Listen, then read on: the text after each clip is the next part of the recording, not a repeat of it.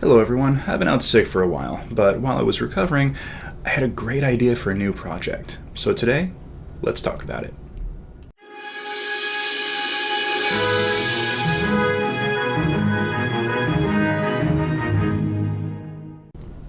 Hello everyone, I am CS the Viking Gamer. This is Tengu. He's going to be joining us for at least part of today. So while I was out sick and kind of recovering and getting over all of that, I had an idea for a new project. I've been building a few different pieces of terrain here and there. I've got a city, I've got a sewer system, and I've got a few buildings. What I don't have is a wizard tower. So I looked through all the random bits of stuff that I've kind of collected and had laying around, and I think I've got everything I'm going to need to build a pretty decent wizard tower. But I don't want to just build an empty cylinder with just exterior. I want it to have a playable interior. So that's kind of what I'm going to be working on for the next few weeks. And I kind of want to talk about how the design is going to go and what I'm intending with everything. So we're going to go over a little bit of that while I... Hello, kitty.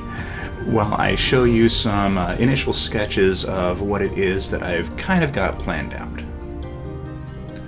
Now, I want the build to be relatively contained, so I'm going to build it on a clipboard. This is going to help maintain modularity, and it'll just kind of let me move it around between different builds, and if the entire thing is built on top of one single board like this, then I'm going to be able to use it in kind of any setting. And what I've kind of got envisioned is a round tower with a kind of squared off entry hall leading into it with a smaller stairwell off to the side. And then I thought, instead of just having a flat kind of ground piece to go around it, why not elevate it up just a little bit? Since I've got some 1-inch foam, I think that'll kind of create a little bit of an elevated position and just kind of make everything look a little bit more interesting. And then while I'm at it, let's add in a slightly smaller kind of ledge, and then have some stairs coming down off of that, leading up to the main area. And since there's going to be a little bit of room, maybe add in a nice little sitting area, maybe a tree or two.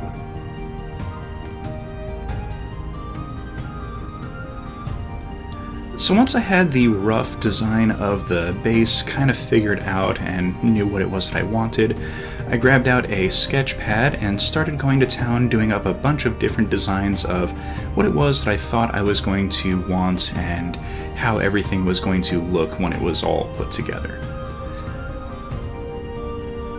Now, I want each floor of the tower to kind of have its own little theme and significance, so each of the floors is going to be as unique as I can make it. There's going to be a few repeating things like windows and things like that, but all in all, I want each floor to kind of look like its own different environment.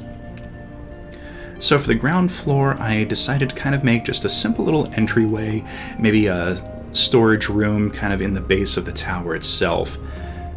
So kind of putting together a little bit of a sitting area, maybe kind of try my hand at putting together a kitchen or something like that.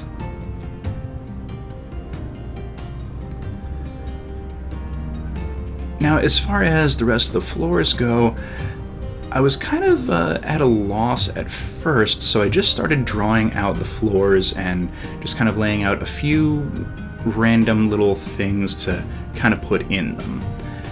And what I kind of came up with was each floor, aside from the ground floor, is going to have its own little fireplace, and I kind of like the idea of adding some like pipes or tubes on the outside of the tower to kind of represent the chimneys. And then just adding in a few things here or there, like a desk, some bookshelves. I think I'm going to try my hand at making some more carpets and do them in a different fashion to lay out a little bit of something extra inside the towers. Now, I want each floor to be removable and interchangeable so that as time goes on, I can pick up the tower and take all the pieces off and then just kind of rearrange them however it is that I want. That way, the only section of the tower that's going to be the exact same every time would be the ground floor. So what I eventually settled on was there was going to be one floor of the tower that's going to be kind of like a sitting room, one that's going to be kind of like a library, and then I have enough materials. I'm going to make this a 4-floor tower, counting the ground floor. So we're going to have the ground floor entry hall, and then a laboratory, then a sitting room, then a library, and then the very top of the tower is going to be the bed chambers or sanctuary for the wizard.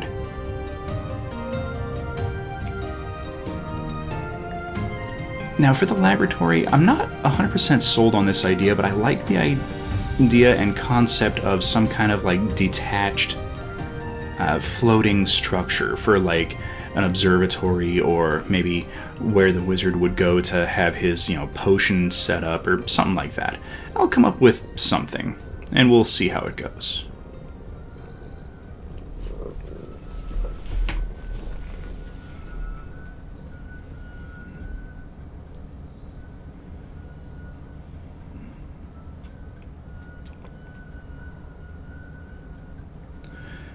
Once I had the rough designs kind of laid out, I did some haphazard labeling of what floor was going to be what. And again, these are all going to be magnetized and interchangeable, so labeling them as first floor, second floor, etc. doesn't really matter all that much.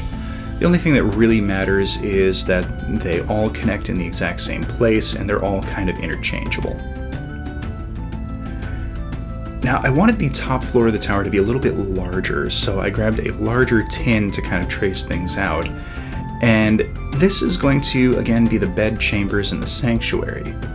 So this one is going to be a little bit simpler in its design, and it's going to, for the most part, just kind of be a little bit of a bedroom setup, and I think I'm going to build a couple of new bits of furniture to kind of go along with it. Maybe I'll add a balcony or something like that. But yeah, that's going to be the rough plan and layout of the build.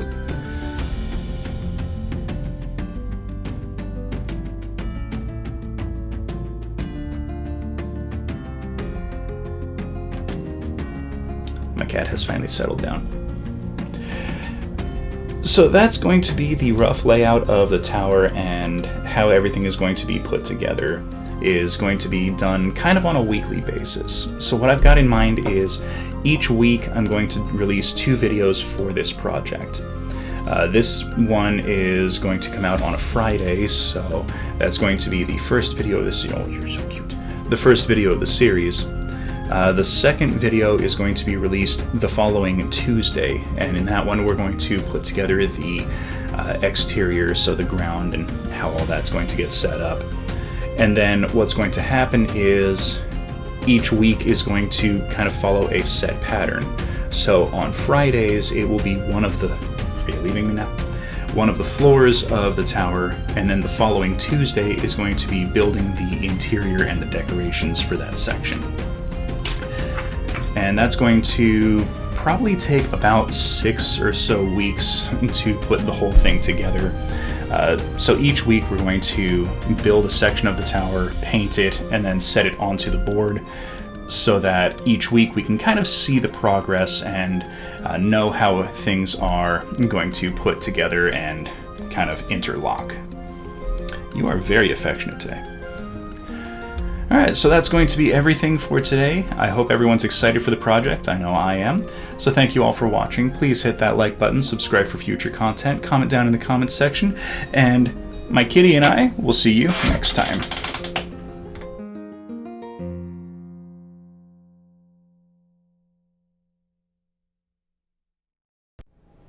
Hello everyone, welcome back to the channel. I am CS the Viking Gamer, and last time we talked about how we were going to put together our wizard tower. Today we're going to start by making the exterior ground layer.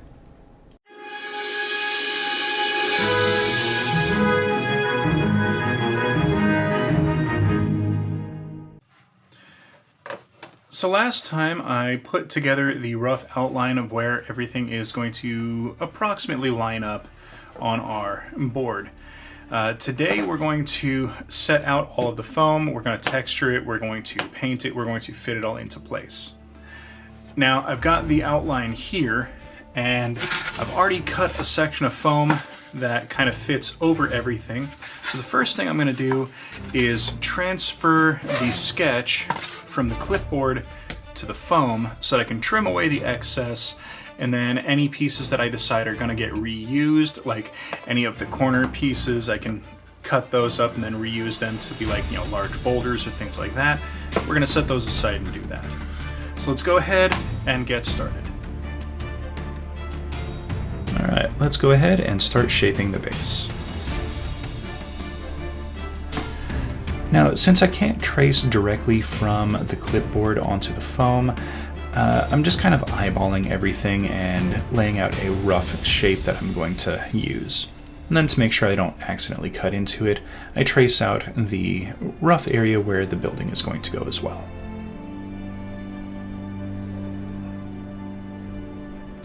And then it's just a matter of trimming things away with a utility knife. Now, you can use a little bit of a dull knife, and that's going to pull away at the edges and just kind of tear the foam a little bit. Now, normally I don't like doing that because it kind of roughs up the foam, but you can use that as a way to get some extra texture for free. Now, since I'm planning on doing a specific texturing method on the outsides of the foam, I'm not doing that. I'm using a fairly sharp knife. But even if I hadn't, you could still use the technique I'm going to show with a dull knife.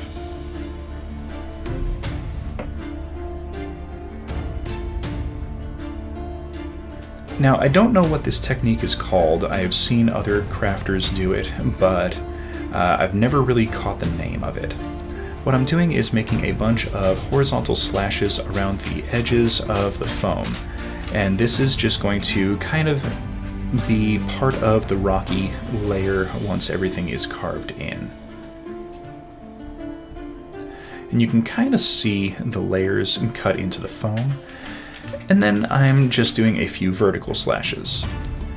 Now once everything is carved in, I can use the edge of a ruler or the back of my utility knife to kind of pull at the foam, and this just kind of separates away little chunks of everything, and this just gives a nice irregular rocky texture.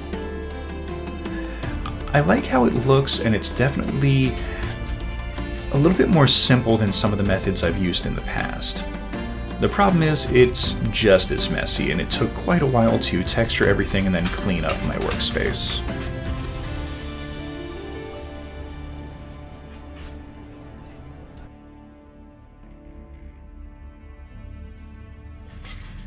Now that I've got all the texture applied, I want to make sure that nothing's going to come off, so I'm just going to take a brush and go over the sides. And that's just going to knock any clinging pieces loose to make sure that nothing's going to come off. And then once I glue everything in place with some Mod Podge and black paint, the rest will be kind of locked into position.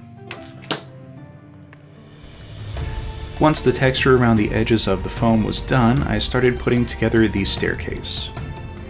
Now, I should have left the recess where the stairs were going to fit into alone and not textured it, but, you know, that's a live and learn kind of situation.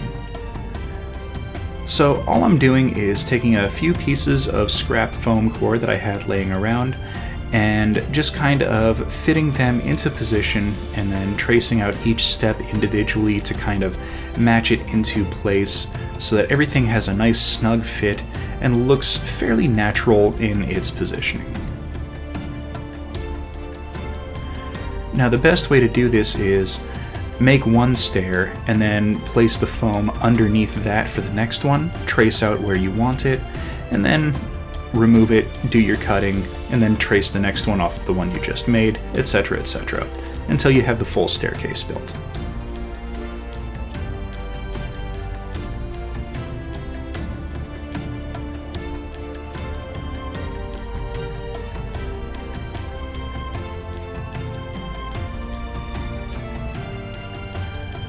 Once I had the stairs roughly how I wanted them, it was time to start kind of figuring how I wanted to glue everything into place. And what I ended up deciding on was I was going to glue the stairs down and not connect them directly to the larger piece of foam. That way, once the stairs were fully dried, I could texture them and then glue everything into place. Because I figured texturing them once they were glued in was going to be a very big hassle. And turns out I was right, and waiting until after the glue dried was definitely the best idea. Speaking of texture, let's go ahead and add some. Now, I started by taking the staircase, which had fully dried, and using my texture palette, I just kind of pressed it in and added a little bit of the indentations from the rocks and just kind of created a small stony texture. And off camera, I also roughed up the outside edge of the stairs just to kind of help them match up with the rest of the rocky outcroppings.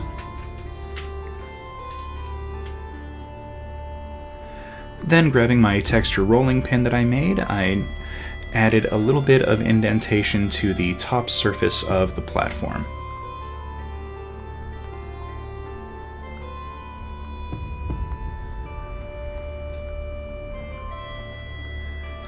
Then I grabbed my tacky glue and went to town applying a fairly decent layer of just kind of dabbed on spots of tacky glue.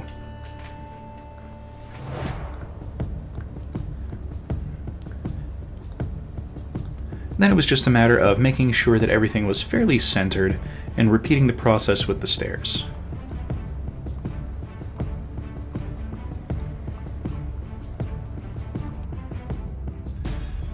Now, while the glue is drying, I can fill some of the gaps. You can't really see it super well, but there is a pretty noticeable gap between the stairs and the rest of the foam. So I'm going to fill that with a little bit of this. This is just a little bit of sand mixed with some Mod Podge. It's a little runny, and that's kind of what I want. This is just going to fill into the cracks and just kind of be a little bit of some patchwork and filler.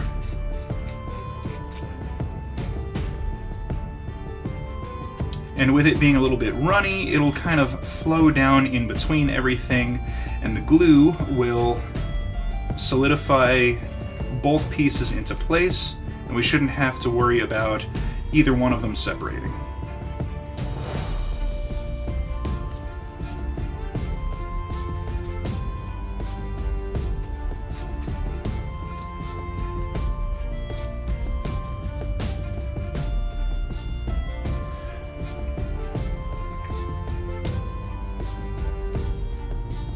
Okay, I will get the rest of this patchwork done off camera. I think I'm also going to use this to fill in around the lower seam, just to make sure that everything is fully locked down and nothing is kind of lifting up. Once I had all the lower edges and kind of sealed into place, I mixed up a little bit more and just kind of added a few chunks of irregular shapes on the top of the platform, as well as around the lower sections of the base. Now, this is more to just add a little bit of varied size than anything else. I'm not trying to add this as like a full ground cover. This is more just to kind of give the impression that the surface of the platform where the building is kind of irregularly stone, and not just a perfectly flat surface.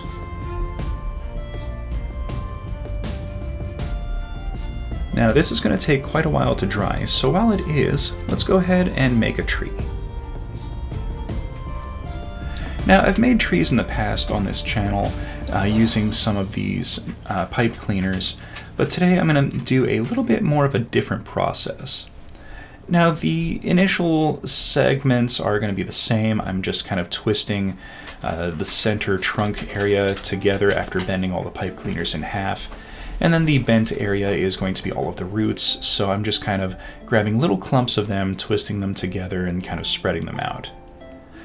And then for the branches, it's kind of the same thing. Just grab a clump of the twists and just kind of bind them together until I have a branch about the length that I want, and then split off a few more, twist them, split off a few more, twist them. And it's just kind of repeating the process until I get up to the top of the tree and I have as many or as few branches as I feel is appropriate for the kind of tree that I'm going for.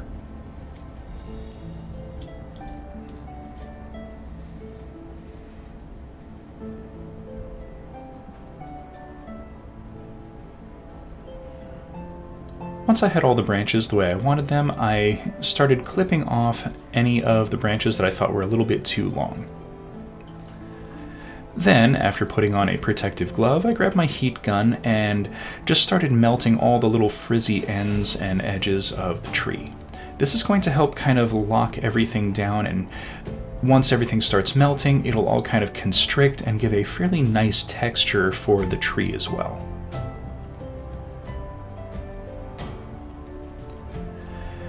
Now, to help further lock everything into place, I grabbed some Mod Podge and mixed it with some raw umber to give the tree a nice kind of undercoating of color, and as the Mod Podge dries, it'll help further lock everything into place and prevent the twist ties from kind of unraveling over time.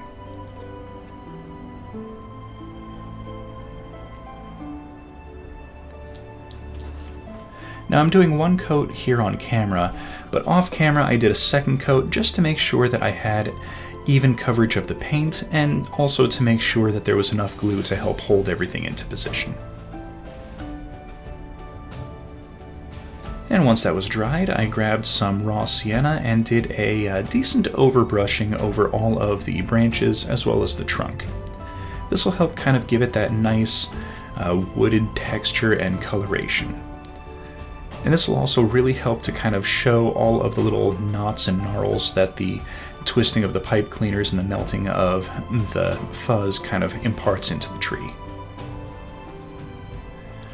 And then I grabbed a little bit of burnt sienna and did a dry brush over all of the pieces. I like to do this with living trees as opposed to dead trees because it kind of helps to differentiate the visual appearance of a live tree versus cut down and processed lumber.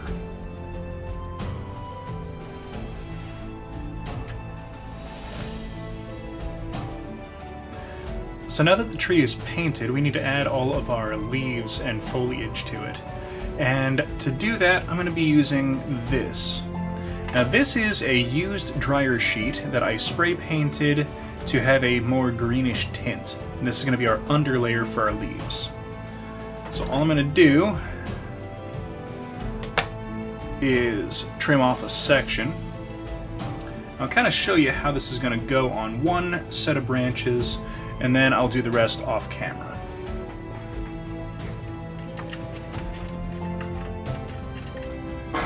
So taking the dryer sheet, I'm just going to put a decent amount of tacky glue on the top of one of the branches, and then lay the sheet on top of it to get glued into place.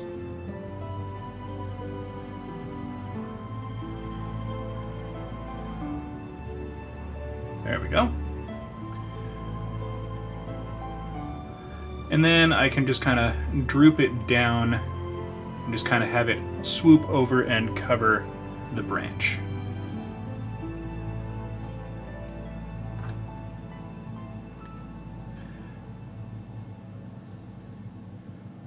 Then it's just a matter of kind of bending it down and using it to cover all of the areas of the branch that I want.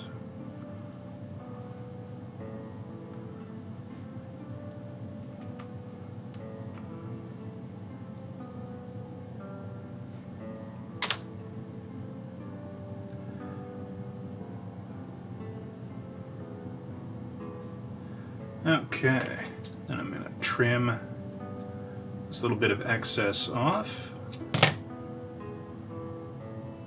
Now I'm using tacky glue to hold this in place, so in about 10 minutes this little section will be ready for the next step.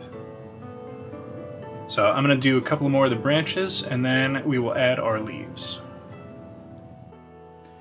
Okay, now that we have the dryer sheet attached on, you can kind of see some of them aren't dry yet, so I'm not going to work with those, but these are dried, so we're going to attach leaves to these. Now the reason for the dryer sheet is to kind of give more of a surface area for the leaves to attach to. So I'm going to kind of prop this here, and then using some Mod Podge, do a decent coating over the dryer sheet.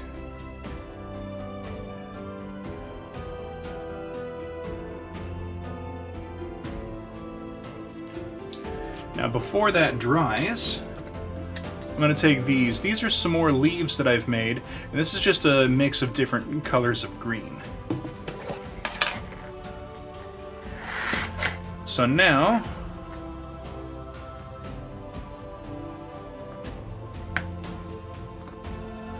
just tap that on, and we've got a leafy branch.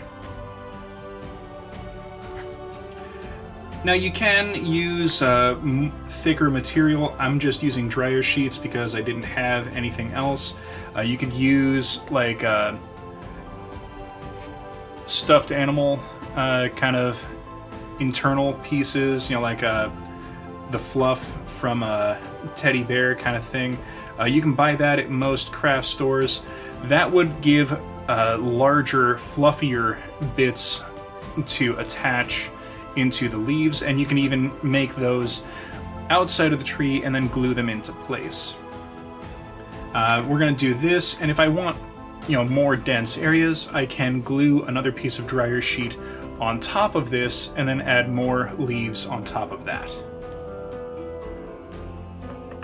Okay, so I've applied all the leaves to the various branches. It's still drying, and there's a couple of areas that I might go over again, like right here at the top.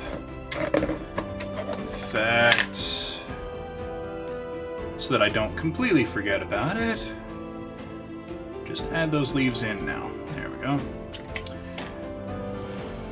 So off camera, I painted up all of the foam and the ground cover with some Mod Podge and black paint just to kind of seal everything in. So now we're going to figure out exactly where it is that we want to place our tree. I was thinking right here, just kind of off to the side of the stairs going up. It's in a good spot. It's not really going to knock into anything during gameplay. So I think this is going to be where I'm going to pick.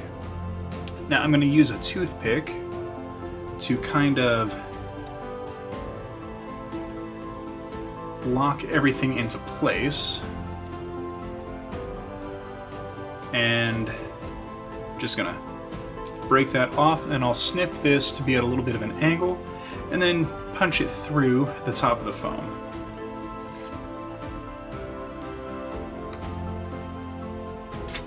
And this is just going to let me know exactly where everything is going to go once I'm ready to glue everything into place. Alright, that looks pretty good. So now we can start painting up our base.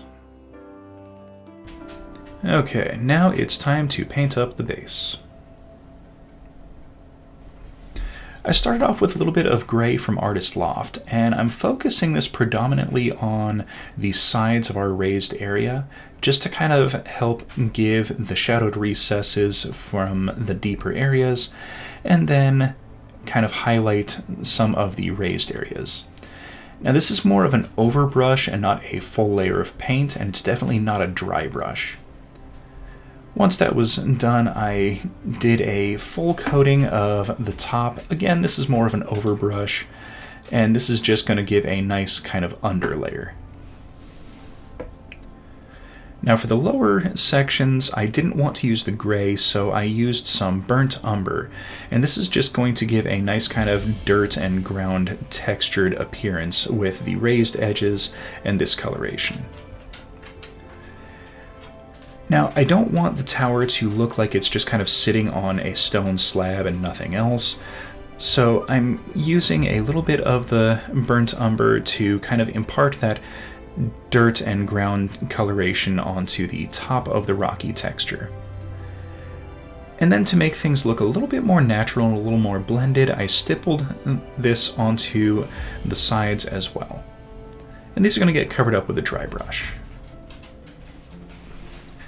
Now using some raw sienna, I dry brushed over all of the dirt and ground areas that I had painted with the burnt umber. This is going to kind of give it more of an earthy appearance and just kind of warm things up a little bit.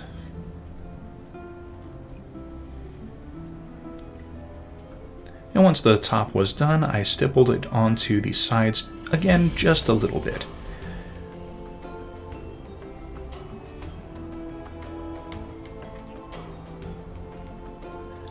Now using some neutral gray, I dry brushed all of the sides. And you can really see how the stippling of the other colors just kind of gives the rock a more natural and earthy appearance. Especially with this dry brush picking out the highlights, but you still have the stippling underneath.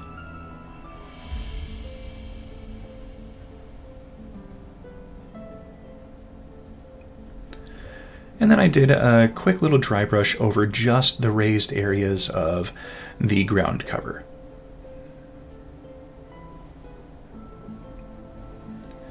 And now to finish everything out, I used some warm gray, and this is going to go on as a dry brush over all of the flat surfaces. Now I'm not going to dry brush this onto the sides of the rocky elevation, just the top of it and the ground layer. And this is just to kind of give a little bit more of a warmth to the earthy texture, and this should also allow me to use it in multiple different settings. Alright, I think that's good. Our ground layer is finished. Okay, everything is painted up. I've been thinking about it, and I don't think I'm going to glue the tree in place. With a toothpick, it will hold itself in position with tension. So I don't think it's going to need any glue. And this will allow me to remove it if I need to, or if I want to swap it out with a different tree or something like that. Maybe I'll make another tree that's similar to it with some autumn leaves on it. Then I can swap it out for a different time of year kind of setting. But that is it for this episode. The exterior of the ground layer is now done. Later this week we're going to start working on our first floor part of the tower. And that's going to be a pretty interesting one to put together. I'm definitely going to have to do a lot of scratch building on that. So be sure and come back on Friday for that video. Thank you everyone for watching. Please hit that like button, subscribe for future content, comment down in the comments section, and we will see everyone next episode.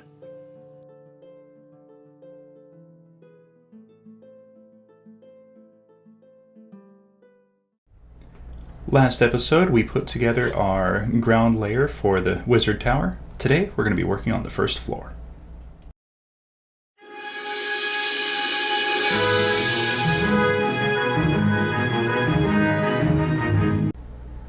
I started things off with a quick little sketch of the ground floor and what it was that I was trying to accomplish, and I swiftly realized that I am terrible at sketching. So, while this little clip of me sketching this is playing, I'll just kind of go over what it is that I'm planning to do.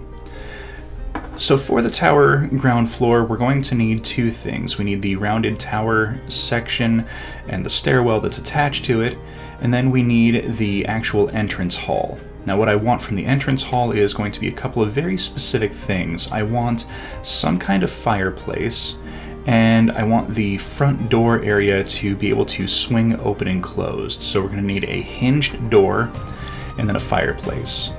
Now I don't know if I want the fireplace to have some kind of lighting effect or not, but either way I think that's going to be addressed in the next video when I do all of the interior decorations. I do have something planned for some of the walls on the inside of the entry hall, but we'll get to that a little bit further into the video. Okay, now that my horrible sketch is done, I think it's time to get started, and let's go ahead and start by building the floor.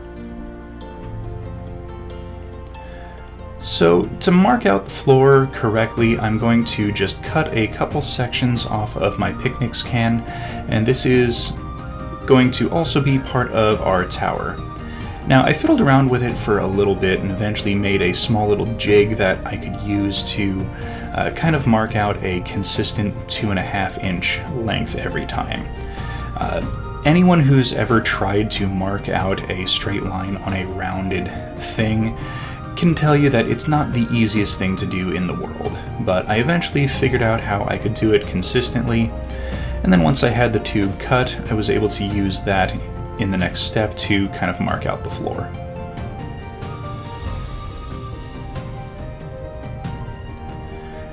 Now for the floor, I'm going to use this piece of chipboard, and I'm going to start by just kind of marking out a 1-inch gap on either side of a 4-inch wide section. This is going to give me a little bit of playroom to kind of work with as I plot out where everything is going to be. Now for the width of the floor, it was just kind of arbitrary and doesn't really have any particular purpose to it. In reality, it's just kind of what I thought was going to fit into the area that I had already left open on our ground layer. And then it was just a simple matter of tracing things out, and I used part of a Pringles can to mark out where the stairwell was going to be. Now once I had everything measured out for the floor, I decided I wanted to add some kind of stone hearth to where the fireplace was going to be. So I cut out a piece of foam core just from my pile of scrap, gave it a little bit of texture with a texture plate, and then glued it down into position. Then, using a X-Acto knife, I carved out a few lines, exaggerated them with a pencil, and this is going to be a nice representation of some large stones sitting in front of the fireplace. Then, after cutting a whole bunch of coffee stirrer sticks, I started gluing them down to be alternating planks of floorboard.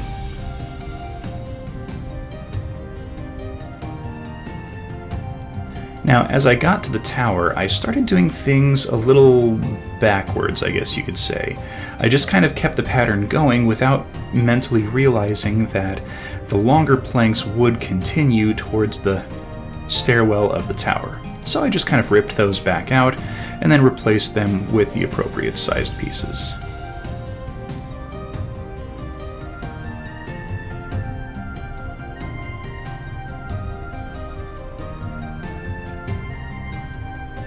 Once everything was glued down, I flipped it over and then carefully cut away all of the extending pieces to have everything flush with our chipboard base.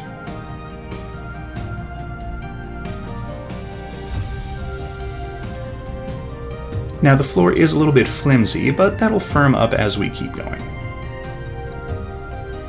Now I decided to add a little bit of extra visual. Even though this won't really be all that noticeable, I decided to poke in some nail holes along the edges of some of the boards. And again, this won't really be that noticeable once everything is put together, but it's little details like this that kind of make the build feel more alive to me.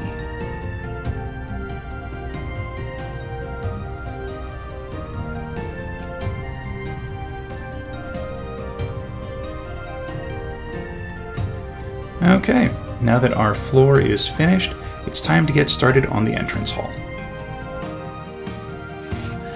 So now that the floor is set and we've got all of our paneling in, we've got our nail marks, it's time to start plotting out our front entry room. Now the back section where the tower is going to start, we have that, and that's basically going to require a little bit of trimming of the cardboard on the tubes, but we're going to do that after we set the front entry. Now what I'm thinking we're going to do is pre-make the walls and then slot them into place and glue them down once everything has been constructed. So what I've got here is a wall section that is about 4 inches long by 2.5 inches tall, and that's going to match it up to the height of our tower. And then I've got one more, and I've already marked out where the fireplace is going to go, and this is going to go along this side of the tower. Now what I'm going to do is pretty quickly plot out where any support beams are going to go. And what I'm thinking is we're going to have support beams on either side, and then for the side that's going to have windows, one down the center. For the side that's going to have the front door, we won't have the centerpiece. So I'm going to quickly kind of sketch that out on here, and then we'll start gluing things down.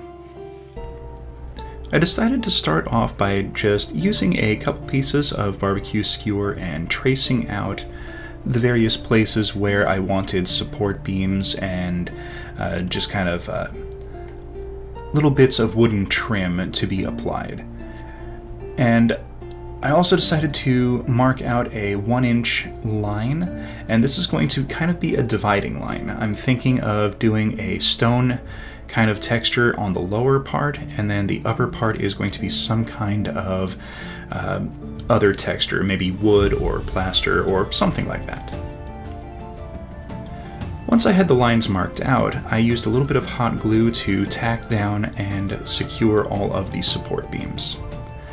Now this is going to be the wall section that's on the back of the house. This could have the windows in it, but I haven't settled on what kind of windows I want to use yet, so for now I'm just building the framework of the wall, and then we'll worry about windows in a little bit.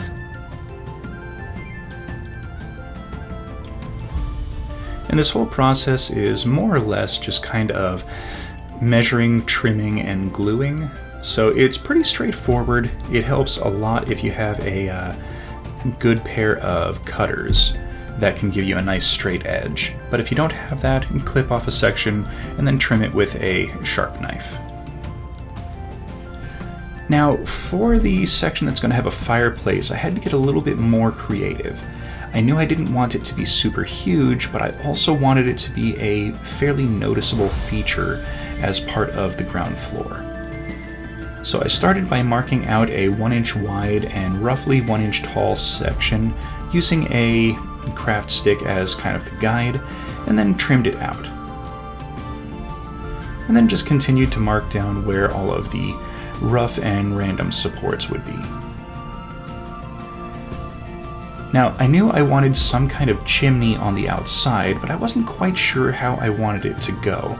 So I just started kind of randomly drawing in some lines and kind of playing around with it in my head. Eventually, I settled on a concept that I think worked out kind of well. I took a piece of some textured foam that I had marked up with some flagstone texture, glued it into place as an arch on the inside of the cut area. Then, using a couple pieces of playing card, I trimmed that down to be roughly a 1/4 inch on the inside and a 1/4 inch on the outside. Actually, it was probably a little bit longer on the inside. And that's just to kind of reinforce the foam and give it a little bit more of a bulk. Then wrapped another piece of the foam around the outside of it, just to kind of give that same flagstone texture on the inside and outside of the fireplace. Then I used some more of the flagstone texture to kind of wrap around the fireplace and just kind of continue that same pattern along the wall, to really kind of give that visual appearance that the fireplace was built into the wall and had always been a part of it.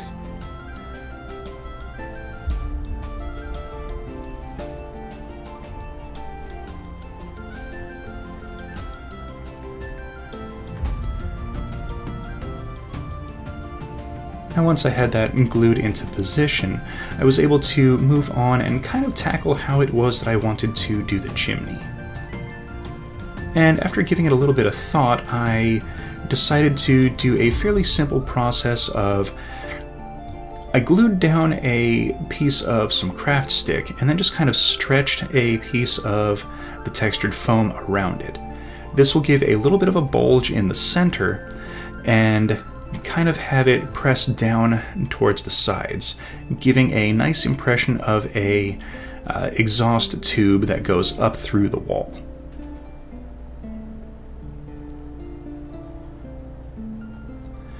Then it was a matter of trimming some of the excess foam and then gluing down a few supports and just kind of using hot glue to make everything flush and make sure that there wasn't any exposed area that wasn't going to be covered by painting. Now for the supports, I'm using the same kind of barbecue skewer support beams that I've used on the other walls. But to frame up along the sides of the chimney, I decided to use some matchsticks instead of the barbecue skewers. This will make it a little bit thinner, and I think that kind of fits nicely as a little bit of framework. I wanted to draw attention to the fireplace, but not make such a huge, exaggerated support around it.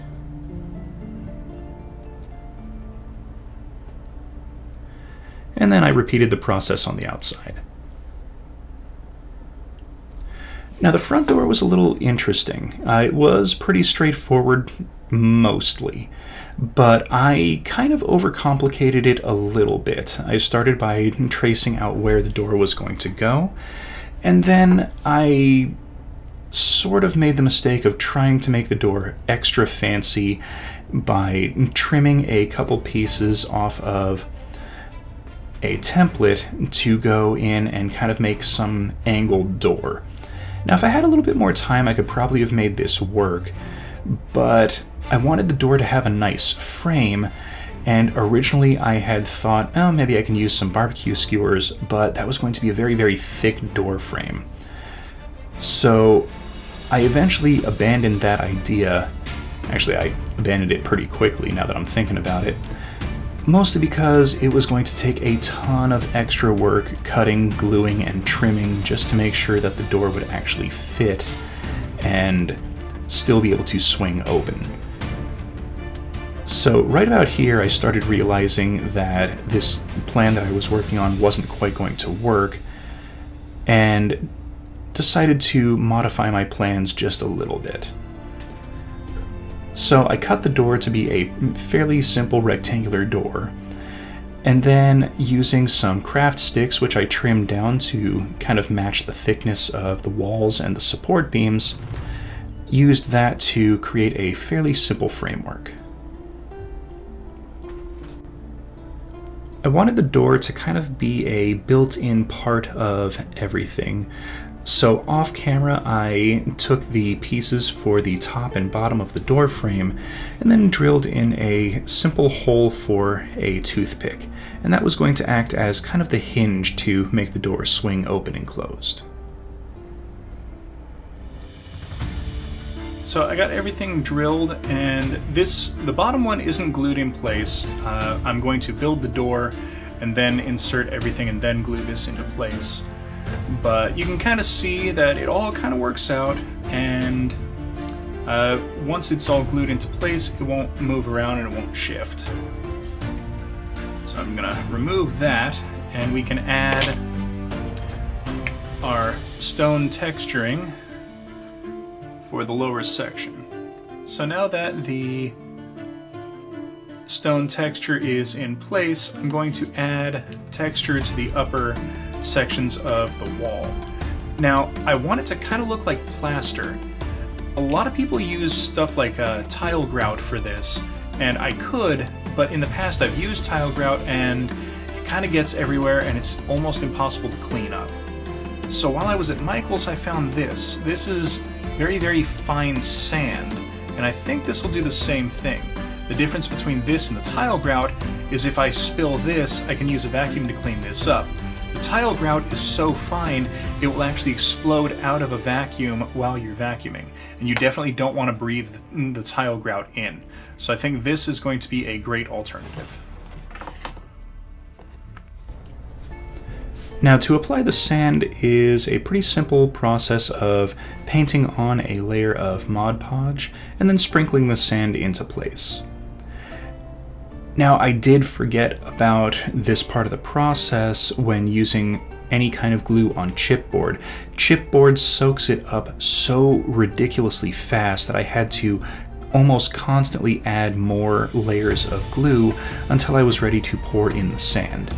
So if you're going to do something like this, definitely do a small area, add the sand, and then do the next area. Otherwise, you're just going to use a whole lot of glue. Okay, now that I've got the 3 walls for the entry done, here is our fireplace with a nice little chimney on the back. I kind of stretched everything to have a nice little curve to it. And we've got our door entrance, which I'm leaving the door out until I make it, which that'll get done off camera. And then our back wall, I decided not to go with any windows on this layer. We'll add them into the next couple of layers of the tower. So these are going to attach like so. And then we'll have the rest of our tower off to this side. So now we need to start building our curved sections of the tower. I want to continue having the support beams on the sides, the middle, and the top as best as I can. But given that the rest of the tower is curved, that's going to be a little interesting. So what I'm thinking I'm going to have to do, instead of using the thick barbecue skewers, I'm going to have to use some thinner coffee stirrer sticks and probably binder clip them on the inside and the outside, and then just gradually bend them into place in certain sections. So we'll see how that goes. Now it's time to start fitting the support beams on the outsides and trimming our cylinders to fit. And I think the easiest way to start that is going to be attaching the stairwell to this piece and then probably putting a support beam across before cutting this piece. So let's go ahead and get all that together and get started.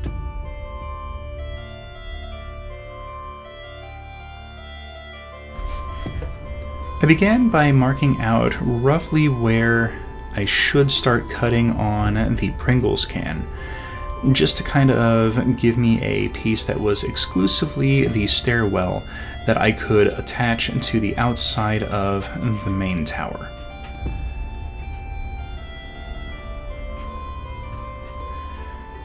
And then it was marking, remarking, and double and triple checking the placement of the main tower just to make sure that everything was going to line up correctly. I definitely didn't want to glue the stairwell into place only to find that I had glued it in the wrong position or stretched it or made it too wide or too narrow.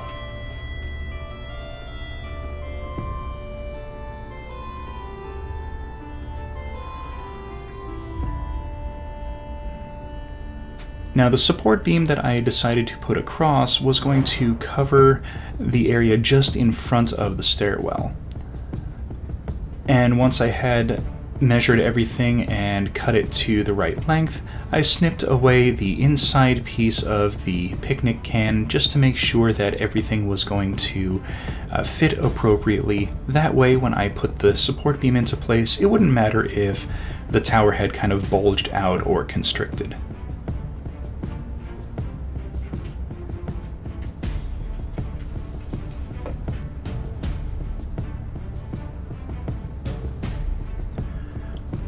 And after another test fit to make sure everything was in place, I did one last mark to make sure that I was going to be cutting in the correct area. And then it was kind of determining where I wanted the upper supports and the side supports. I wanted things roughly evenly spaced, but that was a little interesting in a couple of places. So what I decided was to use a couple of very particular areas that were always going to be the same, such as the joints where the tower met the stairwell. Once I had my first locked in position, I was able to start positioning things around the rest of the outside. and I was going for roughly even spacing, but since this was ground floor, I had to kind of take into account where the rest of the walls were going to go.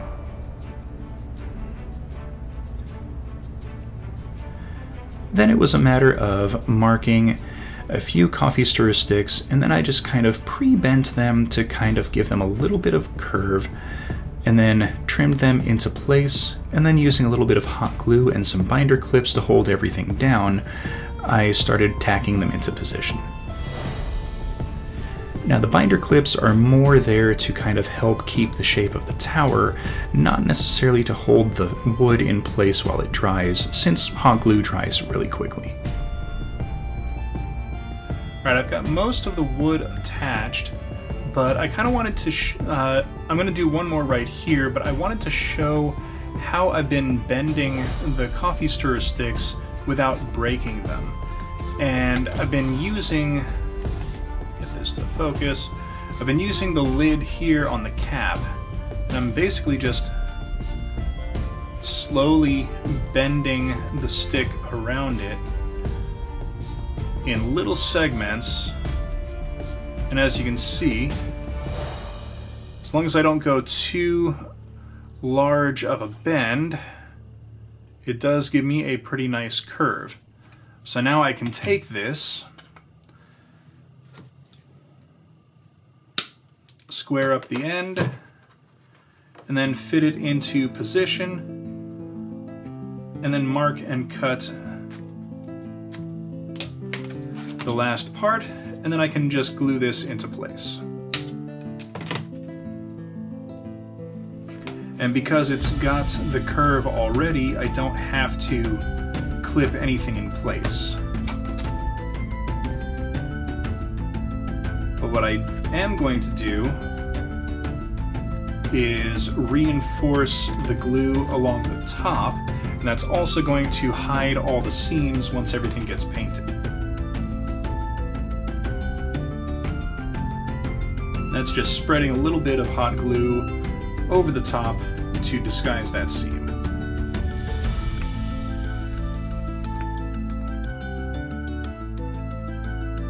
There we go. Now, I'm not going to add this on the inside of the stairwell because I do need to make the stairs and then slide them into position. Now, that's not going to happen this episode. That's going to happen next episode when I do all the interior work for the decorations for this floor. But I am going to add the texturing on the inside. Now, the entry hall has stone and then plaster, or stucco, or whatever I want to call this.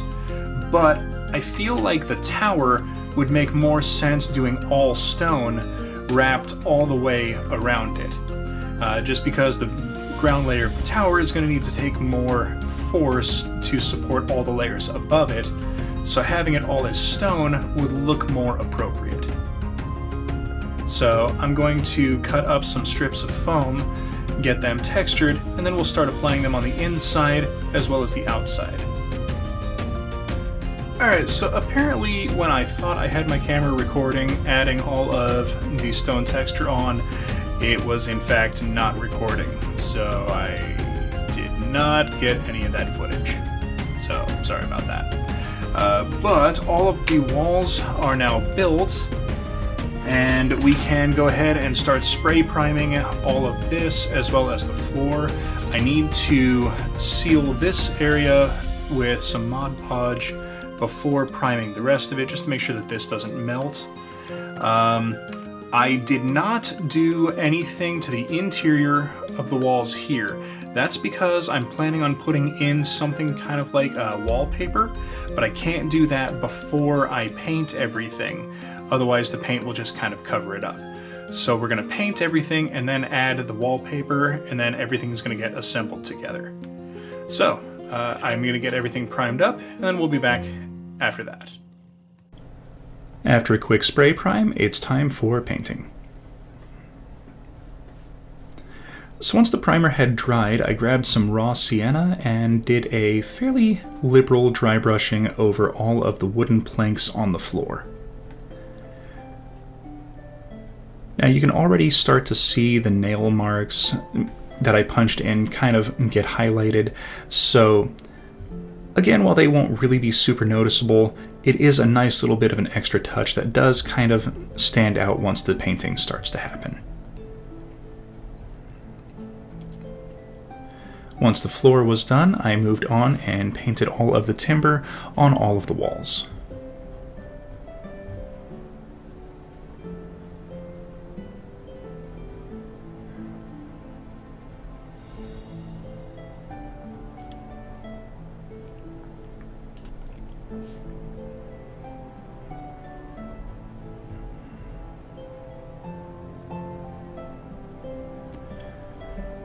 And once all that was dried, I added in a dry brushing of some warm gray.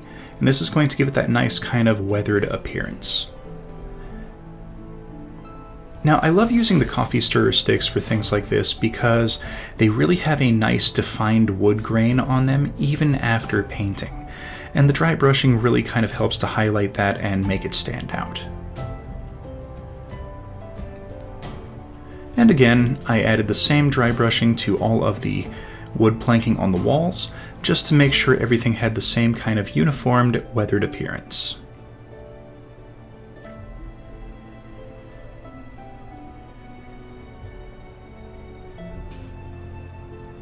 Next, it was time to start working on the stonework, and for that I grabbed some gray from Artist Loft and went to town getting all of the flagstone texture.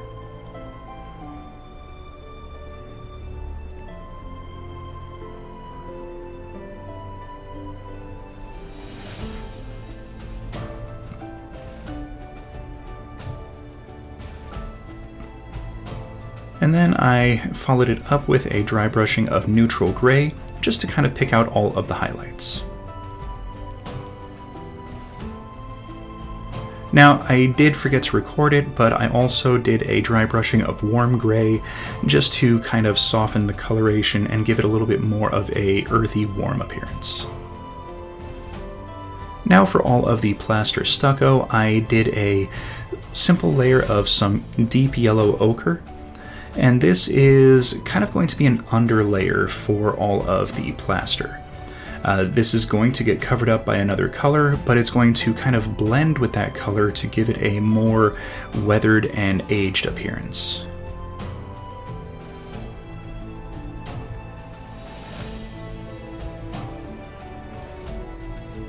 Once that had dried, I used a sponge and just kind of stippled on some unbleached titanium.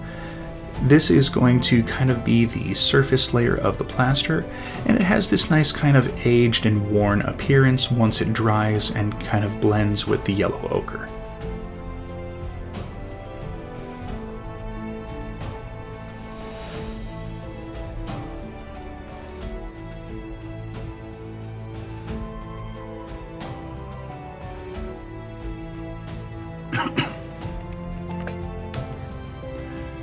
Okay, now that everything is painted up, I think this color is going to look pretty nice for some kind of like a painted plaster.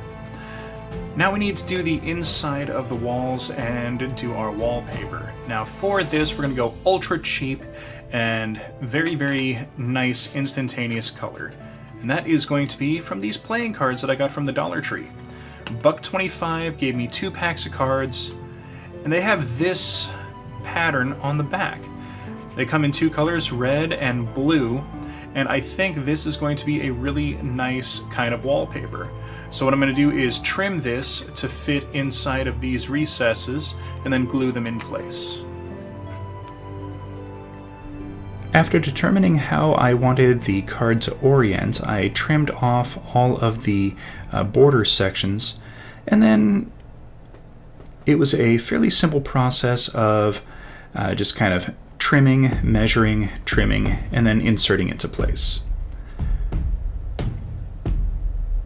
Once I had all of the edges trimmed correctly and it fit nice and snug, I added a very simple thin layer of tacky glue and pressed everything into position. And then I repeated this on all of the other walls.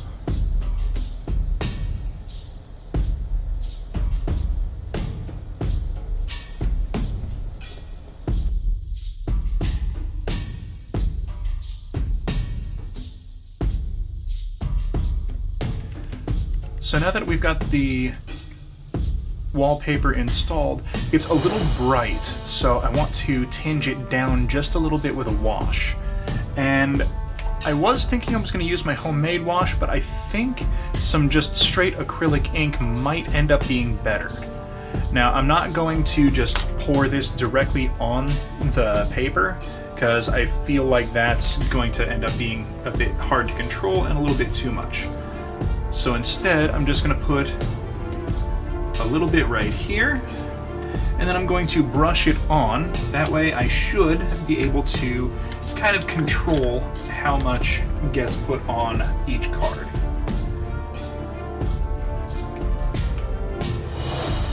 Let's see.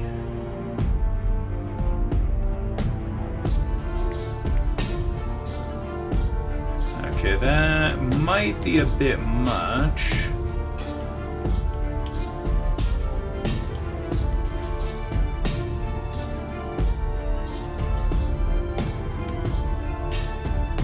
Okay, actually this might work out pretty well. I just have to keep brushing it, and that's going to soak up most of the ink into the brush. Then I can just kind of transfer it between the two areas. But I think that is going to look pretty darn nice. Now that all the walls were finished, it was time to start assembling everything together. And I went back to my hot glue and started with the fireplace, since I knew exactly where that was going to be positioned. And then I applied glue to all the other walls, and then framed them around the fireplace. That way everything was nice, even, and in its appropriate place, and wouldn't really shift around or move. Now for the door, I applied glue to the bottom edges of everything, and then just very carefully made sure that the door was going to fit correctly and continue to swing open without any impediments. And then a line of glue around the bottom edge of the tower. Fit that in place, make sure everything was nice and snug.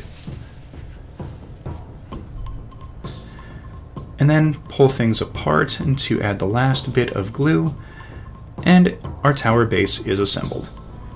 Alright, everything for the first floor has been assembled, except for the roof, but I think I'm going to do that as part of the second floor. I haven't decided if I'm going to make that attached to the second floor, so that if I remove the second floor, the roof comes with it, or if it's going to be its own thing, but that will happen in a future video. So now we can place our floor, and it looks like everything will fit right here. So I'm just going to do a simple bead of hot glue kind of near to the walls. That will allow me to press down without worrying too much about damaging anything. And there we go. We have attached the first floor of our wizard's tower. Now there's...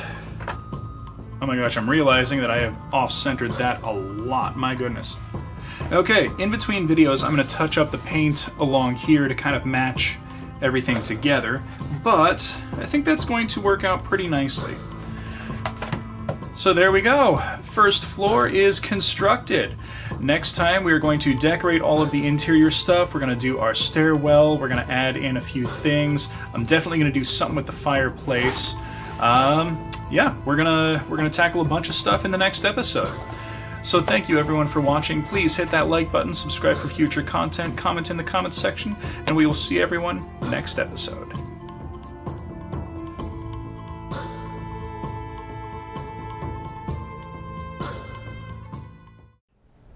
Last time we built the ground floor for our wizard tower.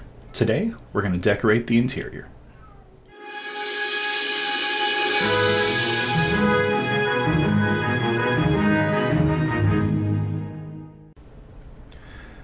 So to start things off, I started working on a couple of quick sketches of just kind of a couple of ideas that I had for some of the ground floor decorations. Now, I knew I wanted some kind of staircase to fit in the stairwell, and given its shape, it had to be some kind of spiraling, twisting staircase. So that I didn't really need to make a sketch of.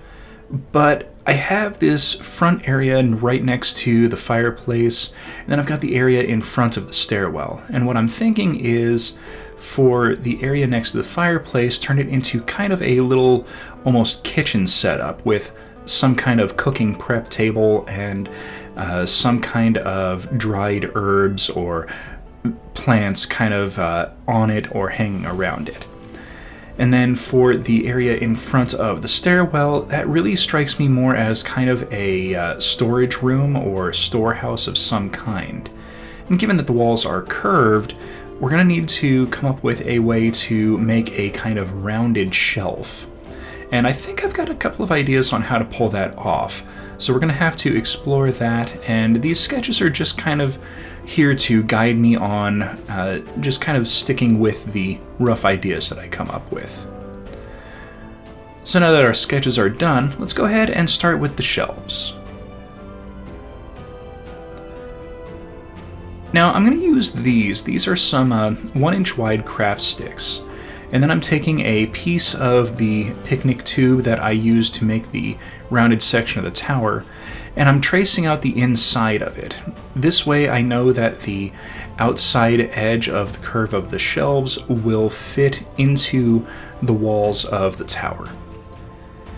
And then I very carefully and very slowly did several cuts to kind of trim away the excess area while maintaining as much of the curved edge as possible and trying my best to not cut anything inside of the marked line.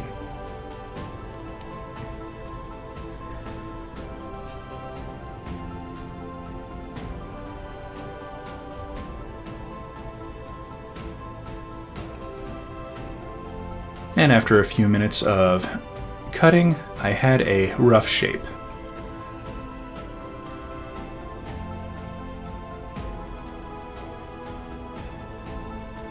Now that I had the outside edge, I needed to come up with a way to make an inside edge and have it be consistent the entire way around. So using one of these small Jenga blocks that I had, I marked out 2 lines. Now these were going to be the kind of corner edges of the shelf. And then using that as a guide, I grabbed a small lid from a broken decorative glass container and used that to mark out where the inside edge of the shelf was going to be. And then it was once again cutting very slowly, very carefully to make sure nothing got damaged, and remove all of the marked off sections. And once I had everything cut, I used this piece as a template to mark all the remaining pieces until I had 3 shelves to work with. Well, 3 pieces to act as shelves.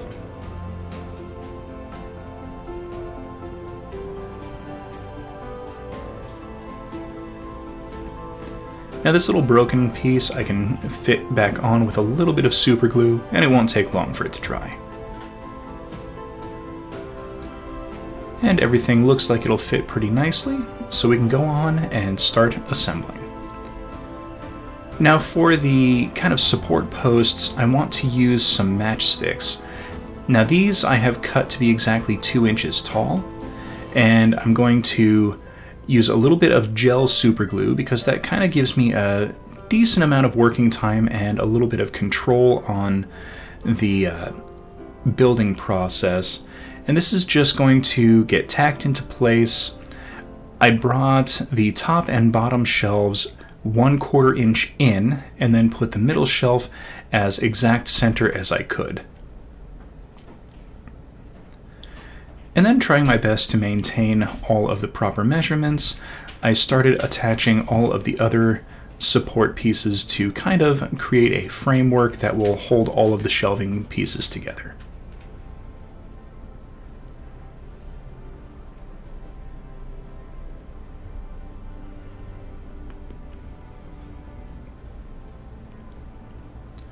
Alright, here I have the finished shelf. I think it looks pretty nice, and it's surprisingly stable and doesn't wobble, so by happenstance I got everything to line up properly. And I'm going to do a quick little test fit on the inside of the tube, but then I realized that the measurements might be off a little bit because the tube and the finished tower are not quite the same dimensions since I added the interior texturing of the wall. So I grabbed the finished ground floor and slotted the shelf into place just to make sure that everything was going to fit nicely. And as you can see, everything fits nice and snug up against the walls, and we'll still have some room to move some models around as gameplay or filming is required.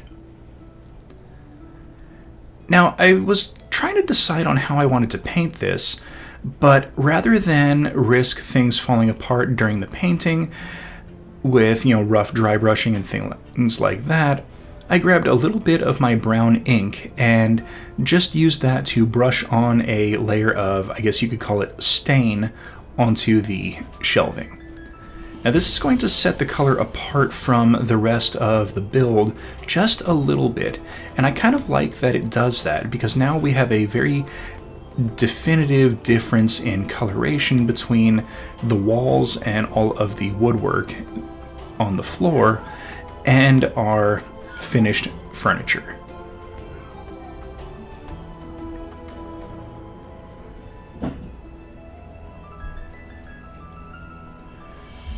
Alright, so with our shelf being finished, I think it's time to start working on our cooking table.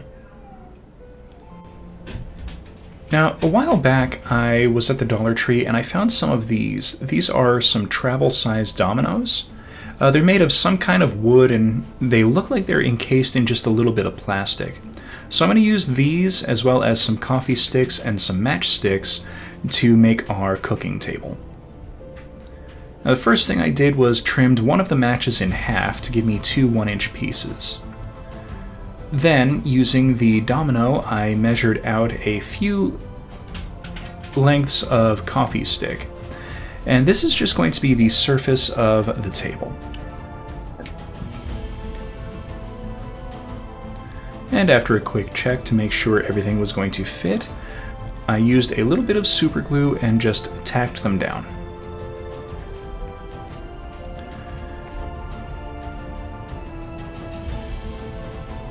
Now there is a little bit of overhang just because of the size difference of the coffee sticks versus the domino, so I just kind of trimmed away the excess. Then using another coffee stick, I began trimming and wrapping around the edge of the table just to disguise the domino. And this will give the appearance of a nice thick butcher's block table.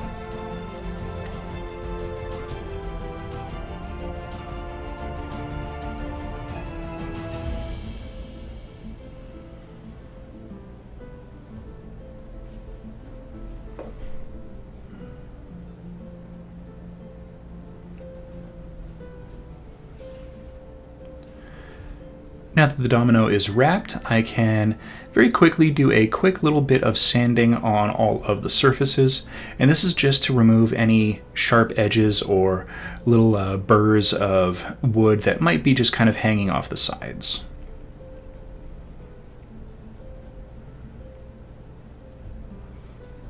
And then just a little bit of some detail trimming.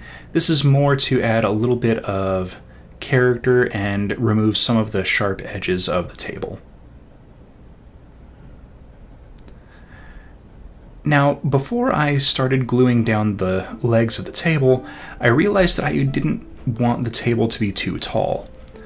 So, using it as a guide, I trimmed away a little bit of the matchsticks so that the top of the table would be exactly 1 inch in height. Now, using some models as reference, I have found that about 1 inch in height is relatively perfect for approximate scale of a workbench or a table that models are going to be standing next to. Then I glued the longer matchsticks across the back of the table, and then did a quick little addition of one plank across the back. And this is going to be used to attach some of these little bits of toothpick that I'm cutting up. Now, I want these to be kind of like some kind of drying rack for herbs, maybe dried meat or things like that. So I'm dipping one end in a little drop of super glue and then tacking them into place. Now off camera, I painted it up with brown ink, and then I'm going to use some of these little bits of plastic foliage that I found at Michael's. Now I've got a couple of different kinds here, and I'm just going to cut off a few sprigs here or there that I think are going to look pretty decent as they're hanging off the back of the table. Now I don't need a lot of these, and I don't want it to look like there's just a full bush hanging off the back of the table. So applying just a little bit of super glue, I took a small little torn off sprig and just kind of held it in position until the glue took hold, and then it starts to look like we have some herbs or some vegetation that has been hung up to dry on the back of the table.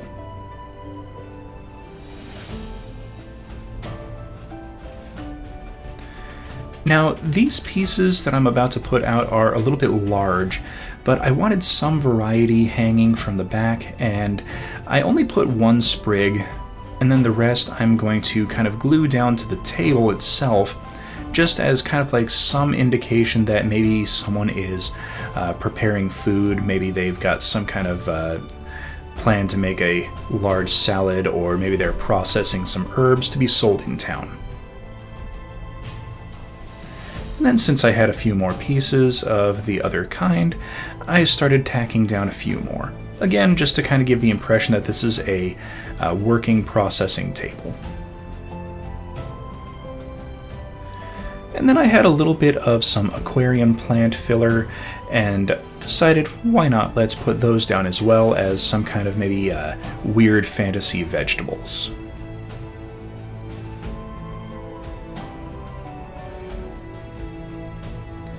And then once all of the glue was dried, I grabbed a little bit of some green ink and then did a very light brushing over all of the plants. Now this isn't really to change the color, this is just to kind of help get rid of that shine of plastic that all of these have. It'll define a little bit of the shadows, but again, it's really to just kind of get rid of that plastic sheen, since when the ink dries, it'll help cover that up quite nicely.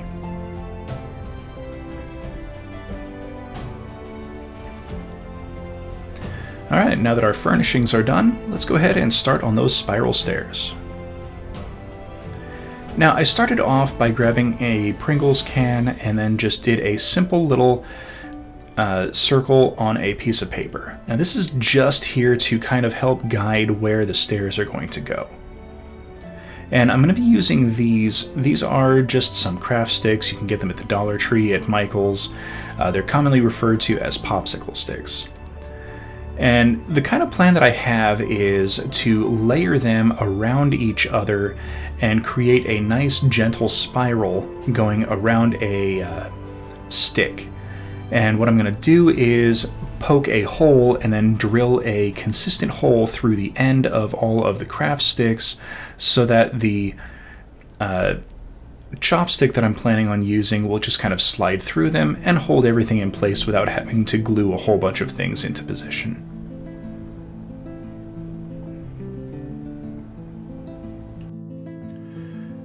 Alright, so the stairs have not been working. I've been punching a hole to try and make a guide for a drill to drill a hole through the stair step so that everything could slide into place on a chopstick, but that has not been working. The few of them that have drilled through don't drill centered even with the punch mark, and the ones that don't drill through keep splitting in half like this. So I'm abandoning that idea, and I think I've got a replacement idea. These craft sticks are really low quality material. They work great for simple things, but trying to cut them or shape them is a very, very problematic thing. So what I think I'm going to have to do is, instead of using the craft sticks, I'm going to have to upgrade to tongue depressors, which are a higher quality, but it's still not going to really be easy to drill through them and keep the piece intact. So I think I have a fix. Now I've got a cutting mat here, and it's got this nice little angle section on it. And what I think is going to be the best thing to do is to take them and then use the angles on the cutting mat to cut them into a triangular V shape, and then use those as the stair steps. Now, as you can see here on the mat, we've got 30 degrees, 45 degrees, and then 60 degrees. What I'm going to do is cut them to fit inside of the 60 and the 30 line. So the piece will be starting here, a nice little diamond shape right here. Now I've done some measuring of the stairwell that they're going to go into, and if I cut them to fit right up to this line, that will be just about perfect. And I can trim a little bit off of this side, which I'm going to have to do anyway if I'm going to put the rod down the center of the stairs. So I'm going to cut one, and then we will give that a quick test, and then we will come back and see how everything works. Okay, I did a little bit of testing, and this shape works. So what we have here is one tongue depressor width piece, which is just shy of 1/2 an inch. Here, let me show you on the mat here. So that is just over 1/2 an inch, just under 3/4 of an inch. So what I did was I started by cutting a piece that was about that long,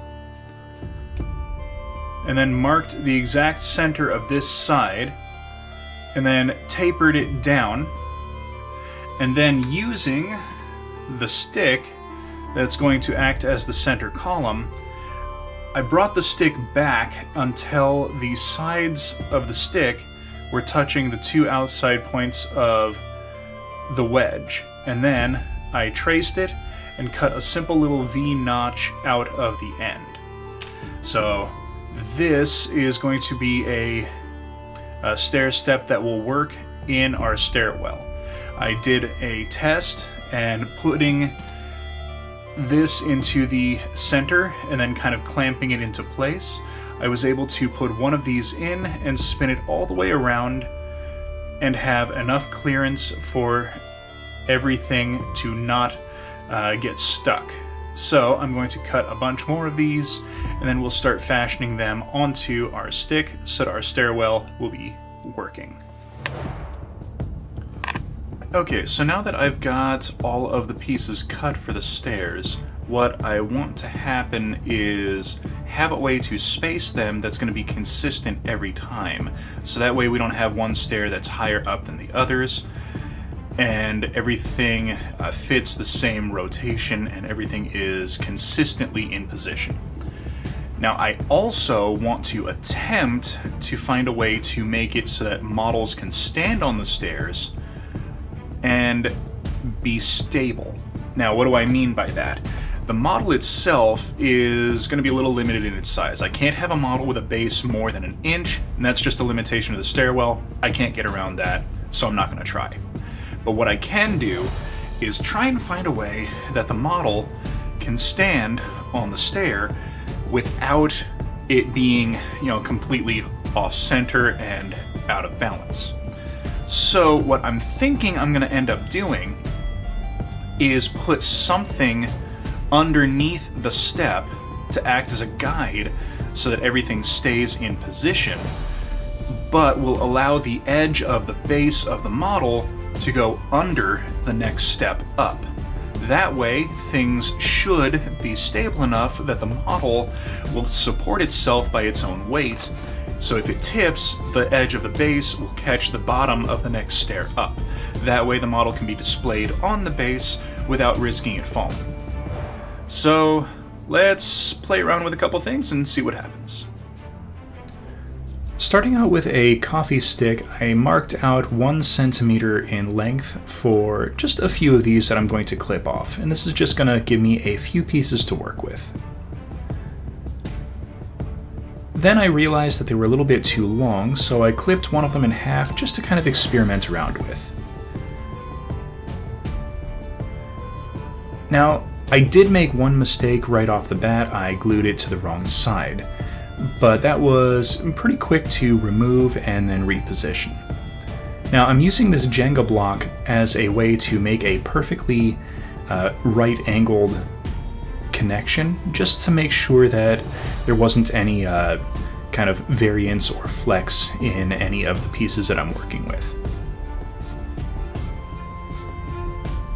Now my original design had 2 pieces glued into place to kind of guide where the stairs were going to go, but that made it difficult to put a base under the top steps, so I removed the inner one, kept the outer one. So I've got this tacked together, and I think it's going to be strong enough to do a quick test. We've got a nice gentle spiral starting, and this should be enough spacing to go all the way up without having anything weird start to happen. Now, this will allow us to put a model with their base inside of the open space on the stair step. Now this works for a square model base. I don't have a round model base on me, but this should do. And it looks like we'll have enough space for a model to fit underneath and everything kind of lock into place. So I'll make up the rest of the steps and we'll continue the spiral. Now that I had made a couple of steps and knew the design process, it was pretty quick to assemble the remaining stairs and just kind of set them off to the side in preparation for gluing them to the support column.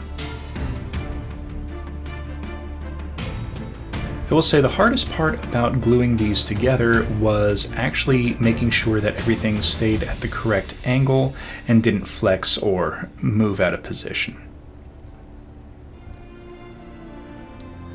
Especially since I had removed the support piece that was closer to the pillar, I had to make sure that every piece was not angling down without my noticing. I needed the stairs to maintain the right kind of elevation, so any kind of variance in their position would have spelled disaster going further up the stairs.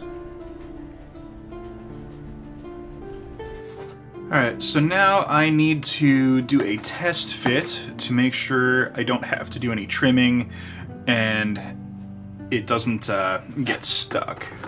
So, oh, look at that. Okay, so I do need to trim, looks like the top step just a little bit. Let me set this. Oh, maybe not.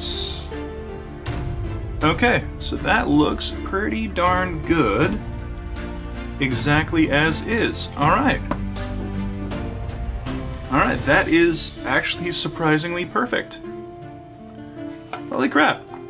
Okay, so now that I've got this one built, I can build all the stairwells for all the other levels based off of this one. So let's go ahead and remove this, and we can start painting this up. Now that the glue had fully dried and set into place, I gave everything a nice quick primer coat in some flat brown, and then once that had dried, I gave a fairly decent dry brushing in some raw sienna.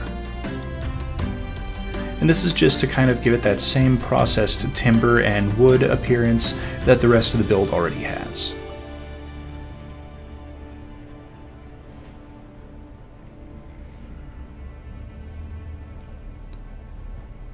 And then once that was dried, I grabbed some warm gray and then did a dry brushing over all of the surfaces again. Now I am focusing on the top of the steps a little bit more, just because those are going to have a little bit more wear and tear as people would be walking up and down the stairs. So those need to look a little bit more worn out, a little bit more kind of worn down. And once all the paint had dried, I grabbed some gel super glue and then did a quick line along the bottom of the stairs as well as along the top edge of the top stair, and that's just going to tack everything into place. And then wiped away a little bit of glue that had kind of spilled out or rubbed off as I moved everything into place. And then give this about 10-15 minutes for everything to fully set and dry, and we're ready to move on to the next step. And that is giving a quick little test fit with a model, make sure everything is going to work right. Although, if there were any issues at this point, I would have to start breaking things apart. So even if there were some issues, I'm pretty sure I wouldn't really do anything different. But as you can see, the models do fit, they do kind of hang into place as needed, and everything looks really nice and visually appropriate.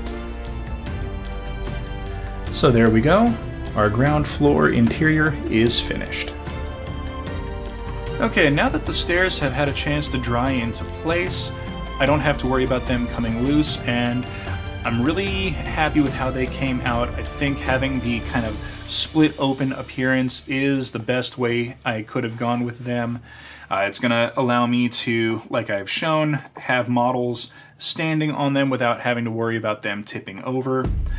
But at the same time, it's very practical and visually looks really nice. So now we can set in our little kitchen prep table. I do still want to make some things that can kind of go along with this, like a cooking set or some pots and pans, maybe do like a rack of them right here. But that's gonna have to be done at a different time. Maybe I'll do that as a little extra supplementary video, because I don't know what kind of materials I would use to make those yet. Once I figure that out, I'll do a quick little short impromptu video showcasing that, probably as a midweek special. And then our shelf was perfectly sized to fit some cargo crates that I made in earlier episodes. So it has this nice little full stacked shelf appearance, and to kind of help fill out the area, I can put some more cargo and some crates just kind of in and around everything, tuck some under the stairs for more storage. Just kind of give it a nice full storage area appearance. This could actually work for a multitude of different things, not just a wizard tower, but for like a residential storage kind of thing. Well, anyway, I think that's going to be it for today. Next time we are going to put together our second floor, and I'm also going to build the roof that's going to be for the ground floor here. I still think that I've settled on it. I'm gonna make the roof for this detachable from the second floor. That way I can swap the second floor out for any of the other floors, and then the roof will still be able to be displayed and detach from everything else. That way we still have full playability with full modularity. So thank you everyone for watching. Please hit that like button, subscribe for future content, comment down in the comments section, and we will see everyone next episode.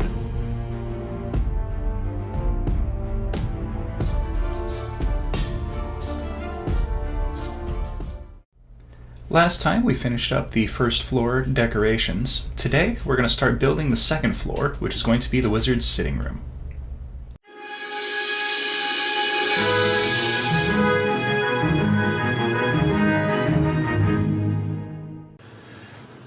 Alright, with the ground floor done and the decorations for the interior complete, which I removed just for convenience, we need to start building the second floor.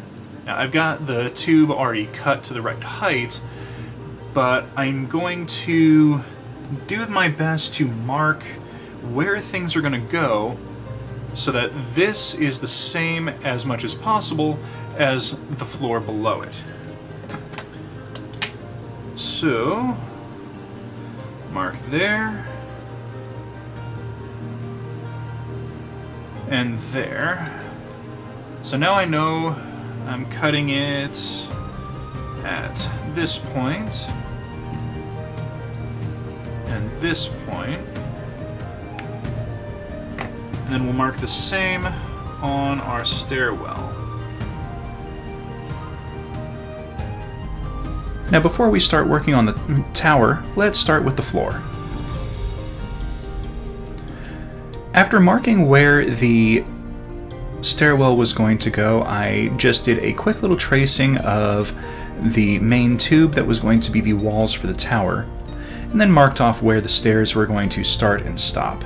Then it was just a simple matter of cutting the remaining chipboard away so that we have a nice, mostly spherical floor section.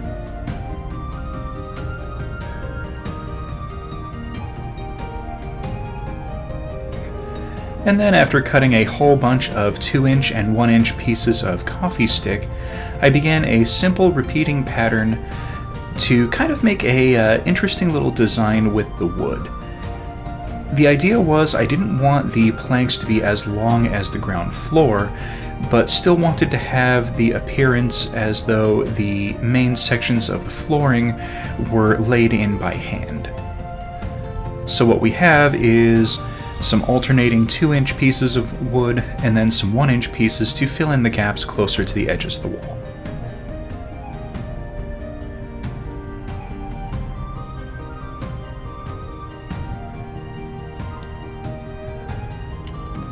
Once everything was glued down, I began the process of poking in all of the nail holes.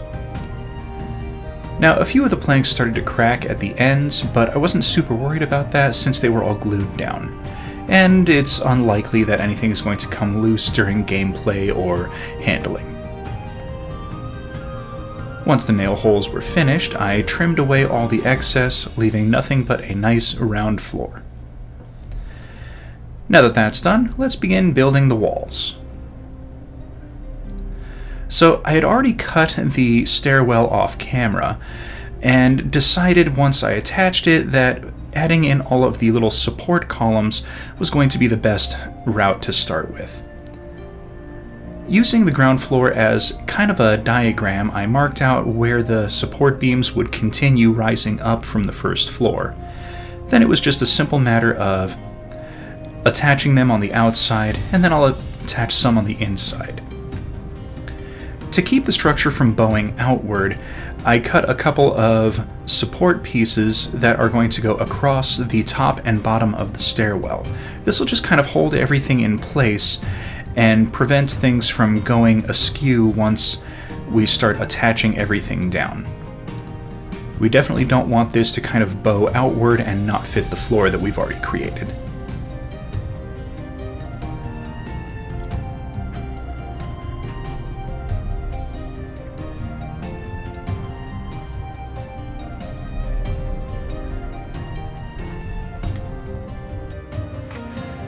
Okay, now that we have the main structure done, I need to address something that will become a problem if I don't work on it pretty quickly.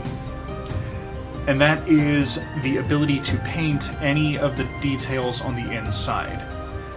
Now, because of the confined space, it's going to be very difficult to paint anything because I just won't be able to reach it.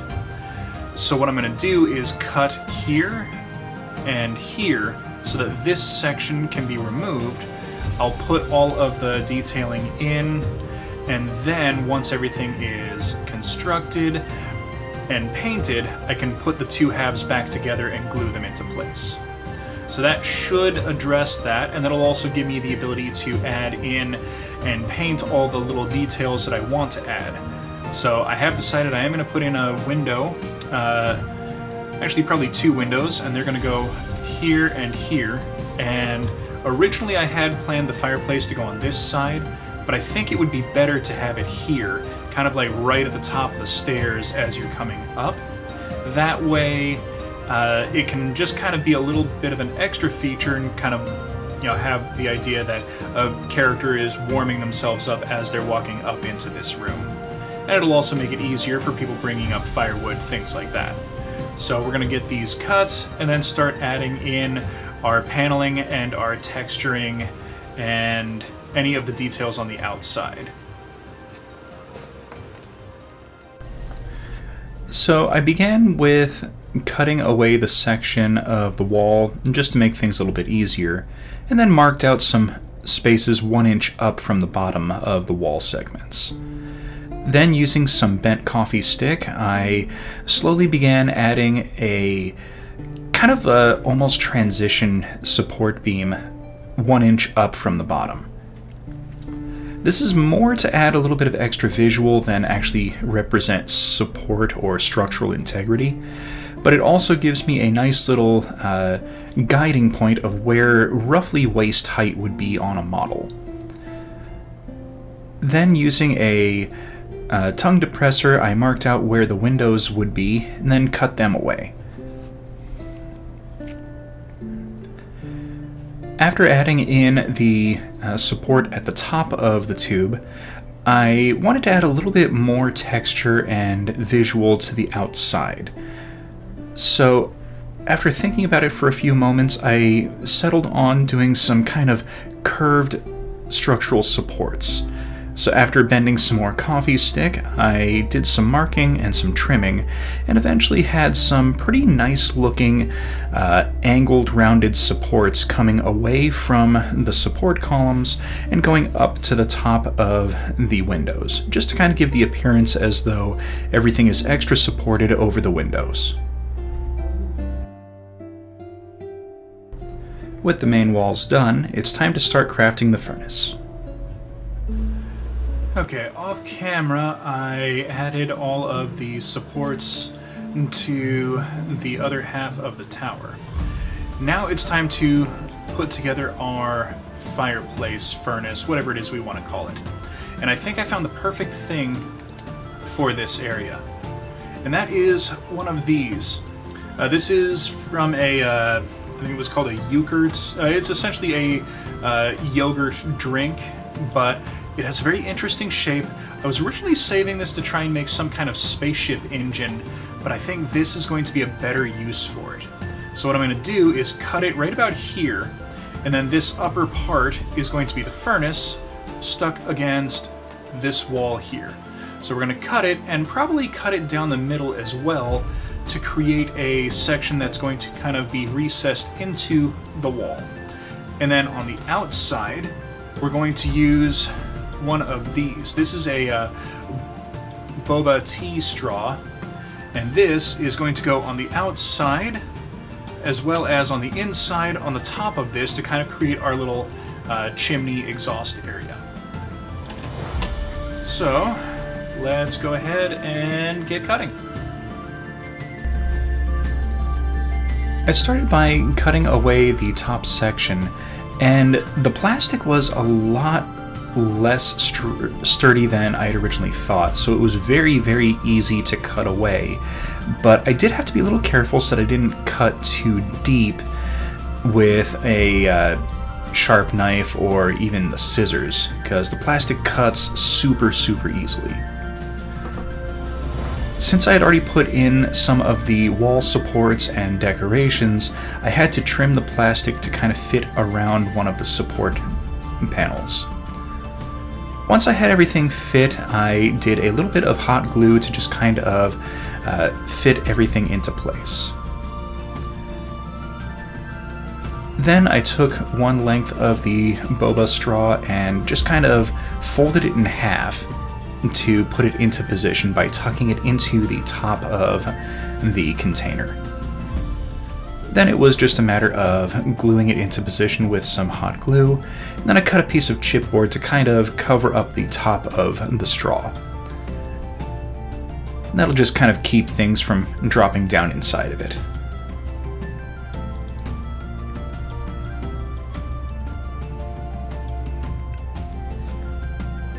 With the inside section attached, I made another section of the straw by just kind of pressing it in half and folding it so that it was a nice clean edge. Then I attached a little bit of chipboard to the top and bottom, and then I'm going to glue it on the outside just so.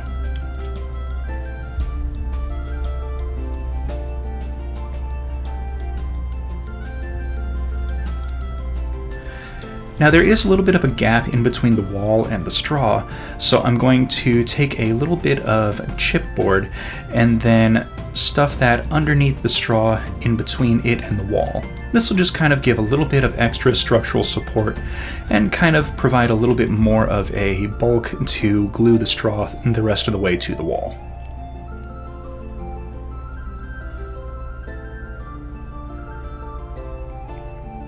With that in place, I applied a bit more hot glue just to kind of seal the edge and ensure a full connected finish.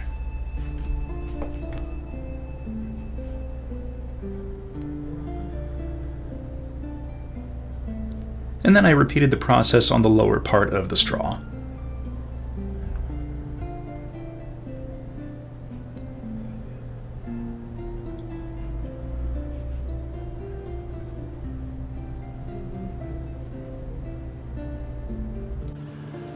Now, the fireplace, furnace, whatever is finished and glued in place. We've got the exhaust on the outside as well, but I wanted to add one more little thing, and that is this. Now, this is just a little bit of the metal mesh that I use to make the windows, but I want to put this over a part of the furnace to kind of be like a radiator or maybe a spot where it would be an opening to put firewood into.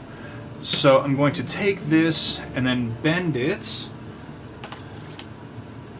just a little bit to try and give it enough of a curve that it'll sit flush with the furnace. Okay, that might be a little much of a curve, but it's pretty pliable. So I'm just going to bend it back a little, and that actually fits. Okay, now how to attach it. I think we're going to need to do a little bit of extra work to add something to it to kind of be a raised texture to go around it. And I'm going to use a little bit of the playing card. I'm just going to cut off a couple of strips. What I'm going to do is glue this in place with super glue, and then I will trim sections of the playing card to frame around it so that it appears as though it's recessed into a boxed opening.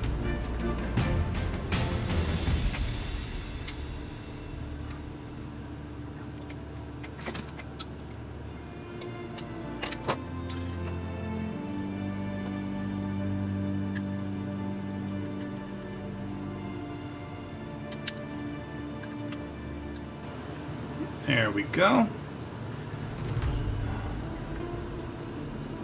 That should hold. I'm going to add an extra drop or two around the edges just to kind of help hold it.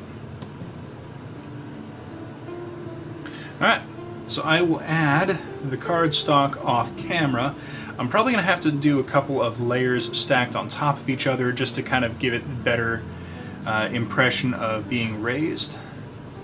But that's going to work out pretty nicely for our furnace. Now that the main construction is finished, it's time for texturing and painting. Now, unlike the chipboard ground floor, I don't really have to worry about the glue soaking in and drying when I apply the sand for the plaster on the outside. So I was able to do this a lot faster by covering multiple sections before adding in the sand. Now, I'm not doing a stone lower section on this. It's all going to be plaster on the outside, and I'll do some plaster on the lower section on the inside as well. This is mostly because we aren't continuing the stone up the entire tower. I might do some little patches here or there, but I wanted it to kind of look like the stone was just around the base. Once that was all dried, I primed everything with some flat brown spray paint, and then went to town covering all of the wooden sections with a dry brushing of some raw sienna.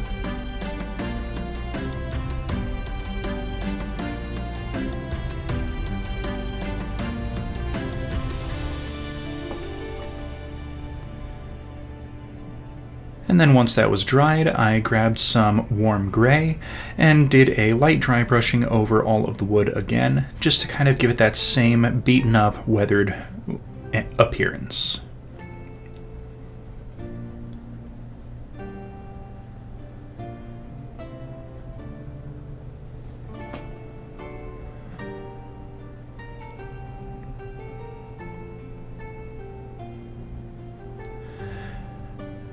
Now it was time to color in all of our plaster, and I again grabbed some deep yellow ochre, and using a much more detailed brush this time, I painted over all of the sand.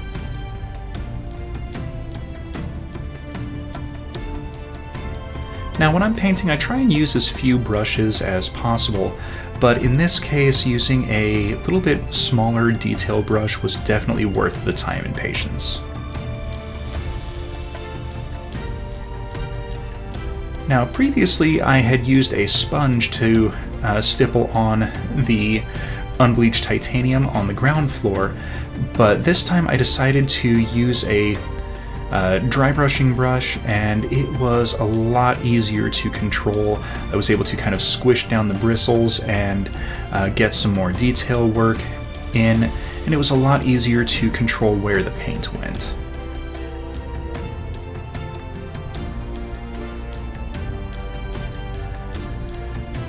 Now for the furnace, I decided to go with a simple coating of some metallic black. I put a piece of tape over the metal mesh before priming everything, and that was just to kind of prevent any of the spray from getting onto it. I wanted that area to remain as clear as possible for the next step in painting, and you'll see why in just a moment.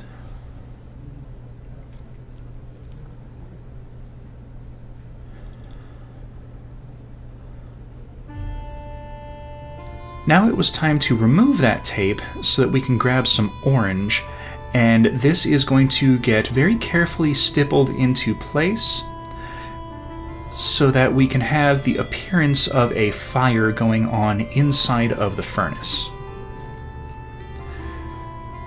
My intent was to kind of get a nice warm glow coming out of this mesh opening on the front of the furnace, and I think I got it pretty well. Then I grabbed a little bit more metallic black and very carefully hit just the mesh on the front of the furnace, just to re-highlight everything and make it look as though there really is a graded furnace opening. And once it was all dried, I thought it came out really, really well. Now that that's done, it's time to add in our wallpaper and our windows. Now, I'm not going to go over the wallpaper super detailed, it's pretty much the same as the ground floor. I cut some some playing card to size, and then with a little bit of tacky glue, filled in the area that the card was going to go, and then very carefully slid it into place. My apologies though for the bad camera angle. It's not super easy to get all of the angles correctly when working with a curved surface like this. But all in all, I think the wallpaper looks really nice and definitely adds a lot to the room.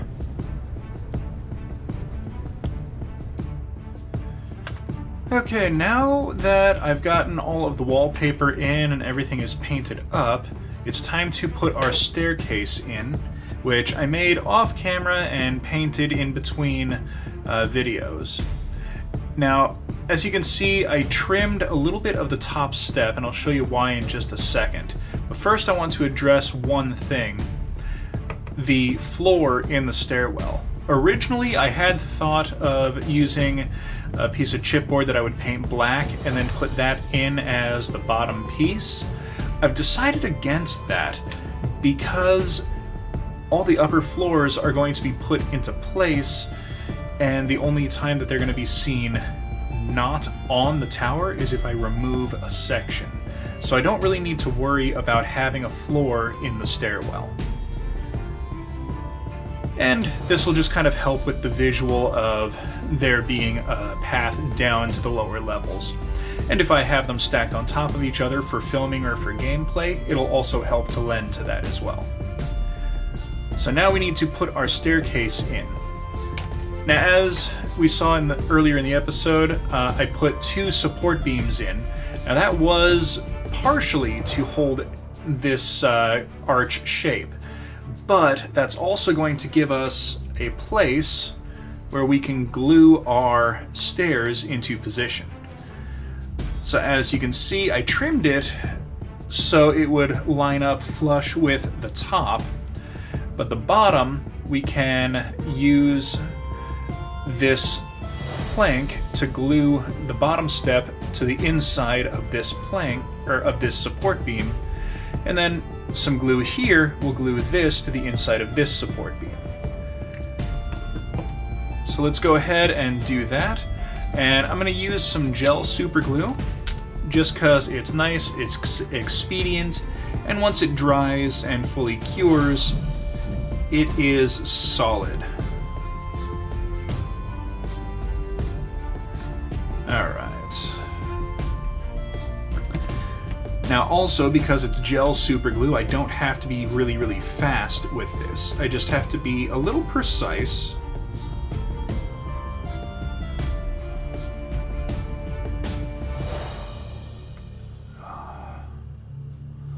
Okay, so I've got it flush on the bottom, but the top is flexing just a little bit. So what I'm going to do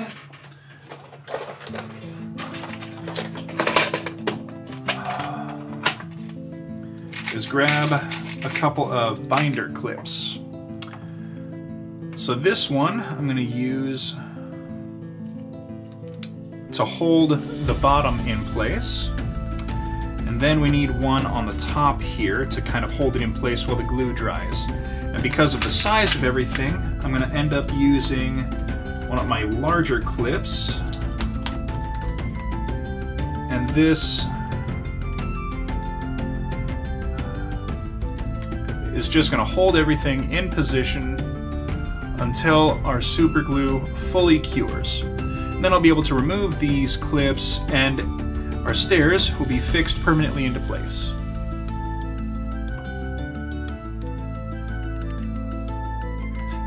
Now that the walls are done and we've got our wallpaper in, we can move on to the last step before assembly. Now, I'm not going to paint the wallpaper with any wash because we're going to have windows. We can easily explain that the wallpaper is a little bit cleaner and a little less prone to any kind of wear and tear or damage. Now we do need to add in our windows, and I made them off camera, but I'll give a quick explanation of what it was that I did. So I started by making a few of these. Let's see if I can get the camera to focus. There we go. So this is just a simple little window pane. Now, this is some gutter mesh that I found at Lowe's.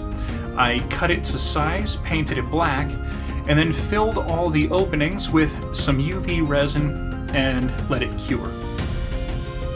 Once that was cured, I took a few matchsticks and then made a simple framework.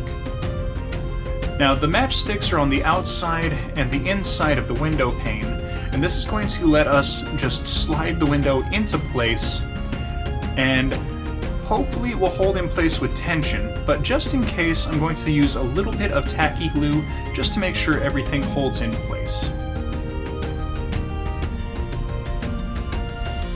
I applied the tacky glue on the outside of the first window and just kind of slid it in place. Now this one was a little bit on the loose side, so the glue was definitely necessary for this window. Once the glue dries, it'll be firmly in place and we won't have to worry about it. Now the second one was very firm in place, but just to be a little on the cautious side, I added some tacky glue along the top. This will help to hold everything in position, but it was so rigid that I was able to just kind of slide it in by tension, and it probably wouldn't have come loose at all. Now that everything is finished, it's time for the final assembly. Now I've got my 3 pieces here, my floor, my 2 sections of walls. So now we need to attach everything to the floor. Now this got a little bit interesting because once I cut away the wall sections, everything flexed just a little bit, and I didn't notice it until about here in the build process. So everything was off just a little bit, and that actually put a little bit of a crimp in the overall shape of the tower, but I'm pretty sure I can make it work as the build continues. Since now I know about it, I can probably get the rest of the tower sections going upward to fit this exact same pattern. And you can see here on the bottom, as I'm trying to fit the other section of wall into place, there's quite the gap for the floor. So I took a moment and removed the floor from the first section of wall, and instead of gluing the walls down to the floor, I glued the walls together and then glued them down to the floor.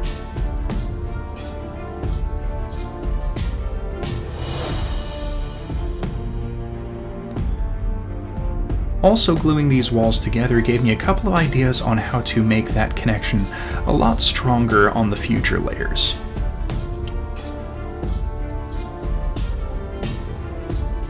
Now here I burned myself on hot glue as I saw it kind of dribbling down the side of the wall.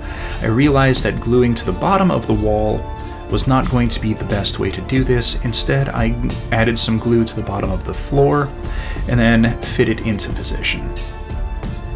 Now, we did end up with a little bit of a gap right in front of the stairs, but that's not going to be super noticeable, and I can cover it up in between episodes if I absolutely need to. Then it was a little bit more reinforcing glue along the edges of the seams just to make sure nothing was going to come loose.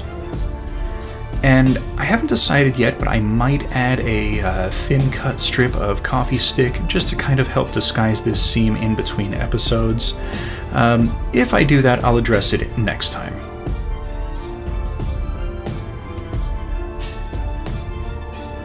Alright, and there we go. Our second floor, the sitting room, is finished.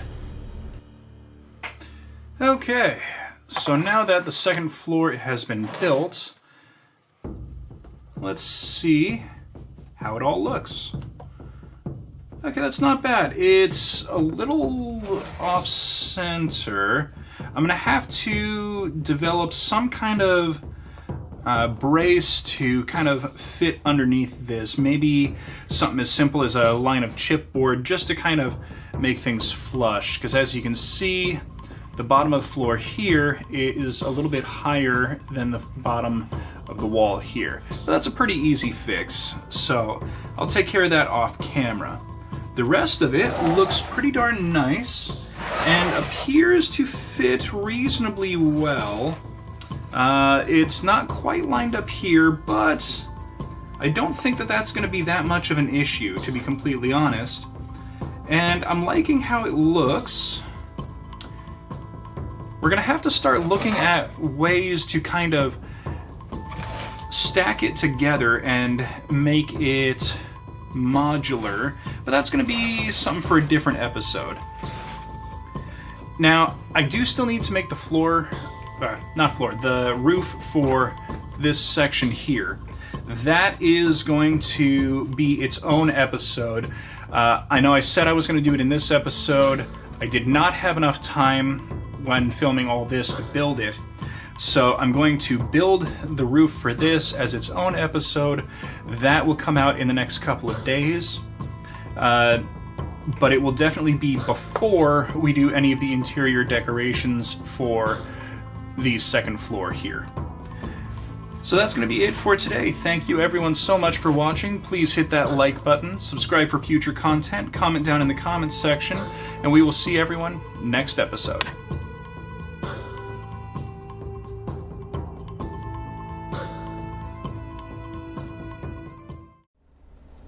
Today we're doing a bonus episode where we tackle the removable roof for the entrance hall of our Wizard's Tower.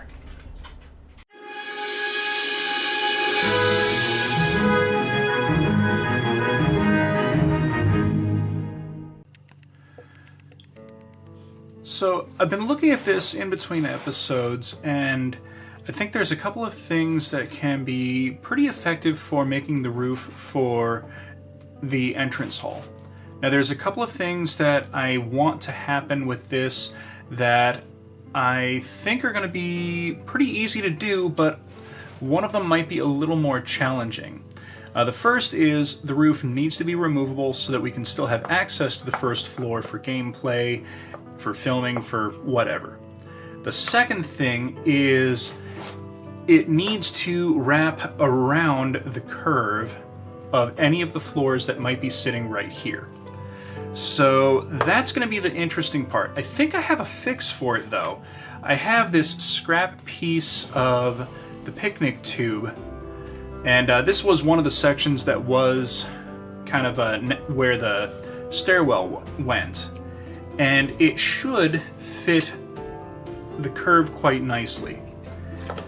So what my plan is I'm going to make a framework for 3 sides of the roof, and then this will be attached as the 4th side and cut 2 sides.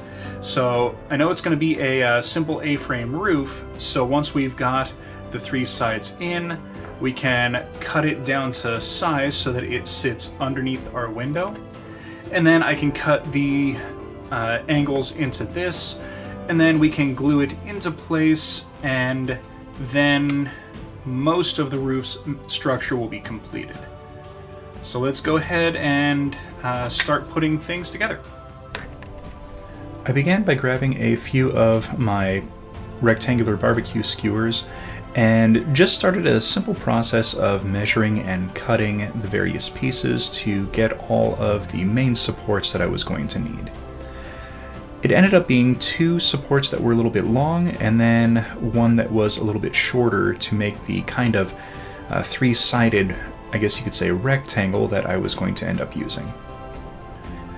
Then I squared up the edges just to make sure that there wasn't going to be any odd angles that I had to work with.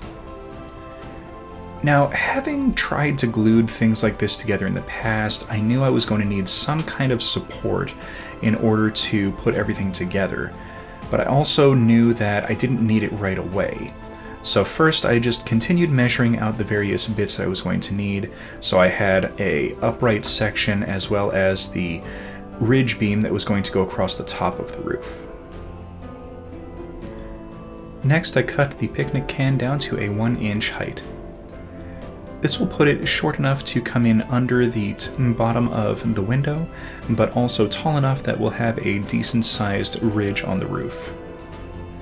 Then I cut a couple of notches into the bottom of the can, and that's just to give a nice flush attachment for the support beams.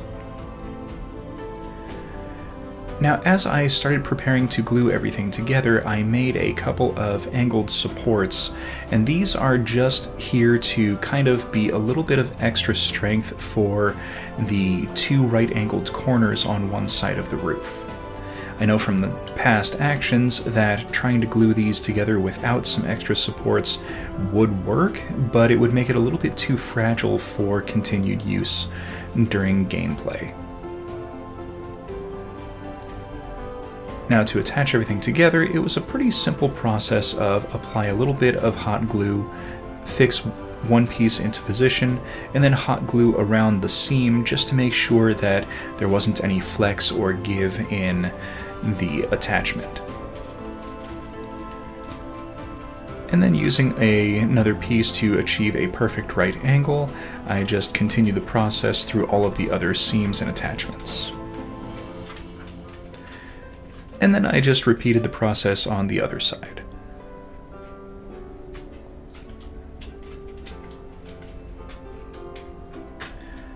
Now that I had my main structure mostly completed, it was time to finish out the 4th side by cutting the angles to match what our ridge was going to end up looking like.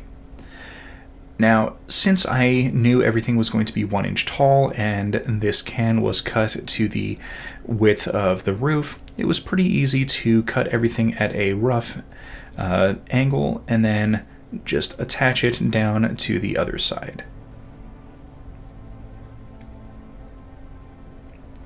Now, I'm not going to super reinforce this hold because attaching the ridgeline and the rest of the roof will make everything pretty solid. And it all looks like it starts to fit pretty nicely.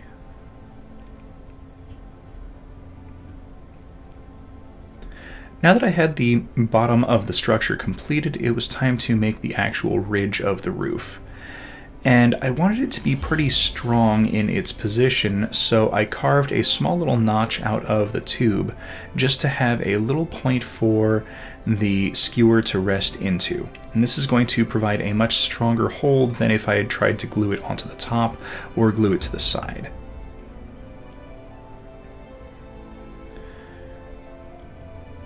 And since I didn't want the ridge to start collapsing later, I made another angled support to attach underneath.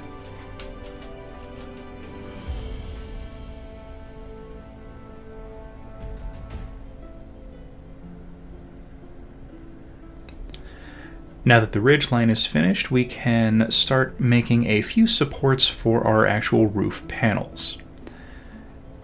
And this is a pretty unremarkable process. I'm just trimming the ends of a stick at a little bit of an angle to kind of fit into a position on the roof, and then use that as kind of a guide to make a few more pieces so that I have 3 supports on each side.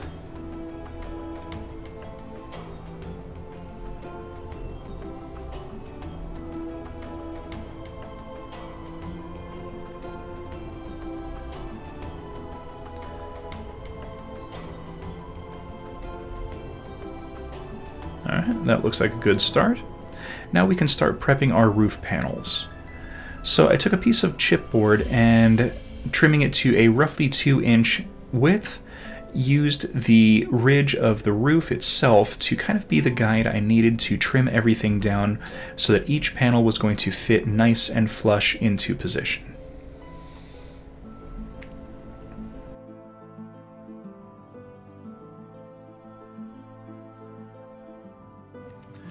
I made some roof shingles. I was going to use the ones that I had in the past, which are a little bit more boxy, but I figured this is a wizard tower, let's make it a little bit more whimsical, a little bit more stand out from the other buildings that I've made. So I made these with a very sharp point. Now what I'm going to do is glue these down alternating up the side of the panel and then cap it off at the top before gluing this into place. And I'm planning on putting it right up almost at the edge. That way only the little tips will be hanging off. This should prevent most of the potential damage from handling, but still allow for a little bit of, I guess you could call it extra texture. But yeah, let's see how it looks once it's all glued together. Now, I made each of these strips of shingles out of some cereal box card. It's pretty thin material, and it's a little bit thinner than chipboard, and it's got one glossy side and one non-glossy side. I'm doing the glossy side up for the shingles because I feel like that's going to have a little bit more of a kind of a slate or some kind of fabricated material appearance. Now each of these strips is about 4 inches long and is cut to be 3/4 of an inch wide, and each of the shingles are made to be about 3/8 of an inch. But if you do shingles like this on your own, you can make them however shape you want and whatever size you want. It's completely up to you.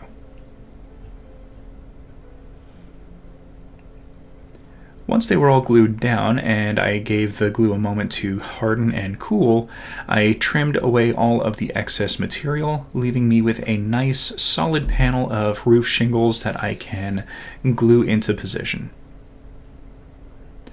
Now this is also a really great method for producing a bunch of roof panels that you're going to use. Say you're making a full city block or a bunch of buildings and you want to pre-make all the roofs, you can use this method to just kind of have them on hand and then attach them or replace them as needed.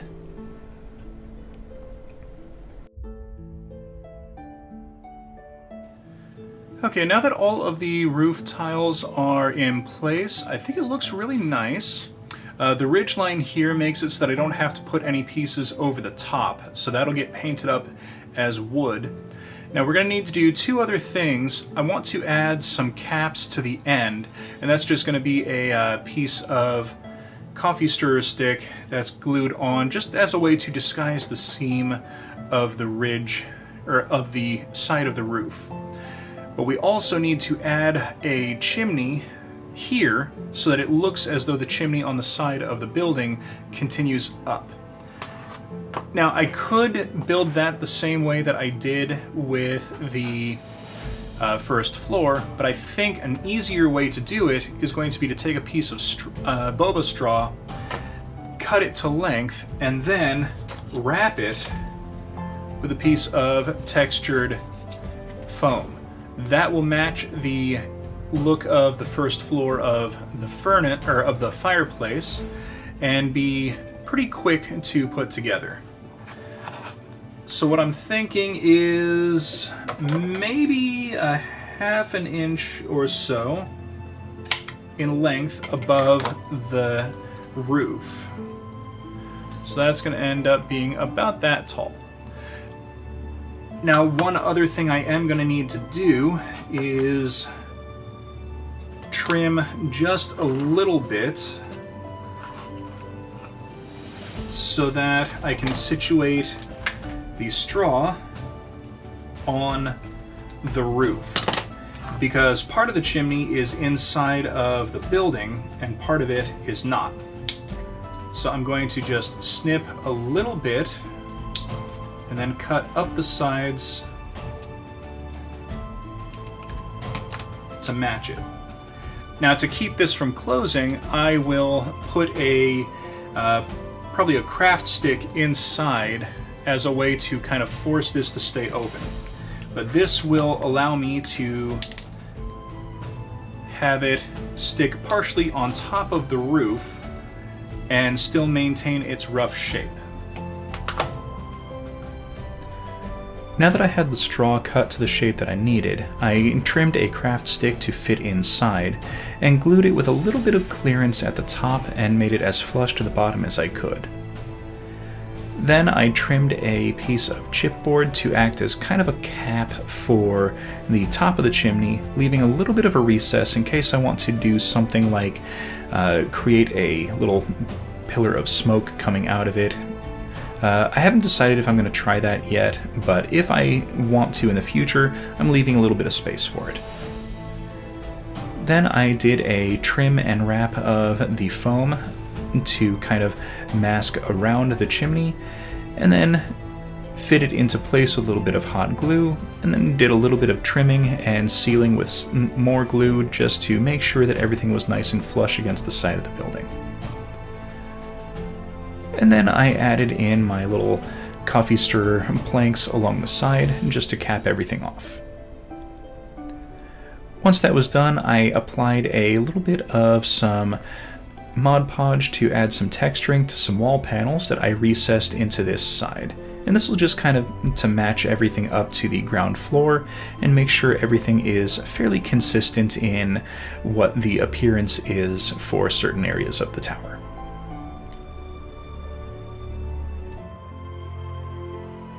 Alright, now that everything is put together, I still have to let the plaster texture dry before I prime everything, but everything is set enough and I don't need to worry about this breaking, so we can give it a quick test fit.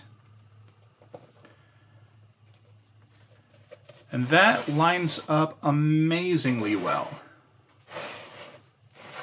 So there is the slightest bit of a gap, but that's not going to be noticeable really during gameplay, during anything. So I'm going to call this a qualified success. The only thing that I could do to disguise the gap over here is add a single piece of coffee stick into this gap. But if I do that, it's going to butt up against some of the raised areas on the tower. So I don't really see myself doing that. I'm just going to call this a success and call it good. Now I am going to wait for this to dry and then prime it up, and then we will get to painting.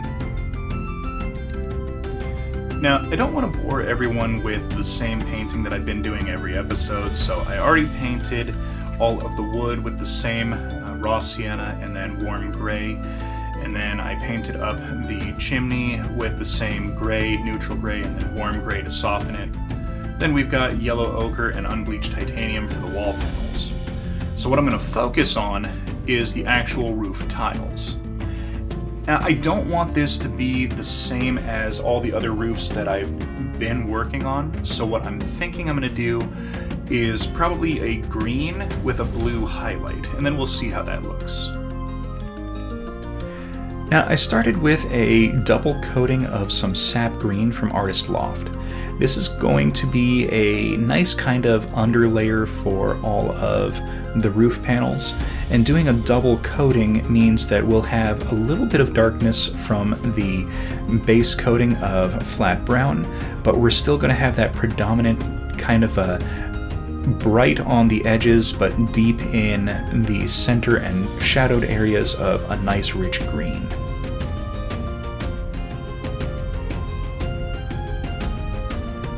Once that dried, I grabbed some cerulean blue, also from Artist Loft, and did what I like to call a reverse dry brush. Starting from the bottom and pulling up towards the ridge, I just did a simple brushing just to collect on the edges and highlight a nice blue over all of the edges of the roof shingles.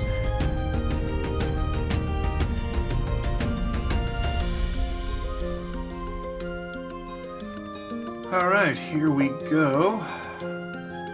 I think that looks awesome. Okay, so now that our roof is finished, we can move on and start crafting all of the furniture for the second floor, and then start building the rest of the tower. That's going to be it for today. I hope everyone enjoyed the bonus episode. Thank you all for watching. Please hit that like button, subscribe for future content, comment down in the comment section, and we'll see everyone next episode.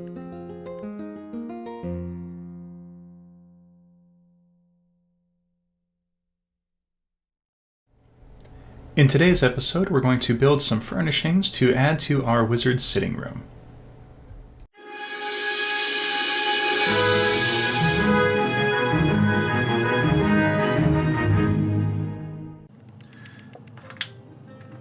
So, I was looking at the floor for the sitting room, and I don't have a ton of space to work with. But what I'm thinking I am going to be able to do is put in a table and a couple of chairs. So that is where we're going to start.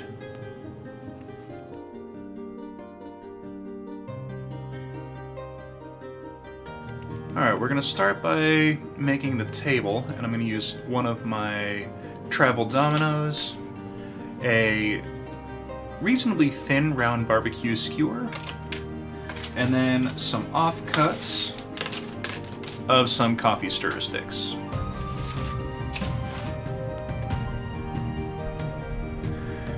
Now, I knew one thing right from the start, that I wanted the table to be relatively close to the ground.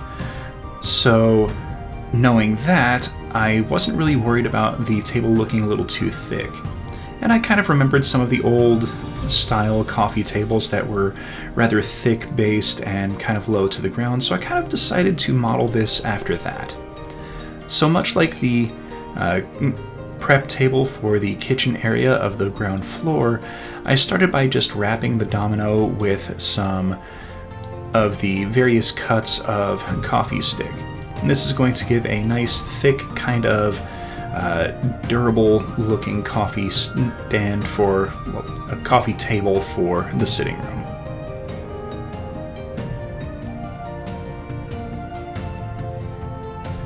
And once everything was put together, I quickly trimmed the sharp corners and then did a quick little sand job on all of the sides just to remove any rough edges.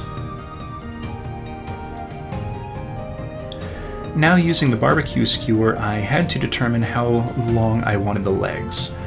And what I'm going to aim for is the bottom of the table being roughly a 1/4 inch up off the ground. So after marking out a 5/8 length for 4 sections of the barbecue skewer, I began trimming them by rolling them against the edge of my utility knife, and it didn't cut all the way through, but it was enough for me to kind of break them apart, and then I just sanded and trimmed the edges to give them a nice smooth edge. Then, using a drill bit that was roughly the size of my skewers, I started by drilling a simple little pilot hole, and then drilled in at an angle. Now the dominoes are thin enough and made of simple enough material that drilling into them was very easy. And I was able to make a kind of angled table leg that I think would look a little interesting. Now I've already fixed 3 of them into position, but attaching them is just as simple as putting a drop of super glue into the hole and then fitting the leg into position and just kind of sliding it in until it's the rough height that I wanted and made sure that it maintained an angle. And there we have it, a nice simple little coffee table. Now that that's done, let's make some simple chairs. Okay, now that the table is built, we're going to make a chair, and we're going to use some toothpicks and this remnant of a craft stick. Now you can also use a full craft stick and make 2 chairs, but this should be enough to make 1. Using an old chair that I crafted in the past as a reference, I trimmed a toothpick to 2 lengths of just over an inch in length. This is going to give a nice kind of baseline for the back legs and supports of the chair. And I wanted these to be a little bit more fancy, so I kept the points as kind of a little extra decoration. And then for the seat of the chair, I marked out 5/8 of an inch on one piece of the craft stick and then 1/4 inch on the other. This will give me a fairly shallow seat and a high back with a nice little curve on it. Once I had trimmed the craft stick and filed down the edges to make sure everything was nice and flat, I started considering how to put it all together. And what I decided on was a simple line of some gel super glue and then fitting them together in a nice little 90-degree backing. And used a Jenga block to make sure that everything was nice and flush. Now I wanted the bottom of the seat to be just about 1/4 of an inch up, so marking out a line on one of the toothpicks, I used that as a guide and then applied my super glue to the backing of the chair and then lined everything up to the mark I had made, and that gave me a nice pair of back legs and supports on the back of the chair. Now, I needed a little bit of extra support to attach the front legs, so I made the seat a little bit wider by attaching a couple pieces of toothpick to either side. And this is partially to give it a little bit of an extra visual, but also mostly just to give a little bit more support for the other legs of the chair. Now, the previous chairs I made didn't have armrests, and I wanted these to be a little fancier, so I glued another piece on just to kind of give it a little bit more to have as a visual. And as you can see, it's proving to be a little bit fiddly with gluing into place. So I tacked on a little bit more glue and then used the leg of the chair to kind of hold everything into position. And once this was dried, I attached the other leg, and then our chairs were finished. So now let's add a little bit of decorations for the table. Okay, so now we've got a nice little coffee table, and then a pair of somewhat fancy chairs to go along with it. Now, I've been thinking about other things to add to this, because I don't want this to just be the only thing in the room. So I think we're going to make something to set on the table. Let's explore some options. So I dug through some of the bits that I've collected, and I found these, some They're called Wiggly Eyes. They're Googly Eyes. Got them from Michael's, and they come in a variety of different sizes in the pack. So I pulled out the smallest ones I could find, and we're going to get this to focus, cut out the eye, and pull that little black disc out. Oh, don't do what I'm doing right now. This is dangerous. I'm just kind of crazy this way. Alright. See if I can grab it.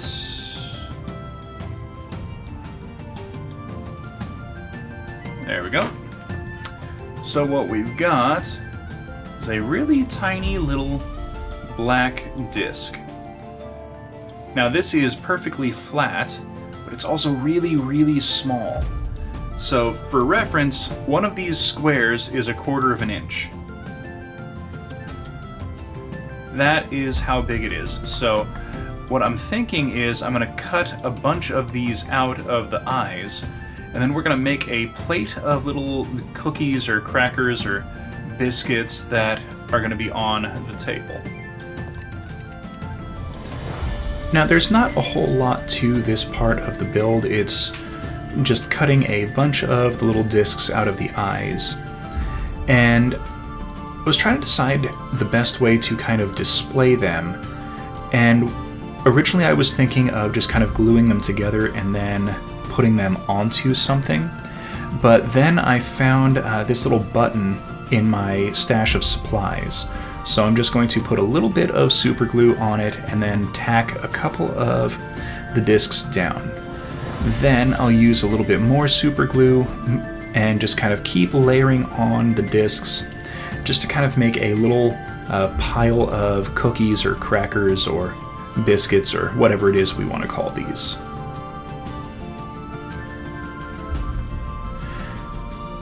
Now I'm going to have to paint this at some point, so I'm going to attach a toothpick to the bottom as a way to kind of spray prime it. And once that was all dried, let's go ahead and add some color. Now for the table and chairs, I decided to go back to the burnt umber ink that I had and just do a simple little staining wash on all of the wood surfaces. Now, I did make a few mistakes with this. I'm getting a little bit too overconfident with the ink, and that has led me to not wipe off as much of the ink on the brush as I probably should. So a few areas ended up being really, really dark stain as opposed to the lighter stain that I would prefer. So some of these areas ended up being really dark and others are really light. Now fortunately, I can kind of explain that as different types of wood being used for the various construction methods, and if I really am concerned about it later on, I can do a dry brushing to kind of change the colors and lighten things up later on.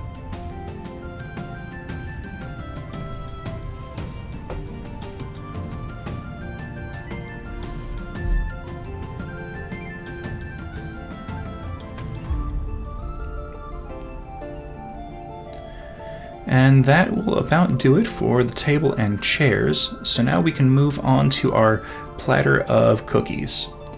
Now I took this out and gave it a rough spray prime with some khaki tan, and I decided to kind of lean heavier into the more travel biscuit or kind of cookie idea, and did a decent coating of some raw sienna. And this is just to kind of make it look like a plate of baked goods.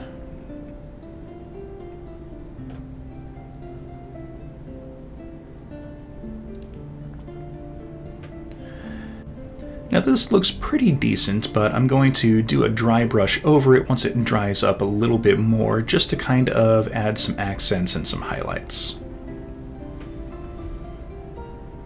While the raw sienna was drying, I grabbed some titanium white, and this is just to kind of make the impression that this is a porcelain or some kind of ceramic plate. Now, I didn't wait quite long enough for this to dry before I did this, but I did a dry brushing of some deep yellow ochre to kind of make the biscuits and cookies look a little bit more cookie-like, and ended up having to repaint the plate just to kind of re-highlight it as a ceramic plate. But that is really kind of all there is to it, and I think the sitting room is finished. Now that we have our table, our chairs, and our platter of, I'm going to call them crackers, we can glue this down to the table, and I'm going to do it just a little off-center for no real reason whatsoever. And there we go.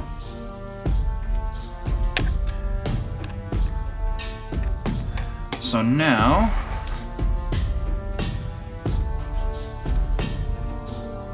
back this out just a little bit. We've got our table,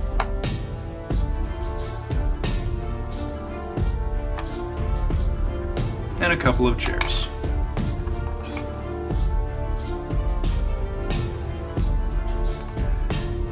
Now, I do have some more ideas for a couple of different things. I definitely want to try making some kind of glasses, maybe a teapot to put on the table, but that's gonna have to be for another time because I don't have the materials that I would need to put that together.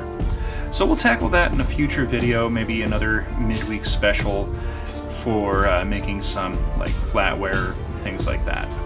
So thank you everyone for watching. Please hit that like button, subscribe for future content, comment down in the comments section, and we'll see everyone next episode.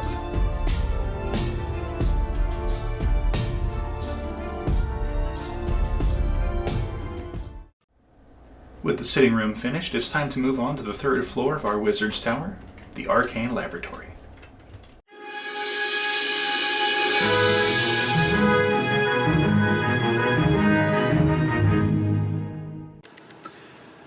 We're going to start this one off with something a little bit different. As you can see, I've built a good portion of the second floor, and that's because I've built one of these already, and you've all seen it already. So I don't really see a point in rebuilding the same structure and going over the exact same steps again. So instead, what we're going to do is focus on something very specific. Now, I've already cut this side. I still have to cut this side to make this section removable. I'm going to add in the furnace and the stairs and all of that off camera. So the only thing that you're going to see about that is the end product, and I might bring it in frame and reference it here or there. But you're not going to see anything of that. You're just going to see what I'm doing to this section. Now, what we're building today, let me back this out just a little bit, is going to be the second floor. Well, really the third floor if you count the first floor as the ground floor. But this is going to be the laboratory. Now, because of the lighting, I've got to hold this at a little bit of an angle, but hopefully everyone can still see it all right. Originally, I had planned some kind of little walkway with an area off to the side, but that was the original layout. Since then, we've moved the furnace from here to here. So what I'm going to do is this little outcropping is going to get moved to be closer and off this side. So we're going to focus predominantly on that today. And I think I've got an interesting way to do it. So we will take a look at that and see what we can come up with.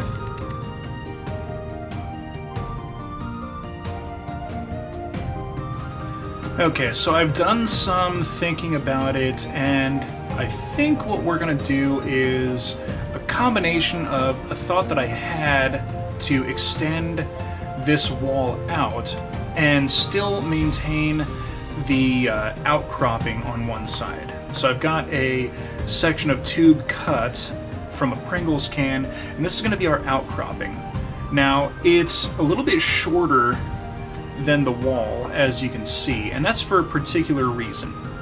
What we're going to do is trim it a little bit. So my idea is to trim off a section so that there's the support here, and then there's going to be a support beam on this side.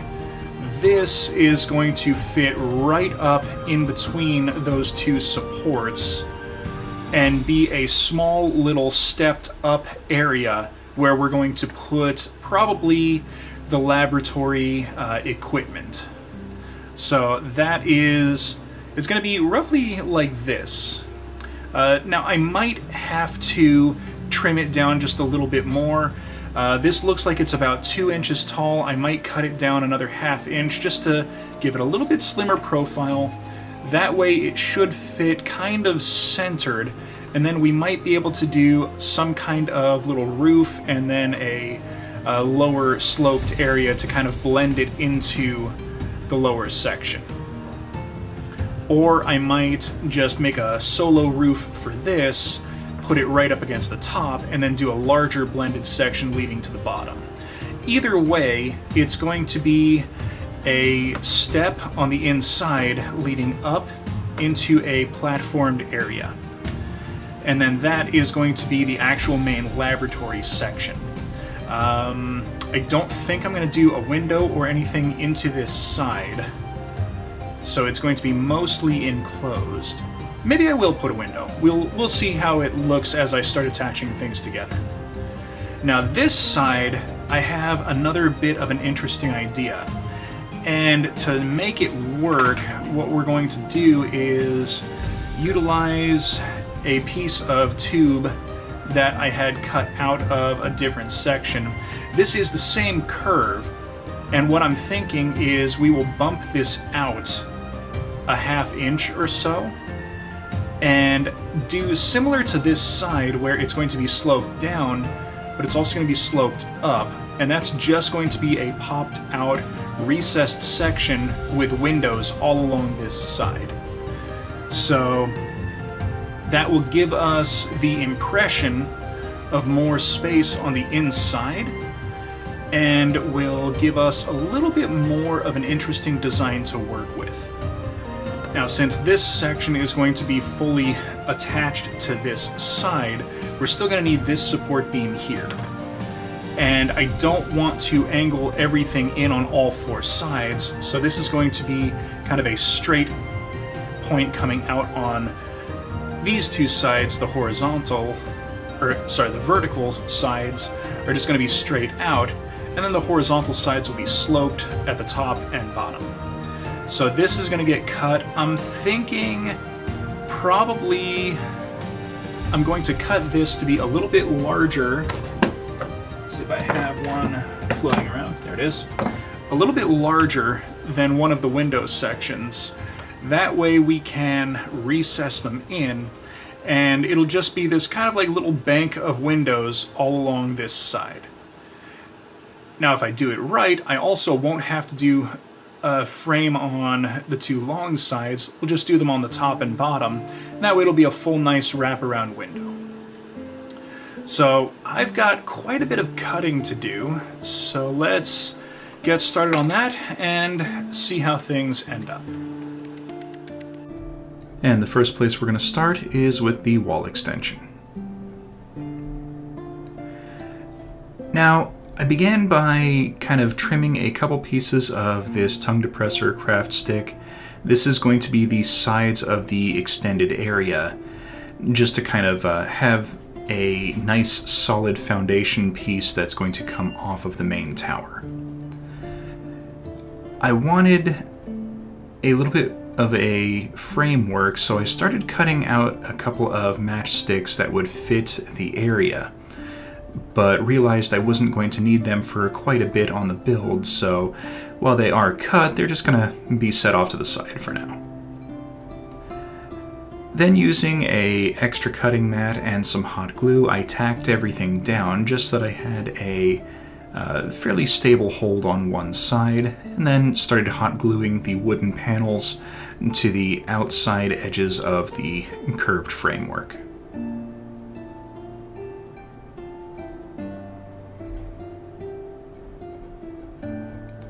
And this is going to be the main body of our extended section of wall.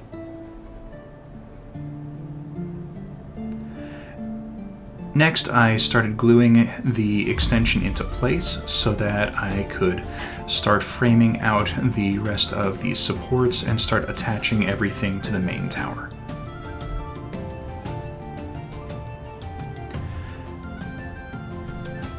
I wanted some kind of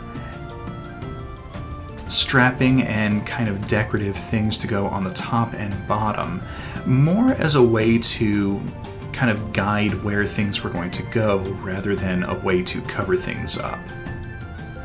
This was going to give me a little bit of a kind of stopping point for the top and bottom of the extension. Next, I grabbed a little bit of chipboard and started trying to figure out how I was going to attach a curved section to the top and bottom. And what I eventually settled on was cutting the edge of the chipboard to be rounded against the tower, and then I pushed it up into the trim that I placed, and then forced the edges down. That gave me a little bit of a gentle curve leading down into the extension. Then I traced everything out and then trimmed it before hot gluing everything into place.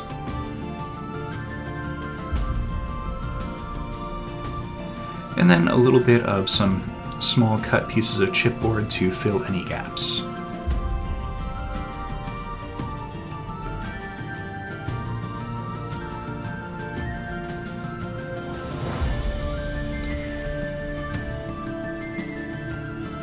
Once I had that secured on the top and bottom, I began adding a little bit of trim on the inside.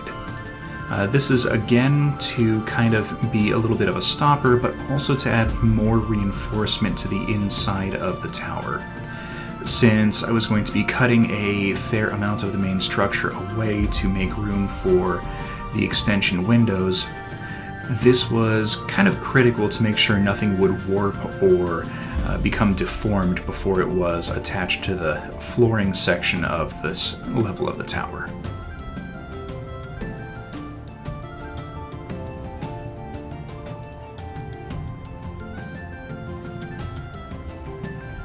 And then there was adding a few more strap sections. I had originally tried doing a thinner section, but swapped that out for some full-sized panel strips.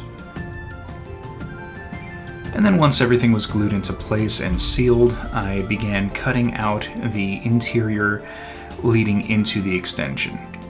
And this was easier than I had originally thought it was going to be, but I was still trying to be careful to make sure I didn't damage any of the glued joints on the outside of the tower.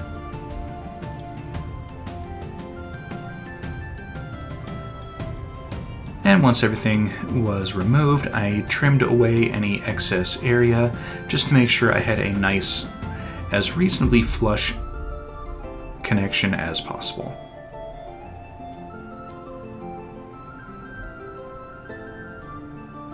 Alright, let's set that part aside for now and start working on the laboratory. Now, this was a little bit more challenging than I had originally thought. Not at the start, but as things moved on, it started to become a little bit more interesting to get everything to keep its shape. I began by trimming the Pringles can to the correct size that I needed, and then gluing the two sides into place.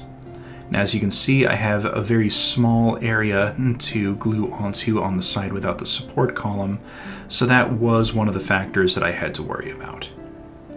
Looking back, I probably should have added even a temporary support just to maintain a little bit more structure.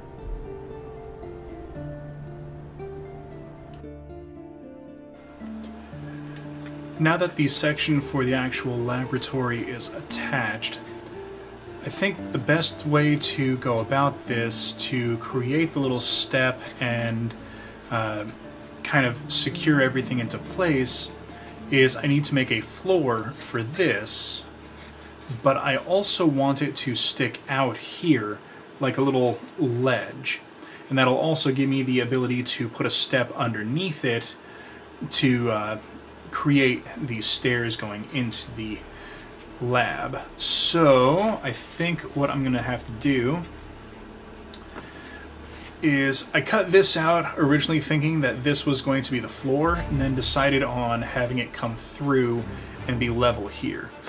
So what I'm gonna do is trace this.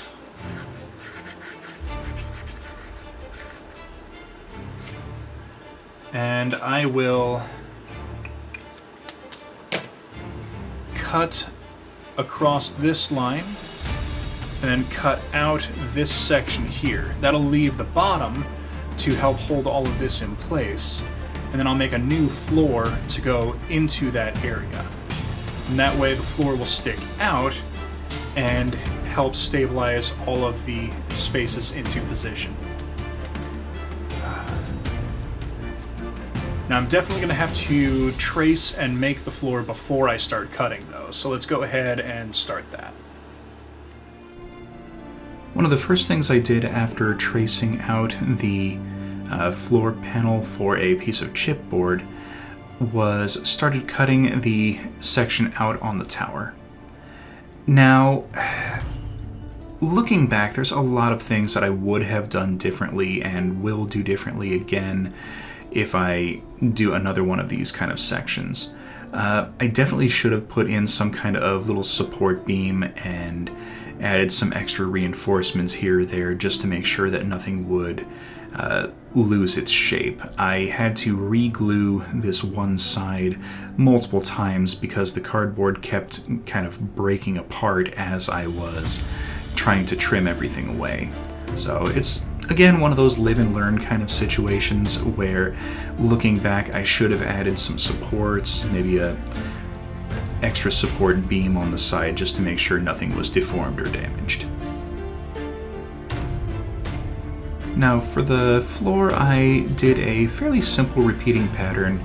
You're probably familiar with how I did this. I used it for the floor on the second level of the tower, as well as the ground floor. It's kind of my go-to for making little flooring panels like this. It looks nice, it's easy to recreate, and it honestly doesn't take all that much materials. And by poking in a few nail holes, you can add a whole lot of extra texture. Now, I would say don't make the same mistake I did. Put in the little side pieces as you go, don't try and add them in afterward. As you can see, I ran into a little bit of trouble where a few pieces didn't quite fit and I had to trim them and then reapply some glue. Once all the panels were in place, I trimmed away all the excess, and then it was time to start modifying the outcropping of the tower to start fitting everything in. Now, it was a fairly simple application of some hot glue to fix everything into place. I did a little bit of extra glue around the bottom rim just to kind of make sure everything was held into place nice and firm.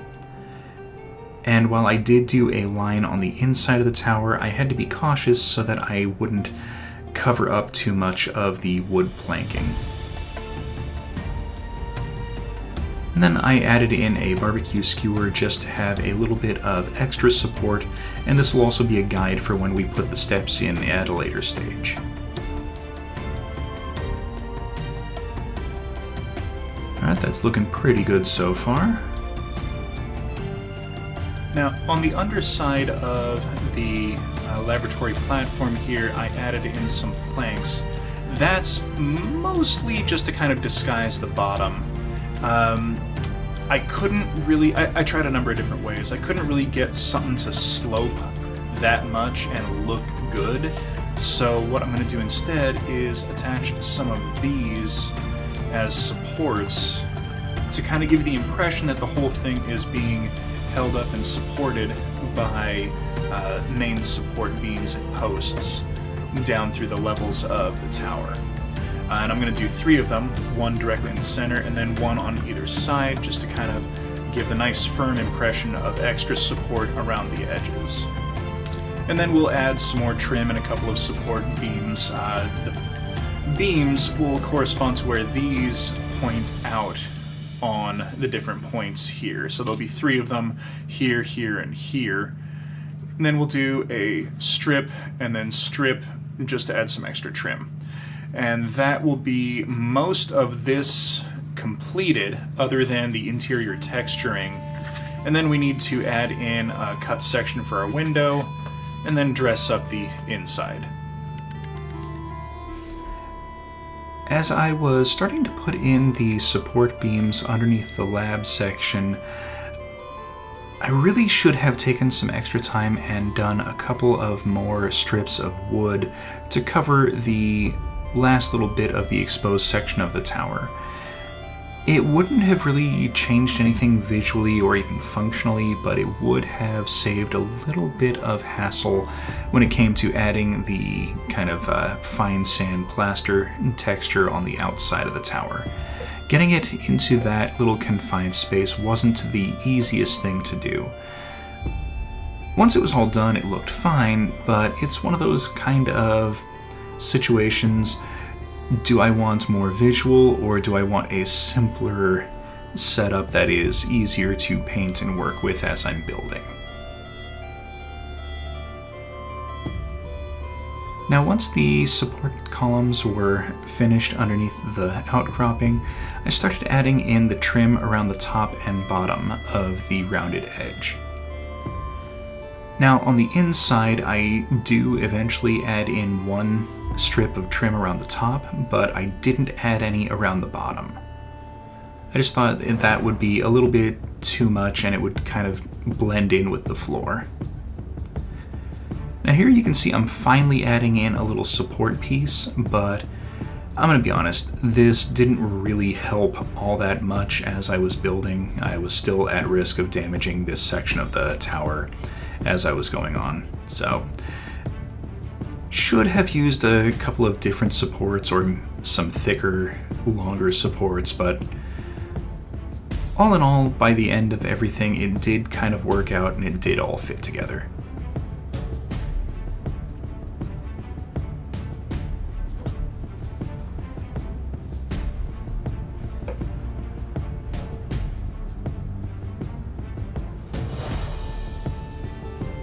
And once all of the little panel stripping and support beams were put into place, the lab outcropping was structurally finished. And now we can move on to cutting out the windows. Now it's time to figure out how we want the windows. Ignore this clamp, this is just holding this in position so it doesn't get damaged while I'm working on it. Now we need to figure out our windows, and I made these panels. These are 3/4 high by 1 inch long, as opposed to 1 inch high by 3/4 long. I know it sounds like it's the same, but essentially the little slats in the panel are in a different angle. But these are going to go right here and right here in our windowed section. Now I want these to be as high up as possible because I'm planning, when I do the furnishings, to add a shelf inside of the window. So I'm going to make these high up, and then we're going to cut out a 2-inch wide by 3/4 down section, and then I will put the little window supports around these and then slide them into position once everything is painted up. Now, I did modify my plan pretty quickly by adding in this one little support piece in the center. This is mostly to save a step when I make the framing for the windows. With this in the middle, I won't have to do one of the surrounding supports on one side. And I can do that with both windows, and it'll look like this one support piece is kind of the framework for both windows. Or at least that's what my intention was as I was putting it in place and then trimming everything out. Once I had both windows trimmed and was pretty sure that everything was going to be nice and squared off, I began measuring a couple of strips to copy the reinforcing straps on the outside, but on the inside. And this is just to add, again, a little bit more structural support and make sure that nothing was going to warp or bend as the tower was coming together.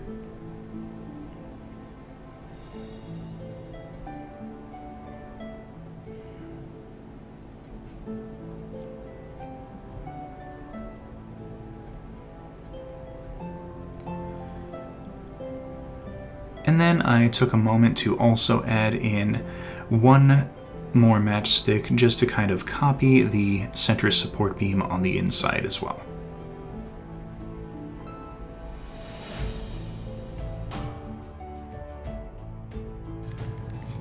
So apparently my camera decided to not record again, so I'll just kind of go over what happened. I added some roof tiles onto the top of the little windowed section here, and then did some kind of wood paneling on the bottom. That's just to kind of give a little visual of some kind of perception of wood finish and support to be seen from the outside. And then on the inside, I did kind of the same thing. We've got wood panels on the bottom and on the top. So now the only thing left to do is I need to apply the plaster to all of the walls. Since this is going to be the laboratory, it doesn't really make sense that there'd be wallpaper on this floor, so everything is going to be the fine sand plaster insert. And that's going to be on all the walls and also on the outside. Once that's done, we can attach everything to the floor after everything is painted, and we need to figure out the step here. And I think that's just going to be as simple as some kind of craft stick across here, and then another piece down on the bottom. So, you know what, let's do that before we apply the plaster, and then we can do the plaster and then get painting. For the step, I just grabbed a couple of offcuts of craft stick and a barbecue skewer, trimmed them both to size, and then it was a quick application of hot glue to fit them together before smoothing out any blobs and then attaching it to the bottom to create a nice little step. Now it was still a little high up, so I grabbed another craft stick, trimmed it accordingly, and placed it underneath the skewer just to add enough bulk to have it flush with the floor. And then capped it off on the side. Once this was done, I applied the plaster off camera to the inside and outside, and then once it was all fully dried, I took it out for a base coating, and once that was dried, it's time for painting. I started by doing all of the wood with a dry brushing of raw sienna to give it that nice processed lumber appearance that I've grown to love in all of my painting.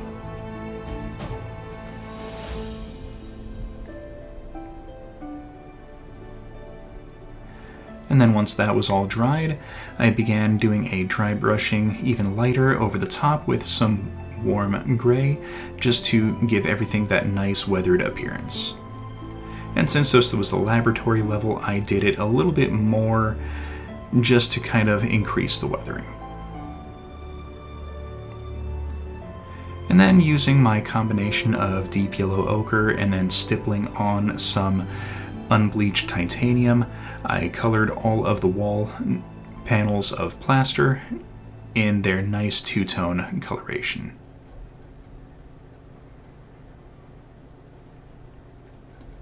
Then it was time to paint up the roof shingles with some sap green, and just like last time with the first floor, I did a double coating just to make sure I had that nice rich and somewhat bright green appearance.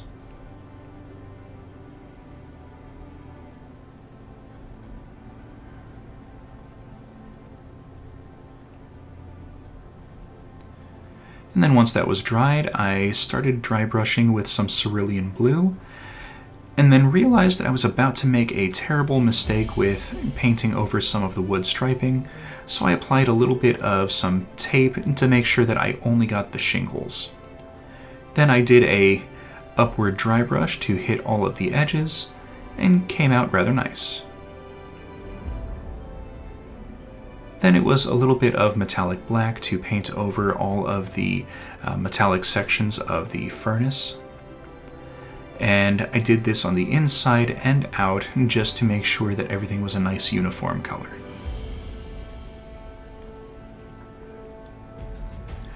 Then I removed the tape from the grill and stippled on some orange to give it that nice kind of glowing, embery fire appearance on the inside.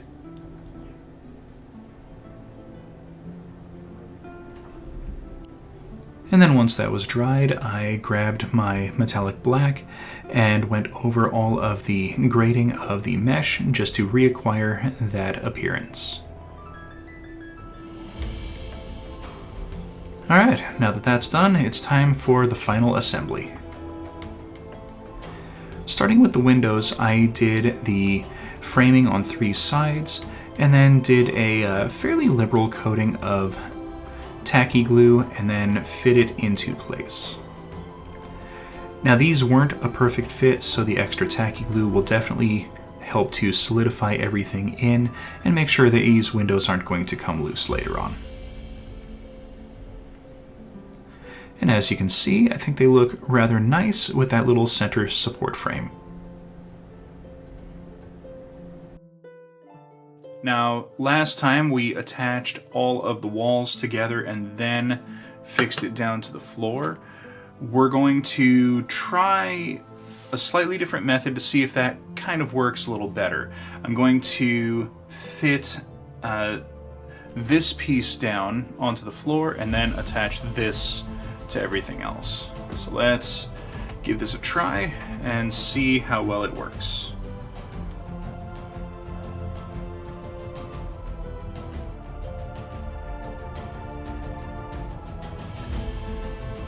Now, I lined up the floor a little bit better, so it should line up correctly.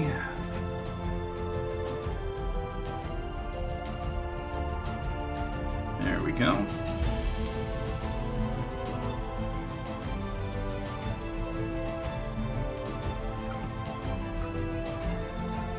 Okay, it's overhanging just a little bit right here. But while the glue is still a little pliable, I should be able to just kind of shift that a little bit, and even if it doesn't move, I think it won't be all that noticeable. But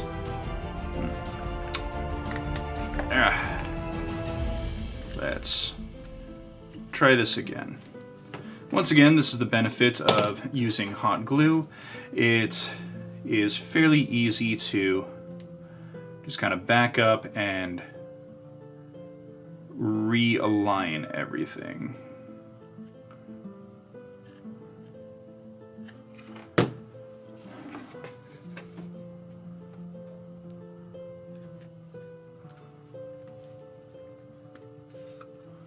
There we go.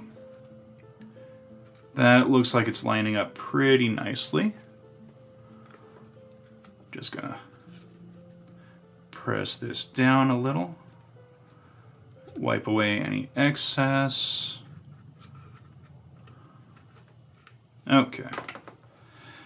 Now, the harder part, attaching this into position. So, I'm just gonna set this right here, and you can see how far off everything is. So we're gonna have to kind of force things a little bit, but I'm hoping it won't have to be forced all that much and it'll still kind of maintain its overall shape. Now, given how much this side has been bowing outward, this is the side that I want to glue into place first. And what I'm thinking I'm gonna do is glue this piece on right here and the underside of the floor here, because those are going to be my 2 points that are going to hold this in position. And then this side should be able to be fitted in without having to glue a whole lot on the bottom here.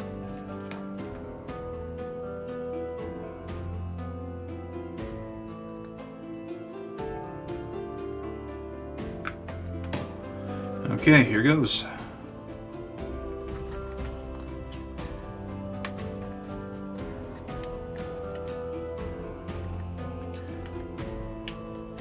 Okay, quick check underneath.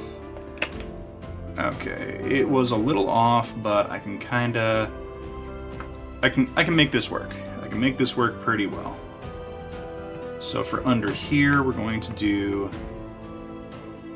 a little glue there, and then a little glue right there, and then quickly force it into position. And then we hold.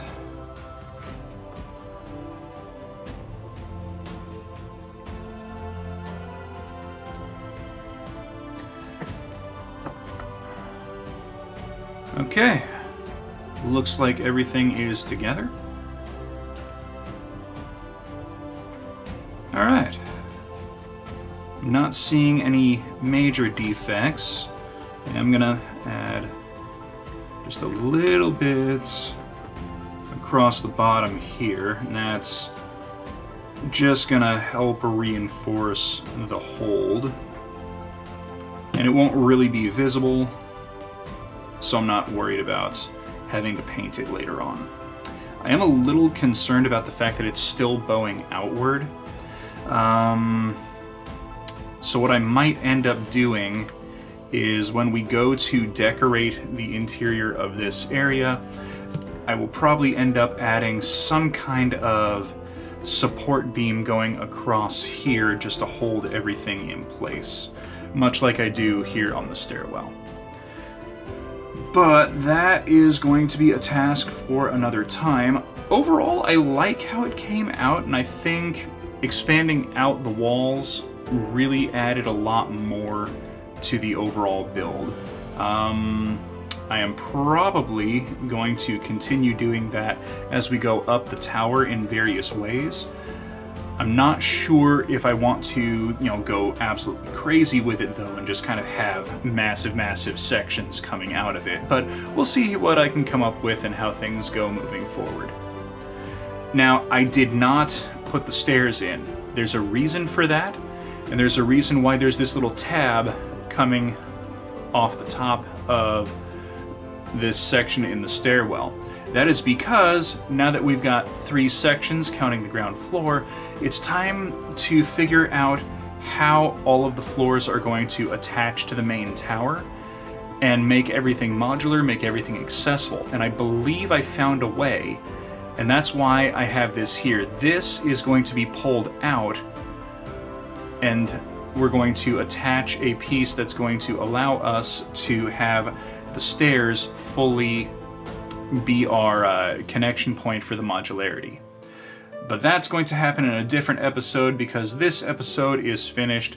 Thank you everyone so much for watching. Please hit that like button, subscribe for future content, comment down in the comment section, and we will see everyone next time.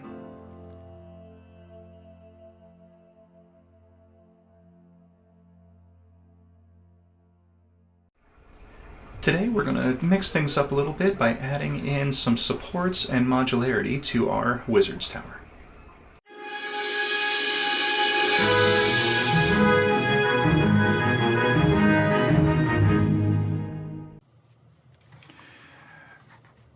Now, normally at this point in the series, I've built this floor and then we'd start decorating it. But I think instead what I'm going to do is, mostly because I have not been able to finish recording all the decorations for the interior yet, I'm still working on that, we're going to build the modularity into this floor and the previous 2 floors of the tower. Now I'm going to start it on this one and then I'll do the other 2 off camera. Now what I've got in mind is I'm going to use a couple of different things to add in to the stairwell to create a modular kind of swivel. So that way, like if the tower was here and everything was underneath it, it would pivot so that we have access to the floor below this floor and we don't have to take the tower apart every time it's going to get used. And then when we don't need this floor anymore, it can swivel back in, we can swivel the next one out, etc., etc. So that's what we're going to work on today. And to do that, we're going to use some straws and a chopstick. So let's go ahead and get started. Now, the main part of this is going to be the straws. So I'm going to cut 6 pieces at about 2.5 inches in length. And this should be enough for all the floors that I have already created. And I have one extra just in case. Now once I've got these cut, I'm going to bring the camera in and I need to stuff one straw inside of the other. And the easiest way to do that is to cut a small little nick on the top of one of the straws, and that'll give me just enough leverage to bend the sides in and kind of force it inside. And then a quick little test, and we have a nice firm fit with a chopstick on the inside. And this is going to be essentially our kind of hinge for each of the sections of the tower to kind of make everything swivel and pivot. Okay, now I'm going to hope this... I have not tried this yet, so hopefully this will work without damaging anything. But I'm going to pull this tab, which will hopefully just rip this piece out and not damage any of the walls. Here we go. Okay, worked nicely. Awesome. So what needs to happen now is we need to attach this into position. And it should fit nice and snug, but I'm going to add something else to kind of make sure that we have a nice firm connection. I took a piece of coffee stick and split it down the middle 3 ways, or 3 times. So we've got 3 pieces of a coffee stick. So these are really, really thin. What I'm going to do is glue them, 2 of them, on, let's see if I can hold this correctly. There we go. 2 of them are going to get glued into position like so. And that is going to give us a increased area to put glue on to put this side up against here in the stairwell. Now before we glue this in, we're also going to need to paint it to kind of match all of the wood. So we will start by gluing this together, and then I'm going to do the same with all the ones for all the other floors, and then we will paint them, and then start attaching, and then do a couple of test runs. Now I need to be cautious about this because I don't want to melt the straw. So I'm doing a layer of glue between these 2 pieces, and then when I go to glue it to the inside of the stairwell, this glue will also act as a little bit of an insulation barrier so that the straw still won't melt. Or at least that is the plan. Alright. And looking down the center, I don't see any deformities. Now, the reason I put the straws inside of each other is so that we have increased friction on the stick that goes down the center. That gives us more stability when it rotates. And the only deformation on the inside is, I have no idea if you're going to be able to see this easily, but right there, you see that little crinkle? That is the straw on the inside that has kind of folded on itself, and it kind of wraps around in a spiral going down to the other side. That's just going to also increase the friction on the stick. Over time it might wear down, but it shouldn't really do anything to damage any part of the assembly. So that'll be nice.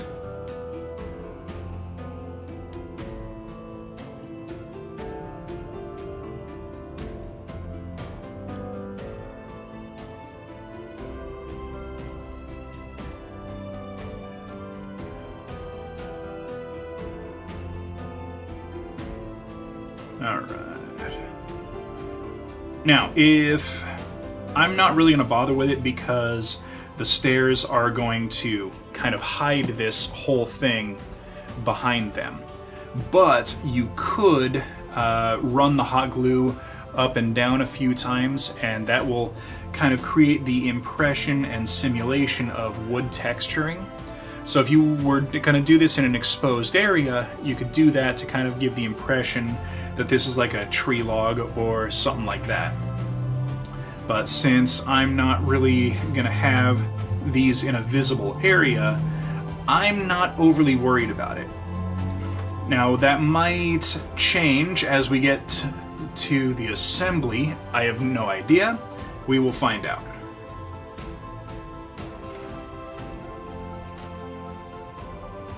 And right now I'm just reinforcing the hold down the sides and making sure that none of this is really going to come apart anytime soon.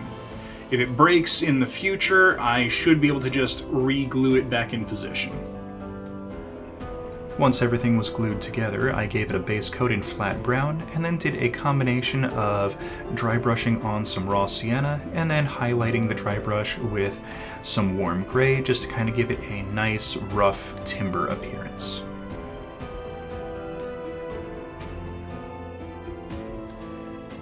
Alright, now that it's all painted up, this can get attached. Now, I put the stick into it just so that I can press up against it while it's being glued into position.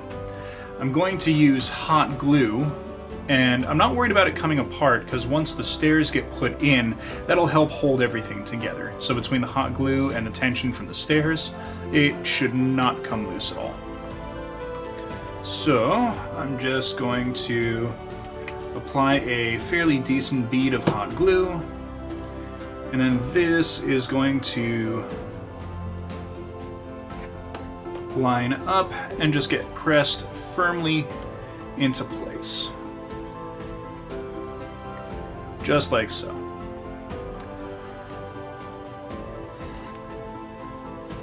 And then once I remove the stick, you can't even tell that it's really there from the outside, which is perfect. Now it's time to fit the stairs into place, and like before, I've got these painted up off camera, and we've trimmed the top steps so that it'll sit flush inside of this top support bar. Now, this will fit in very snug, so what I'm going to have to do is kind of squeeze this here to get this area to bend outward just a little bit so that the stairs don't scrape the paint on the tube as it's going into position. Now, on the first floor I used super glue and that was fine, but this is going to use a little bit of tacky glue, and the reason for that is I want a little bit more pliability as I'm putting this into place. So this is not going to set and then be instantaneously firm, so we're going to have to clamp this once it's in position. But this will allow me to set everything in place without having to worry about things getting stuck. Alright, let's see. How do I want to hold this? I'm thinking this will be the best angle. Okay. So now I'm just going to try and angle this so you can see. I'm going to squeeze right here and very carefully slide it into position. There we go. Okay, so it did scrape the paint just a little bit, but I think that will be okay. And it looks like all the tension is going to hold it directly against the support beam, so I'm actually probably not going to need a clamp at the top. I am still going to clamp it at the bottom just to make sure, and You know what, since I am clamping the bottom, I'll clamp the top as well.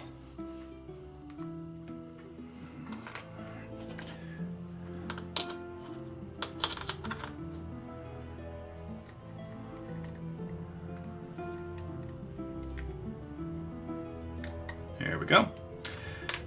And then once this dries, we will be able to set everything together and see if everything will fit as nicely as I'm hoping it will. But we also need to attach the tube on the ground floor. So let's go ahead and do that. Alright, now for the ground floor, we have an interesting bit of a situation with this. The stairs are directly flush up against the wall. And in addition to that, the ground floor isn't warped in any way. So the best way to do this, here I'll grab the next floor up to show you. If I set these directly on top of each other and line it up flush on this side over here, you can see that it sticks out on that side quite a bit. So what I'm going to do is, instead of putting the tube on the inside, I'm going to put it on the outside. And to add some extra reinforcement, I'm also going to make it so that the stick will bury itself in the foam. That way it'll be extra supported as it goes up the tower.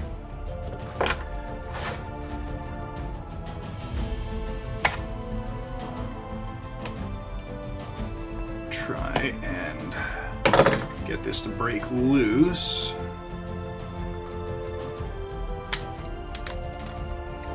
Yeah, there we go.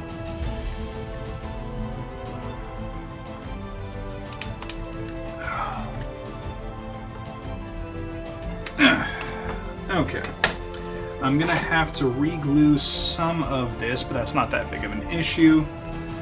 And I've got my tube ready. Now, since this one's gonna be on the outside, I dressed it up with some hot glue to make it look like bark.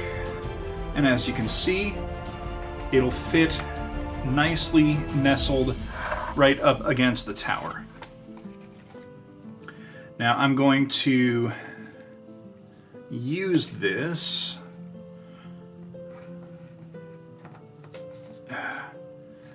to punch just a little bit of a hole right here. And that is going to just kind of be a guide for the stick going in.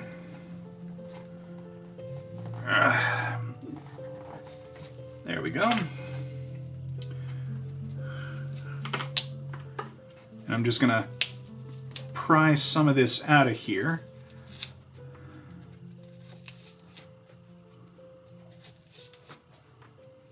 There we go. Now that will nest in just a little bit.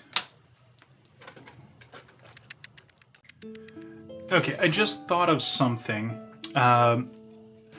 Putting the stick into here is going to work nice and all, but I don't want it to kind of rub around and come loose. So what I'm going to do is stick a piece of the straw into that hole and glue this in place. That way, when the stick goes in, it'll have something to glide against. Now, the stick itself isn't going to be moving for the various levels of the tower, but I will, at a later date, also be able to glue the stick into place and use this as a way to really kind of solidify the hold and keep everything in position.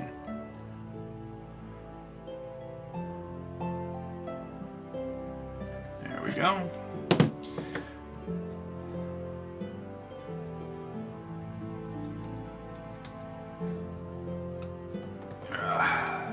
There we go. So now that, once the glue dries, will be firmly held in place, and we won't really have to worry about it. So now we need to attach this into position on the side.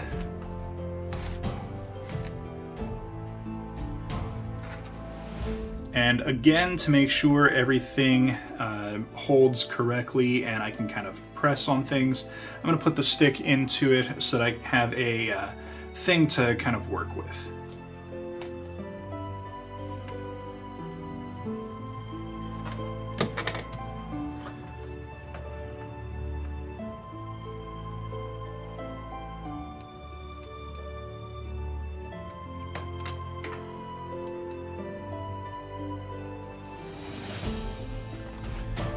Okay, a quick press. And there we go. And the stick comes out easily enough and slides back in. Now there is a little bit of a gap, so when I go to put the full final finished product in, I'm going to have to paint the lower section of the stick just so that that's not noticeable. But everything is good enough now that we can do a quick little test to make sure everything is going to fit. And that everything is going to work the way I am hoping that it would. So let's back the camera out just a little bit. And the first section of the tower slides on nice. Oh no! So it's a little bit off right here. Okay. Alright, I'm gonna put the next section on and see if that bothers me enough that I need to rethink this. Okay, so the first two fit in.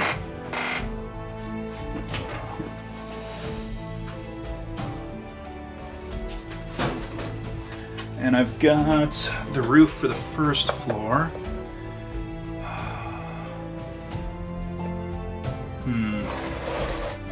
Okay, I don't really like it, but I don't think it's going to be that big of an issue. I'm pretty sure I can come up with something to disguise that. But let's test out the main feature of this and see if it'll do what I'm hoping. And that is... yes, we can swivel this out, access everything on the interior, and this should be able to swivel back in. Then we can swivel the next one. That'll make it so that we can act as though someone's walked up this section, they've interacted with things here, and then they've walked up further, and now they're into this section here. And we can also kind of swivel all the sections of the tower and just kind of have each little bit displayed one section after another. So I think this will work. I might have to, like I said, do something to disguise the very edge over here.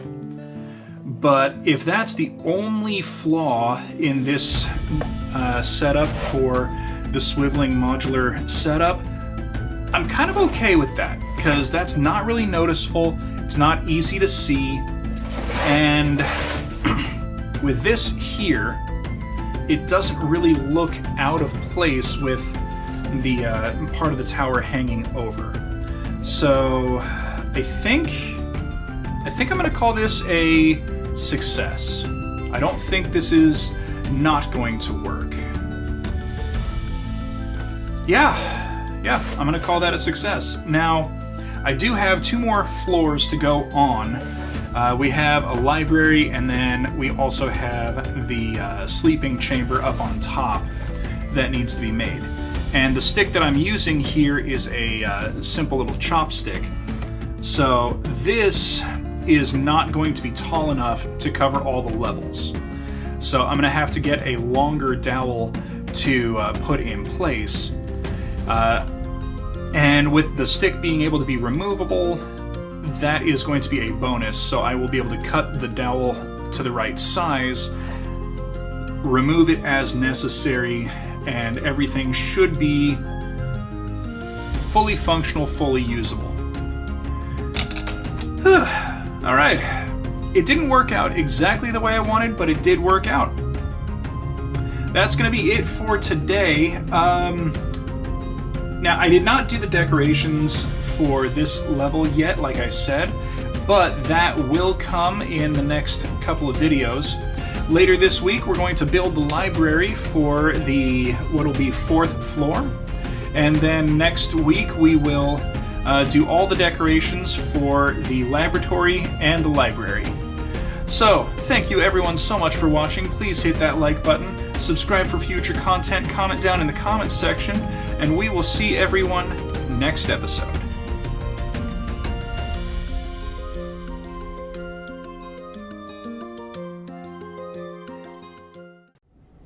Today we continue with the 4th floor of our Playable Wizards Tower, and that is crafting the library.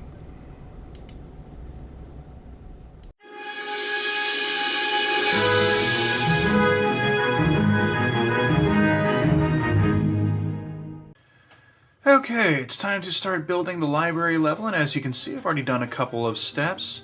Now, I've already made the floor and added in the support tube for the modular rotation. And instead of a furnace, I decided to just do a tube on the inside. This is for 2 reasons on this level. First, because this is going to be a library, I don't think that the wizard would have a massive open flame kind of thing. So since there's a furnace on the ground floor, or there's a furnace on the first 2 floors, and then there's a furnace on the floor above, the heat will be rising up through the tube, and that should keep the library warm. So he probably wouldn't see the need to put an actual full furnace on this floor. And with magic, it wouldn't be overly hard to stoke the fires from a different floor, so he wouldn't have to walk down the stairs or up the stairs to add in more fire. Or firewood, I should say. I've already cut away this section and made the floor as well. So we're going to move those to the side and kind of talk about what it is that I want to do with this. Now, on the previous floor, we made this little extension section and this little outcropping. This is for our laboratory, and we've got some things that we need to take into account for the floor above. So I'm going to put this kind of here, where it will be sitting on the next floor up. Now, we need to take into account 2 things. First, this is an area that I don't want to cover up. And this is an area that I do need to cover up. Now, I like the outcropping, and I think I'm going to do that as a full wraparound on this level. But what I'm going to do on this floor is make the outcropping a lot shorter. So this one, I used a tongue depressor to extend it outward. I'm going to use something thinner so that it doesn't extend as much, but we still have an extension. And when I go to do all of the decorations on the inside, the bookshelves will be recessed into that extension on the next floor. So that way we have a nice open floor space, but we still have all of our decorations. But on this section, I need to do something to cover up some of this. And I think what I'm going to do is create another outcropping on this level, but I'm only going to do it about half the size, so it won't come out all the way. And what my plan is we're going to have it just kind of extend out, and it'll be about half the size or so of this layer. And that is going to be complemented by a wrap around kind of removable magnetized roof. So maybe I won't magnetize it, but yeah, there will be some kind of roof piece that will go along with it to kind of hide the rest of this opening. But the floor up here will have the little outcropping, and on the inside, that outcropping will be made into some kind of little sitting nook or something like that. So the idea is that we're going to have an extension on this side, a small extension outcropping on this side. This will all be books to be the library, and this will be a sitting area. And I'm thinking of how I can incorporate a couple of windows. And looking at it, I think the most interesting way to do it, because it's a library, we want natural lighting. So what I'm going to do is we'll do a single window on this outcropping, and then on this one we'll have the outcropping, and depending on how it gets made, the windows will either be in the outcropping or around it, framing it. So if it's a small outcropping, the windows will be on either side of it. If it's a big outcropping, the windows will be inside of it. But we will see what can be dreamed up as we go along with it. So let's go ahead and get started.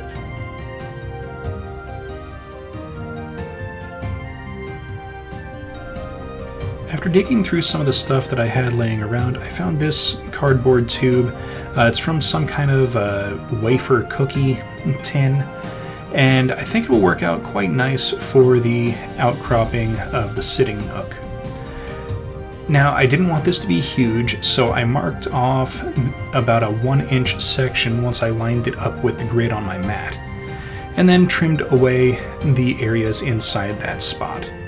So this is now the area that's going to be used to make the reading nook outcropping. I want it raised up just a little bit so that any kind of roof structure that I make for the lower floor isn't going to be impeded by this outcropping. I also want there to be a floor for this. Since I'm raising it up, I'm going to make that along with the outcropping and glue it into place before or just after attaching everything.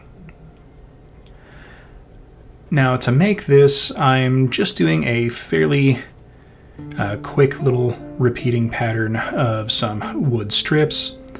These are about 1.5 inches long, and then I use some offcuts to kind of fill in the extra space.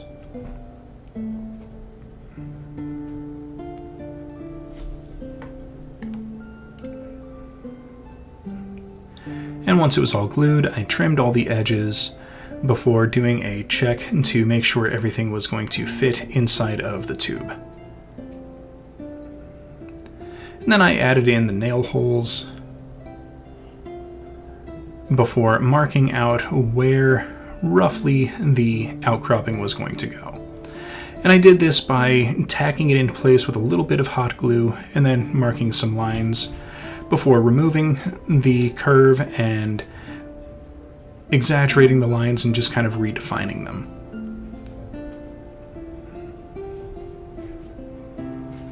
Then it was a pretty simple matter of trimming everything away with an X-Acto blade, and then I was able to take the tube, fit it into position, and start gluing everything into place. Now, I learned from the previous floor that I needed to do some extra support to make sure things didn't bow or warp as I was working. So I took an extra moment to add in some extra support curves on the top and bottom of this section. This would just be here to kind of prevent any damage. And it'll also give me a nice little guide of where the top and bottom of the outcropping should or shouldn't start.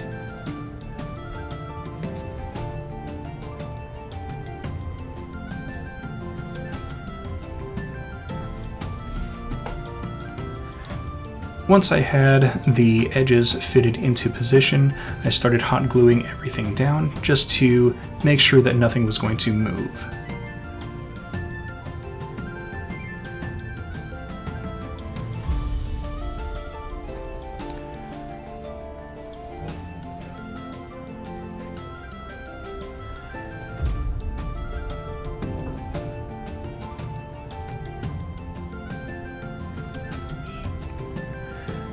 With the main structure of the outcropping done, it was time to start figuring out how I wanted to do the roof section. And I fiddled around with a little bit of chipboard here or there before moving over to a couple of kind of cocktail skewers made of bamboo. Now these are a little bit thicker than matchsticks, and I decided to try and fit some of them into position to give a little bit of support to a roof, and my thought was that I was going to kind of drape things across the top of it to achieve the roof structure that I wanted. Now, I was trying to fit in 3 of these to just kind of give a little bit of extra support, and I realized that I was overcomplicating things and really only needed the first one, the one straight down the center. So I removed the other 2, did a little bit of trimming to the chipboard, and was pretty happy with how everything was kind of lining up.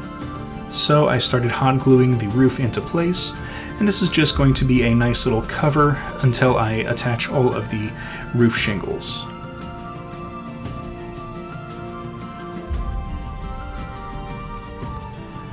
Now for the flooring, I wanted there to be some kind of extra visual to the bottom, so I started attaching in a few more pieces of wood, and I wanted it to not raise up too high on the inside. So you can see that I've got this kind of little curve on the inside of the bottom, and that's so that it all kind of recesses down so that the extra height isn't added on the inside of the tower. I don't know if that explanation makes a ton of sense, but I'm hoping you kind of get the gist of what I'm doing.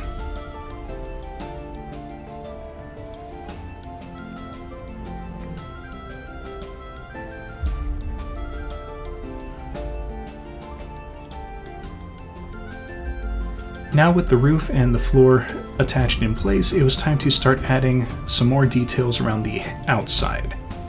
Now I, off camera, attached a strip of trim on the top and bottom, and then using a few matchsticks and a tongue depressor as kind of a distance guide, I began adding a few little supports wrapping around in various places.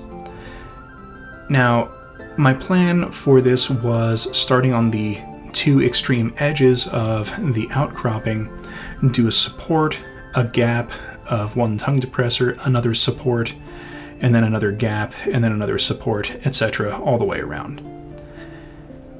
And once everything was glued into place, I could start plotting out which areas I wanted my windows to be. I knew I wanted 2 windows, so I eventually settled on kind of doing a solid area, and then a window, and then a solid area, and then a window, and then another solid area.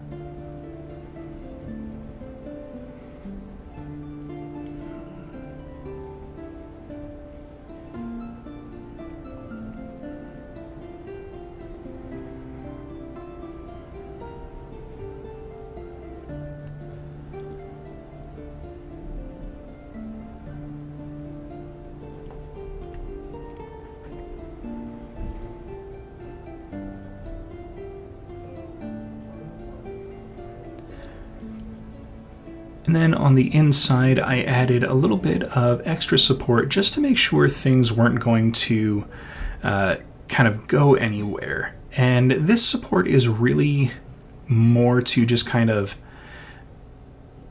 add a transition piece to the top of the inside than provide any actual real stability. This is more just to kind of give an area where I can add wallpaper later without it looking too out of place. And then it was grabbing my X-Acto blade and starting to cut away the area for the windows.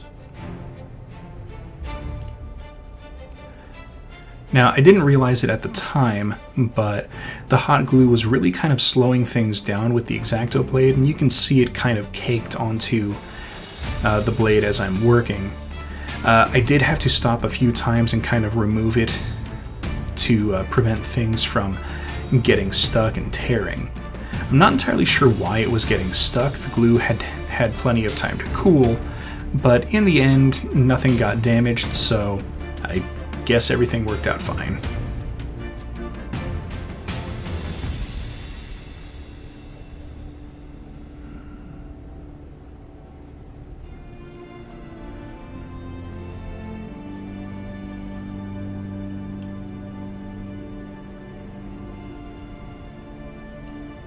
And there we go, 2 nice little holes for windows, and I can clean up the edges and do some more work off camera. Alright, that is pretty much it for the little reading nook, sitting nook, whatever we want to call it. I do have to do two other things. I need to add in the roof and then the windows, but the windows will be done after painting. The roof I will do after I do the extension on this side. That way I don't really have to worry about damaging the roof pieces while I'm handling everything. Now on the inside I did mirror what I was doing on the outside, so we've got the supports framing the windows, and I also added in the strip of support down at the bottom and the top. Now you can kind of see it, how the inside is a little bit narrower than the outside. That's going to help a lot when I put the windows in. If I size it to fit inside the outside supports, then it'll just kind of nest in place, and then once the glue holding it in place dries, it'll be solid and won't have to worry about it falling out. So now that this is done, it's time to figure out how I want to do this section.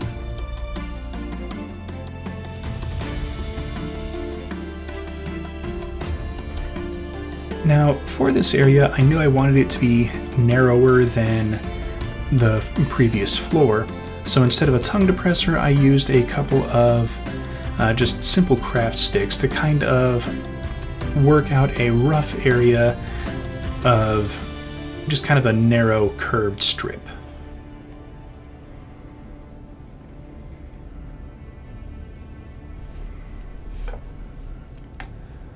Now, when I'm doing stuff like this, I like to cut out a couple of extras just in case one gets damaged, or if I need to save one for a later time.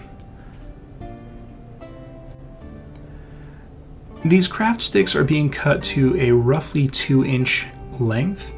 This will make it shorter than the main section of the tower wall, but still make it a little bit tall.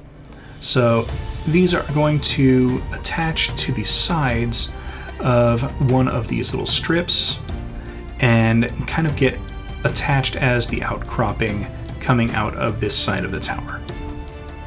But before I can do that, I need to add in my top and bottom support strips just to make sure that the curve of this section of the tower isn't going to be damaged or bent out of position while I'm working. Because the absolute last thing I want to do is put all of this together and then have to break it to make it fit onto the main tower.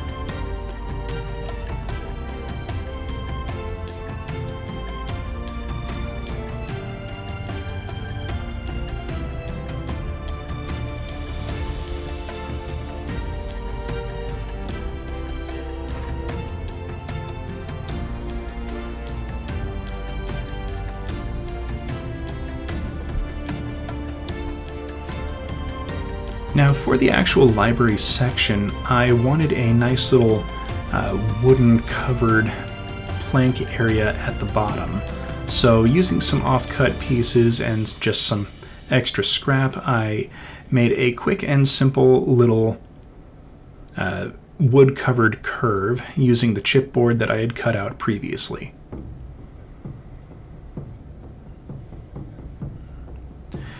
And then using the edges of it as a guide to figure out where everything was going to be placed, I marked off the edges and using the craft stick did a simple line going up the sides to know where I needed to trim everything loose.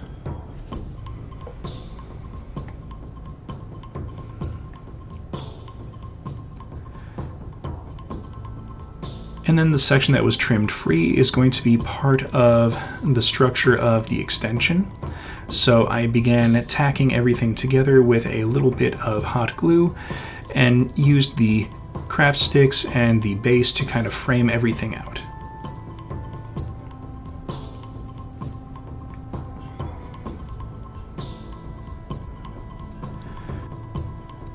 When I did the outcropping for the previous layer, I kind of added the top and bottom curve as more of an afterthought than initial plan. So this time I pre-planned where I wanted some things to go and then cut angles at the tops of the two craft sticks so that the roof would have a little bit of a gentle slope, but also be supported on both sides.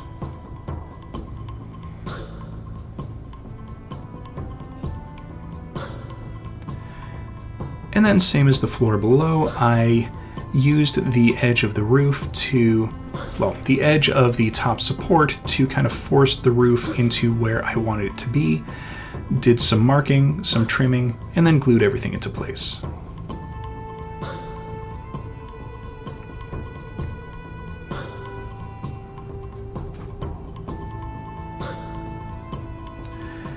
And then on the inside and outside, I added a few matchsticks as extra support beams.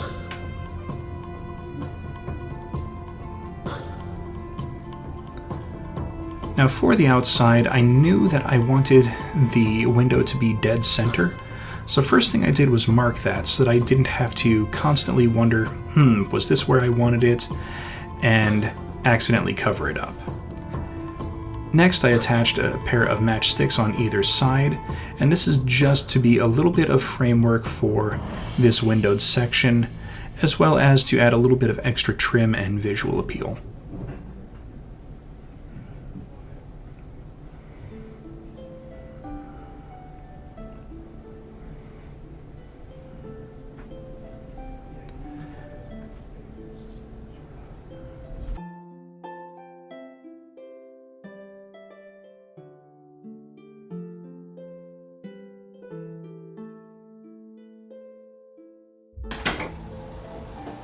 Alright, so I added some trim. Now the one on the top here is a half strip that I basically took a coffee stick and trimmed it in half and put that on the outside on the top. And then I did the other piece on the inside, and that's just to kind of give a little bit more support for where the window is going to go.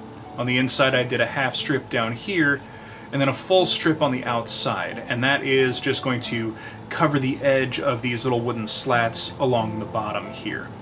So now we need to put in a couple more supports, one here, and then we'll cut the window section out and then put the supports on the inside as well.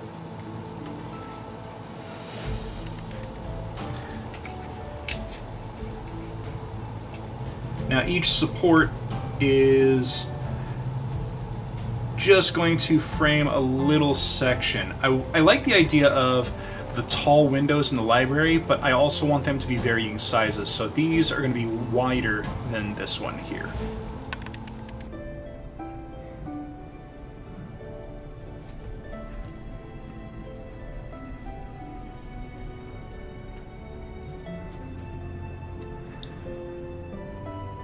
Now, as I was attaching the matchsticks into place, I was kind of helping the bond of reinforcement by just kind of adding extra hot glue here or there, any place that I thought was going to be a weak joint.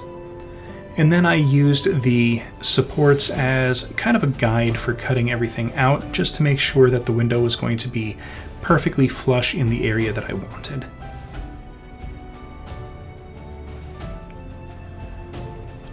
And then I trimmed a couple more sticks and put them on the inside.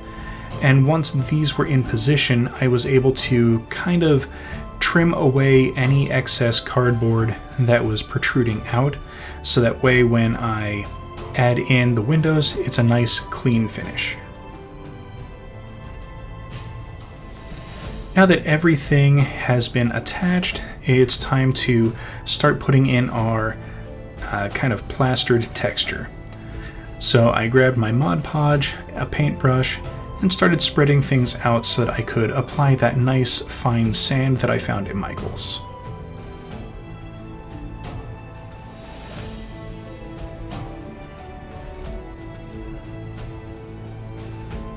And then after giving this about an hour or so to fully dry, it was time to get painting. Okay, so off camera I base coated everything. I did put the roof tiles on. For the extension over this side, I just did 2 strips. This one was a little bit more interesting, trying to get everything angled. Since it was a little bit narrower area, it took quite a bit to kind of add in all the layers. It does extend a little bit above the top edge, but not that much, so it shouldn't really affect how the next floor up kind of sits. So I think it looks pretty nice. Let's go ahead and start painting. I started by adding in the raw sienna and dry brushing it over all of the wood planks and support beams, just to give that starting of the nice wood timber appearance, before following it up with some warm gray as a lighter dry brush, just to kind of give it that nice weathered appearance.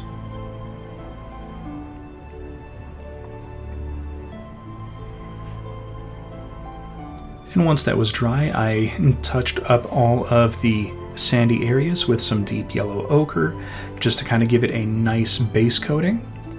And then once that was dried, I stippled on some unbleached titanium, just to give it that nice kind of a plaster appearance.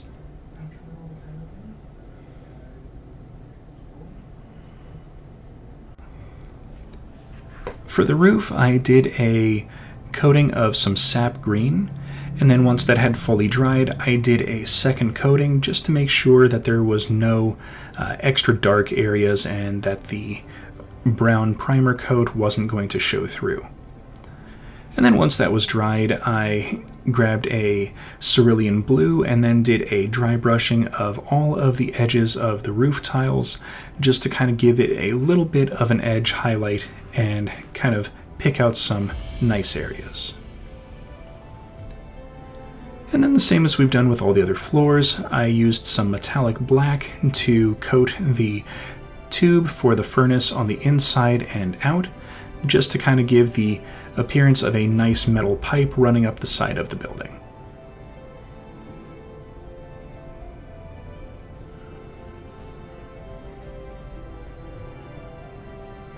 And once that was all dried, it was time to add the finishing touches. Now on the inside of the tower, I did the lower sections as the plaster, and then did the upper sections in the wallpaper that I cut from playing cards. I got these from the dollar store. They do have a rotating stock, I have found, so if they don't have the type of cards that you'd like, check back every so often and they might have them then.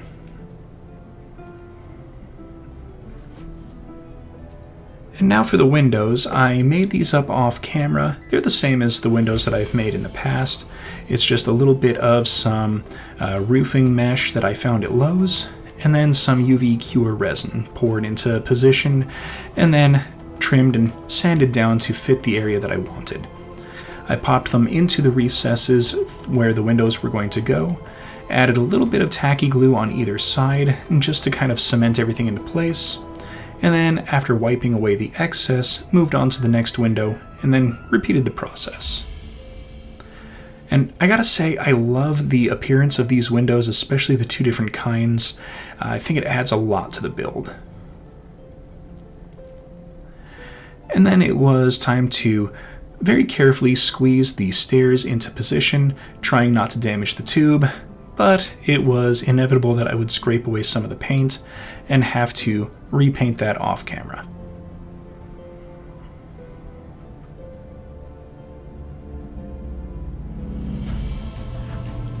And finally, it was time to assemble everything together, and much like I did on the previous level, I grabbed one section, applied the hot glue across the bottom before fitting it firmly into place and holding it until the glue cooled and I was sure that nothing was going to shift around.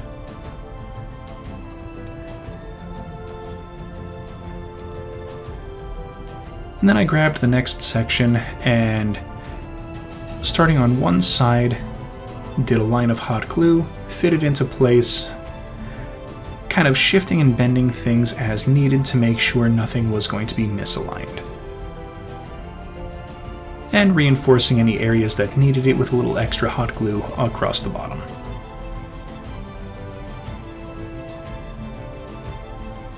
Now this side I kind of missed a lot of the hot glue, so once I had it fitted into place and things had cooled, I wiped away the excess with my finger. Alright, now that everything is assembled together, I can kind of start plotting out what it is that I want to do for the decorations. We need some kind of seating for our sitting area. I'm probably going to glue that into place just so that it doesn't move around. And then we need our bookcases for over on this side. I may or may not make a table for the center, I don't know yet. But I think that's going to be it for today. Thank you everyone for watching. Please hit that like button, subscribe for future content, comment down in the comment section, and we will see everyone next episode.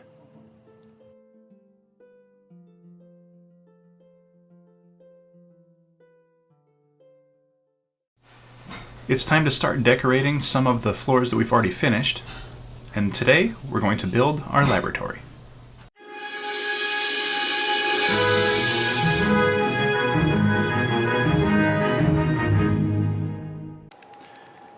Alright, I've been giving this a little bit of thought, and I've figured out what it is that I want to build for the two different areas.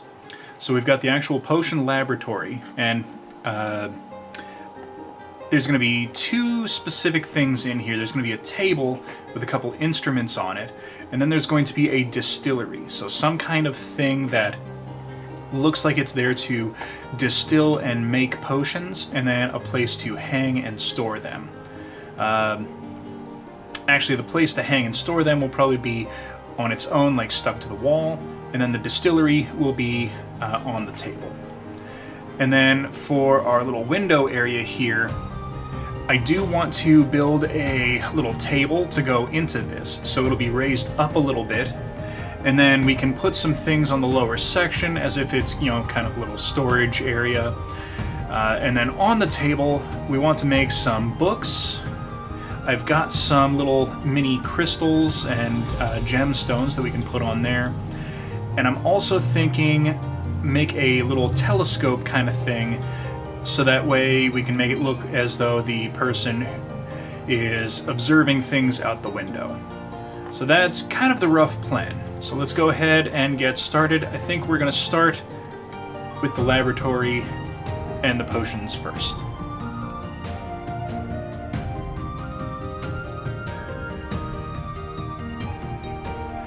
I started the lab by taking an empty Pringles can and tracing out a just quick little half circle on a 1-inch wide craft stick. And this is just going to be for our little table. Now, I fiddled around just a little bit with the spacing of the table, and everything ended up being pretty good in terms of placement.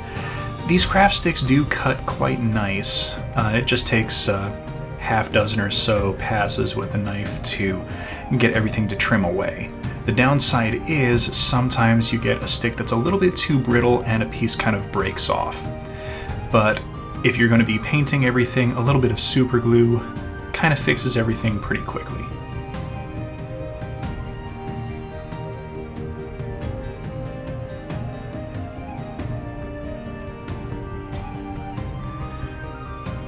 And it does fit in pretty nicely, but I ended up trimming it just a little bit more to kind of make it a little bit more half moon in its shape on both sides. Then using a little hand pin drill, I bored out 6 little spots for some table legs.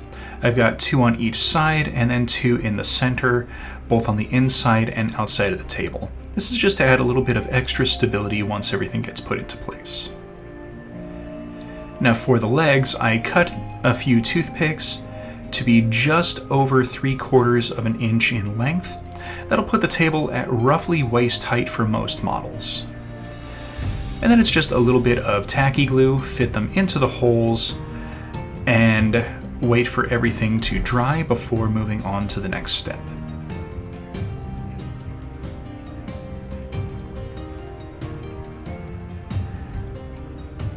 Once it was all dry, it was time to stain everything with a little bit of some burnt umber wash.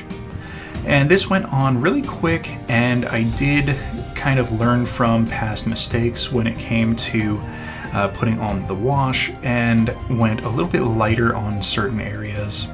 I didn't really care about going too light on the bottom, since this wasn't really going to be easily seen from below. but for sake of consistency, I did paint everything down there as well.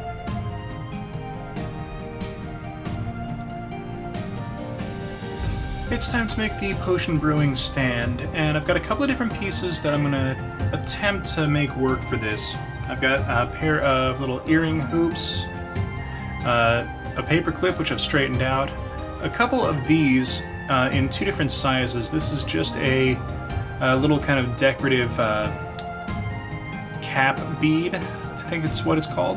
I've got one that's this size and one that's this size, and these two are just going to make up the base, and I think it's going to look a little neat doing it that way. And then I've got these, I've got two of these. This is essentially going to be the little stand where potions are going to be placed onto. So the first thing I'm going to do is bend this just a little bit.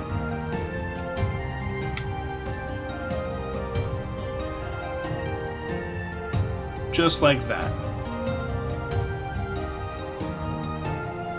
Now I need to take the rest of the earring and I'm going to very carefully bend it and straighten it. Now I don't want to damage this if I can avoid it.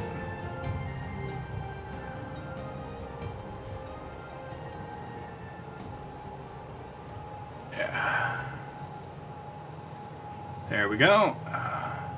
I'm going to bend this, get this back into focus here. There we go. So I have bent this to kind of be a little kind of a chemistry beaker stand, I guess you could call it. And I'm going to clip that off. There we go. So now I can glue this piece onto here. Alright, grab some super glue. I'm going to put a little dab on the end.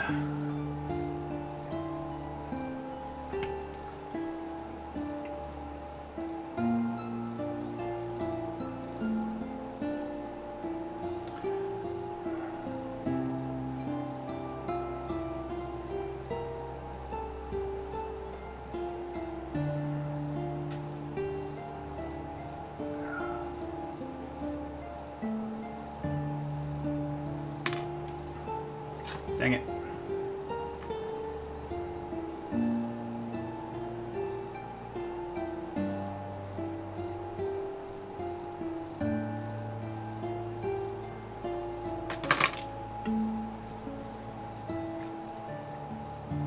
So anyone who works with super glue knows this struggle, the moment where you're trying to get something to attach and it just doesn't want to cooperate.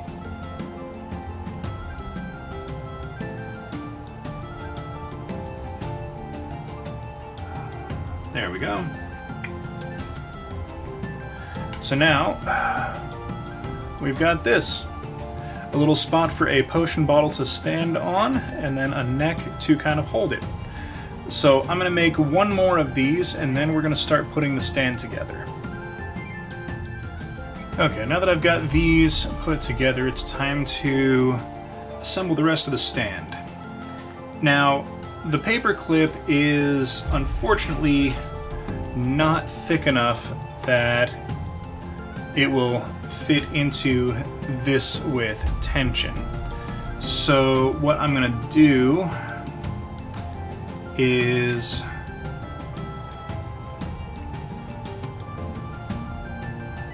add in a bit of super glue,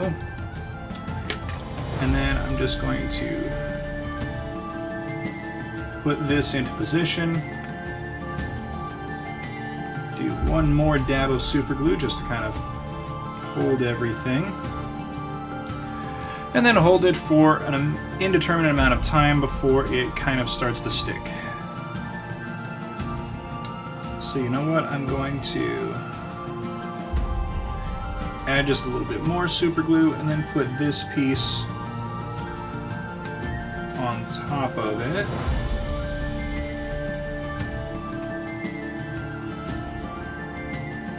And that's going to kind of help hold everything into position. And I think it'll look a little nice. Okay, I'm gonna mess with this off camera, and then once everything is firmly in place, I'll show you what I've got. Alright, get this back into focus. So here is what I have come up with. I ended up bending the paper clip underneath here just to make sure everything would stick in place, and then added some more glue. And then I've got these kind of tacked in place, show you from a different angle. Now once this is fully cured and the super glue is dry, it shouldn't really be able to be damaged all that easily. And what I'm going to do is hopefully not break it, but there we go. Clip the paper clip off the top. And now I'm going to add one more bead. This is just a neat little decorative thing. It has a neat little pattern engraved onto it. I'm just going to glue that right on the top here as a way to kind of cap everything off and add a little bit more decoration.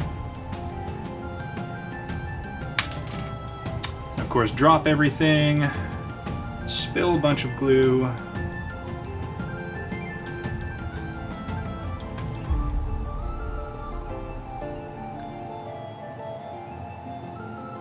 There we go.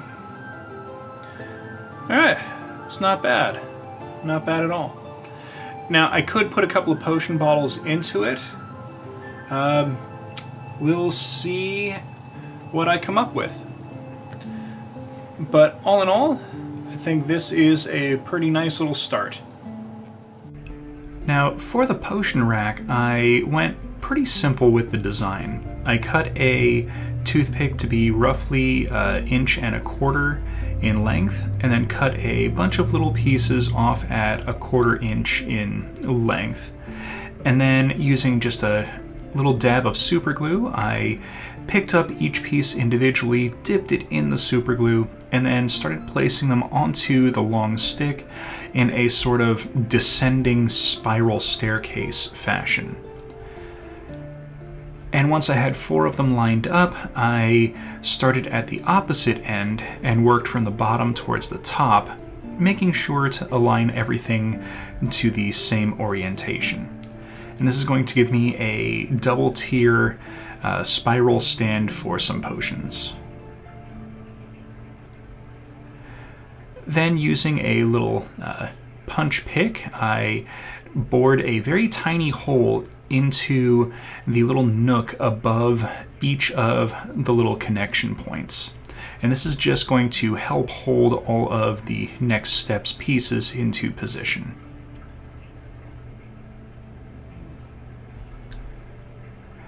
After successfully not stabbing myself with a poking stick, I took the eye loops from a bunch of earrings, dipped them into some super glue, and then very carefully placed them into the hole that I poked in and laid them onto the top and side pieces as a little bit of extra support. Now, I've made potion bottles in the past, but I've figured out a new method of doing it, and I want to go over that pretty quickly here. So this is just a thin strip of wire, and I've got a somewhat clear bead, and then I took a bunch of the little mini perler beads that I picked up a while back, spray painted them silver, and then used them as kind of the neck of the potion bottle. Now, to put all this together, what I'm doing is adding a little bit of tacky glue to the wire. And then I grab the bead that is going to be the main section of the bottle and just kind of twist it back into focus. There we go. twist it around the glue just until the inside is coated, and it's going to stick to the wire pretty easily.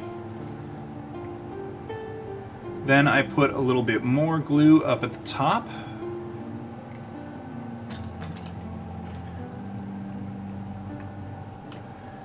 And then fit the perler bead onto the end. Now, once these fully dry, they will be ready to go onto the potion stand, the potion distillery, on the table, whatever it is I want to do with them. And I can make as many or as few of these as I'd like. Now, the only thing they don't have is a little cork stopper. Now, there is a reason for that, and I will kind of go over that when it's time to put these onto the potion stand. Alright, it's time to put the potion bottles onto the potion rack. Now, I did reinforce this just a little bit with a little bit of extra super glue just to make sure things wouldn't kind of fall apart. And I clipped the potion bottles off of the wire. And bring this in so you can see it. I left just a little bit up off the top here and clipped it flush at the bottom. Now this is so that this bead, which is going to be the stopper, can kind of attach at the top there. But we're going to do it in a particular order. So what I'm going to do now is take this, and we're going to put the potions on and fix them into place. Now, this is going to get a little tricky because we're going to put the potion on and then glue the bead onto the top. Now, tacky glue will probably work for this, so I'm going to take some and just put it into a little tray here.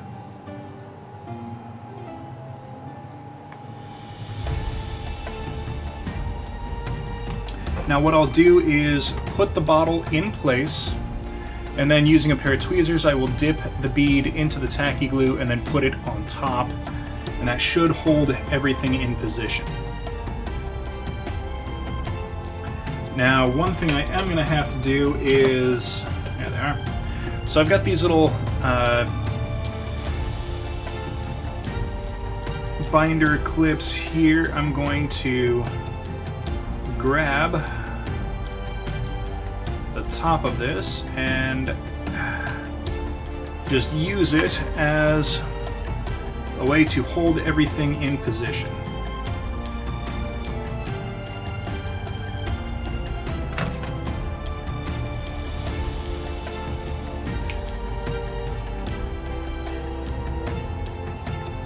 Okay, I don't know how easy this is going to be, but let's see what we can do.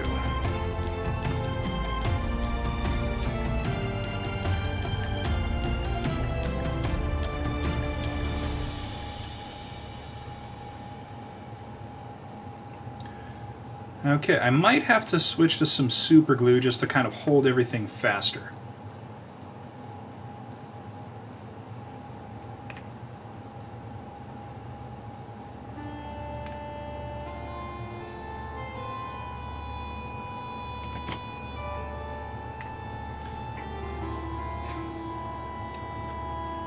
Okay, let's see if I can do it this way.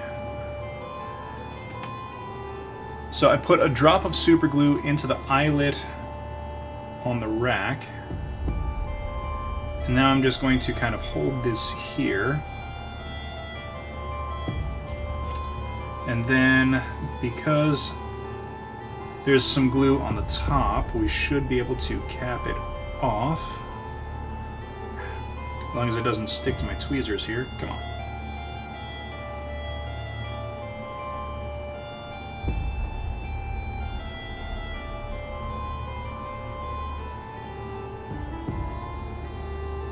There we go. Okay, that's gonna work out. See if I can get this into focus. There we go. It's not too bad. Okay, I'm gonna film putting the rest of these on. but I'm going to do it a little bit sped up just so you don't have to see everything repetitious in slow motion. Now, while I'm putting all this together, I want to just kind of address a couple little things. I did paint up the rack in some lead belcher. That was just a quick, simple little thing of once all the glue dried, I took it out and did a quick little spray prime with some lead belcher spray paint. And it all went on really nice, and I think it adds a nice little extra bit of visual for the potion rack. I will say, while I do like how everything turned out, making the little spiral rack is a little problematic because of its size. If it was a little bit larger or a little bit wider, it probably wouldn't have been as fiddly as it was.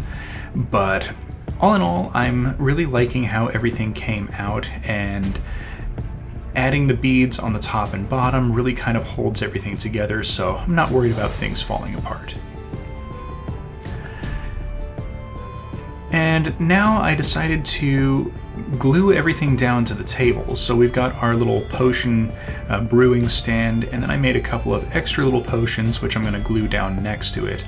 And that's just to, signify that this is a really nice potion brewing lab that is definitely a kind of production workhouse for this wizard. Maybe he makes them to sell in town or something like that.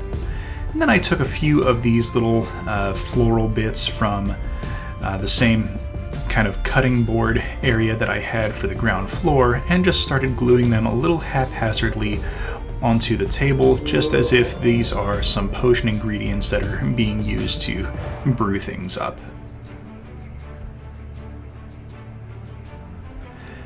And once that had had a little bit of time to dry, I put some tacky glue on the bottom of each of the table legs and fixed it permanently into place. And then, using a combination of tacky glue and a little bit of super glue, I positioned the storage rack into place as well. Now, looking back, I should have done just super glue, because the idea I had was to just kind of hold everything in place with tacky glue, and as you can see, it definitely did not hold on its own, so I added some super glue off camera.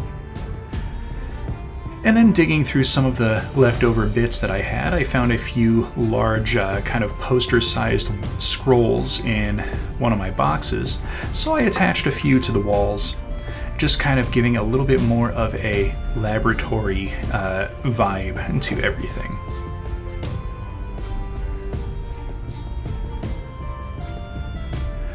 Alright, now that that's all done, it's time to add the shelf into our window. Now, this was a lot faster, but a little bit more fiddly than the table in the little potions lab. I started by taking the lid from the can that I used to make the walls and used that as a way to trace out where the shelf was going to start and end. And then it was, once again, just kind of trimming everything away.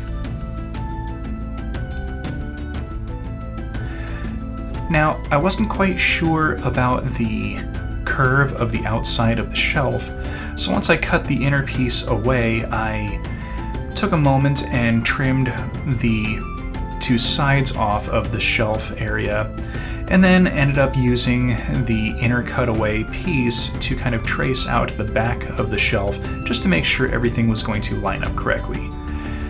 And after tracing it, I realized that I was worried about nothing, because everything kind of lined up almost perfectly.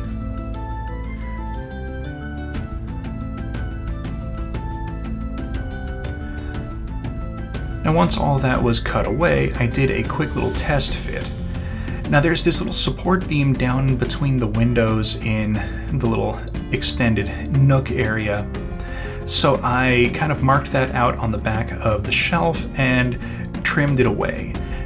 This is just to kind of make it a little bit more flush with the outside section of the wall, and this will also give me an extra point to kind of glue into to help reinforce everything and make it solid.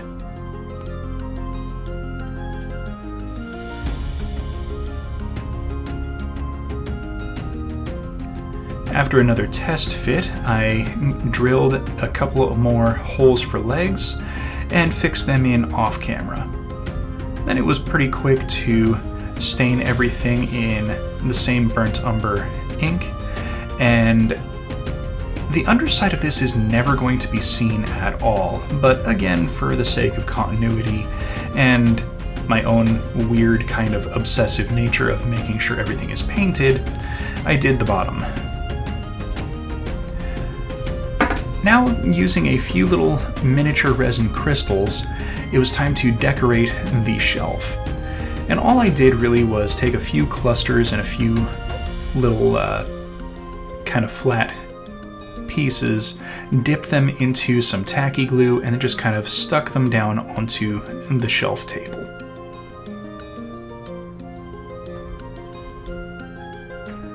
I went with quite a few of the crystals here because I wanted the table to look a little cluttered, but also be kind of visually appealing. Then, using a little bit of Mod Podge, I took a few more of the random pages that I had kind of laying around and glued a few of them down just kind of in a small little pile, just to kind of give the impression that the wizard is studying these crystals or experimenting with them, taking notes. Maybe he's referencing some old scrolls, things like that. And off camera, I took a few more of these and then glued them to the walls as well, just to kind of give a little bit more visual to look at. Now, to color the crystals, I used the 3 gemstone paints from Citadel Workshop. There's a red, a green, and a blue. And I just kind of picked a couple out at random and painted them up in the various colors.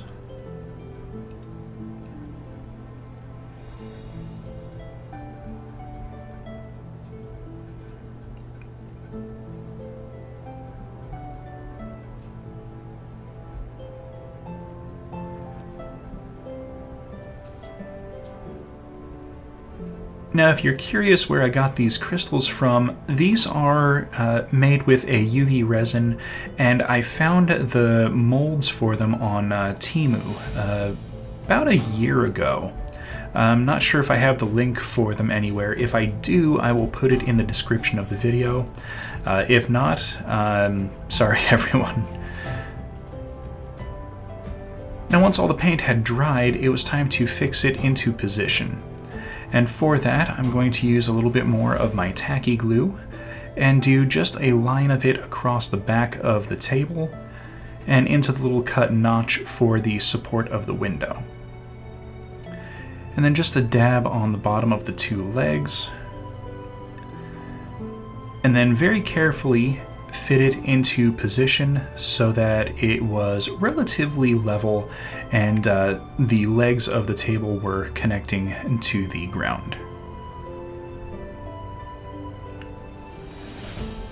Now, I did not make anything to put into the space under the shelf, but that could be done at a later time.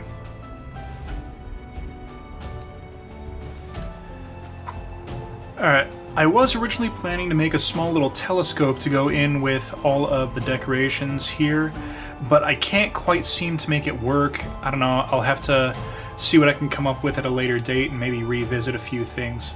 But I still want to add one more thing to this whole floor, and I think you're gonna like it.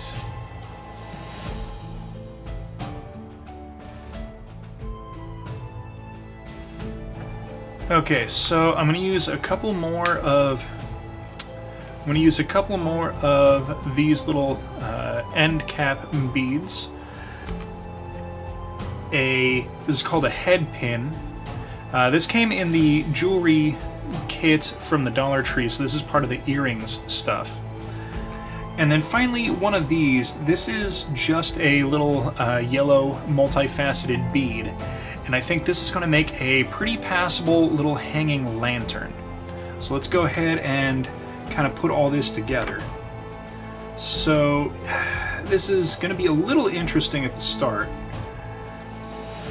I'm going to fit one of the caps on the bottom and then add in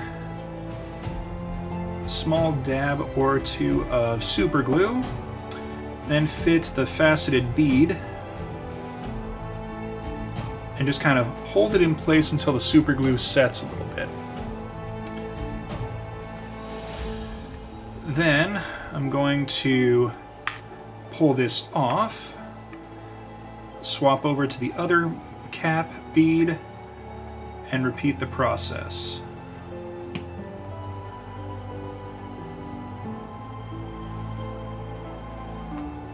And of course, stick my fingers to a whole bunch of different parts of this, because that's just how this goes.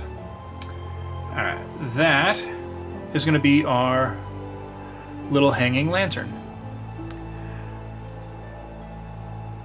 Now the next part of this is going to be a little interesting.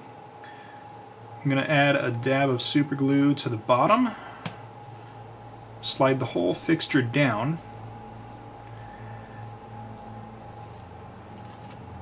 and kind of scrape some of the excess glue off and bend the top here. So what I want to do is give just a little bit of space, so I'm going to grab it with my tweezers here so that there's a little bit of a gap, and then bend it at roughly a 90-degree angle. So this is what we've got right here. Get this back into focus. Okay, so now I am going to fit the whole thing onto one of these. This is just shy of 1 inch long. It is 7/8 in length. And I'm going to slide this on, and it'll get glued into place right there. And then I will clip off the excess on the back. And then we can glue this into place inside of the room to make it appear as though there's some lights. Now I am going to paint up the wood, same as I've been doing with the tables. I'm just going to use some ink. We'll come back once I've got these painted up, and then we'll start attaching.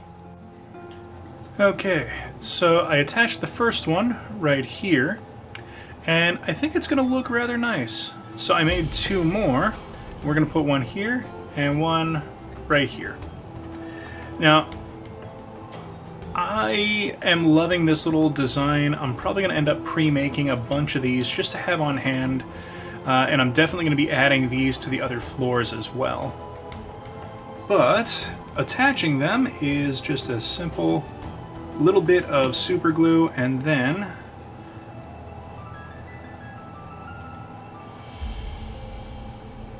hold into place, and there we go. A little hanging lantern.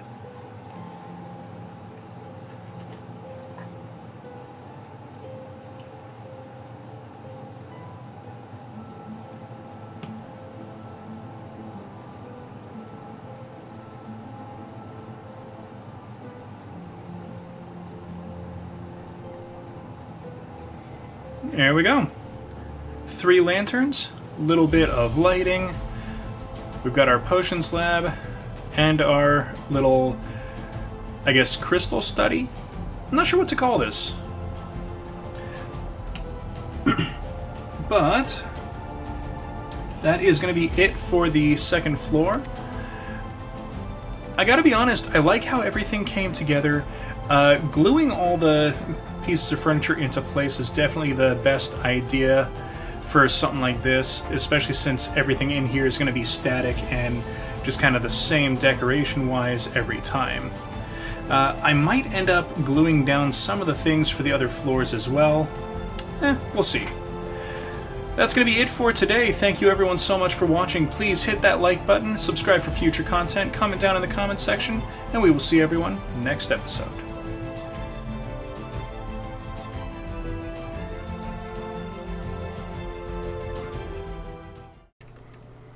Hello everyone, welcome back to the channel. Today we are going to be building the interior for our library.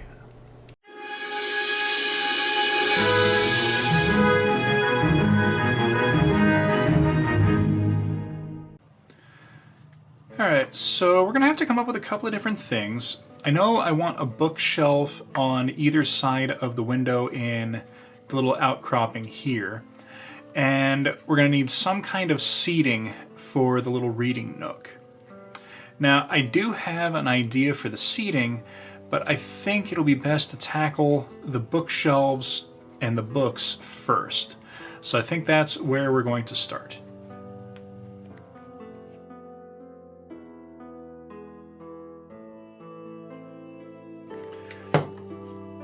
Alright, to start things out, I'm just going to take a tongue depressor here, and I'm just bringing it up flush against the bottom of the roof shingles, and I'm going to mark it just at the top of the little support piece that's been put on the outside. And that should give me a nice piece that will fit inside of the window area without being too tall or too short. Now, before I go any further, I'm also going to mark a couple of pieces on a craft stick. This is going to be the outside framework of the bookshelf. Now, the goal for this is to make a shelf that will fit into the window, but not be so large that it sticks out, and not so wide that it blocks our window. I want the window to remain as visible as possible without, really disrupting anything on the inside and still maintaining the bookshelves. And I don't want it sticking too far out that we lose some of our floor space. So I think this will help achieve that. Now, we are going to need some shelves, so I'll use a off-cut piece of craft stick for that. So let's go ahead and start cutting. Okay, since we've got everything marked out, it's pretty quick to chop all these pieces loose. Now, as far as the actual shelves go, we're going to have to hold off on those until we've got the two side pieces done and glued into place. That way we can measure the shelves to be the exact width that we need, and hopefully won't have to tear things apart and then recut things and reposition anything. Now, I know where the top and bottom are going to go. So we have a piece that's going to fit directly on the bottom, and then another piece that's going to fit directly on the top. Now, what I am going to need to do is kind of plot out where it is that I want the middle shelves to go.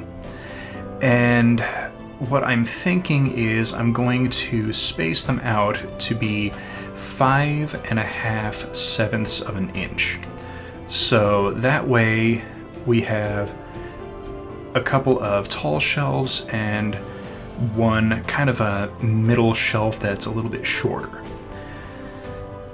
And this way I should be able to put in the books as well as something else.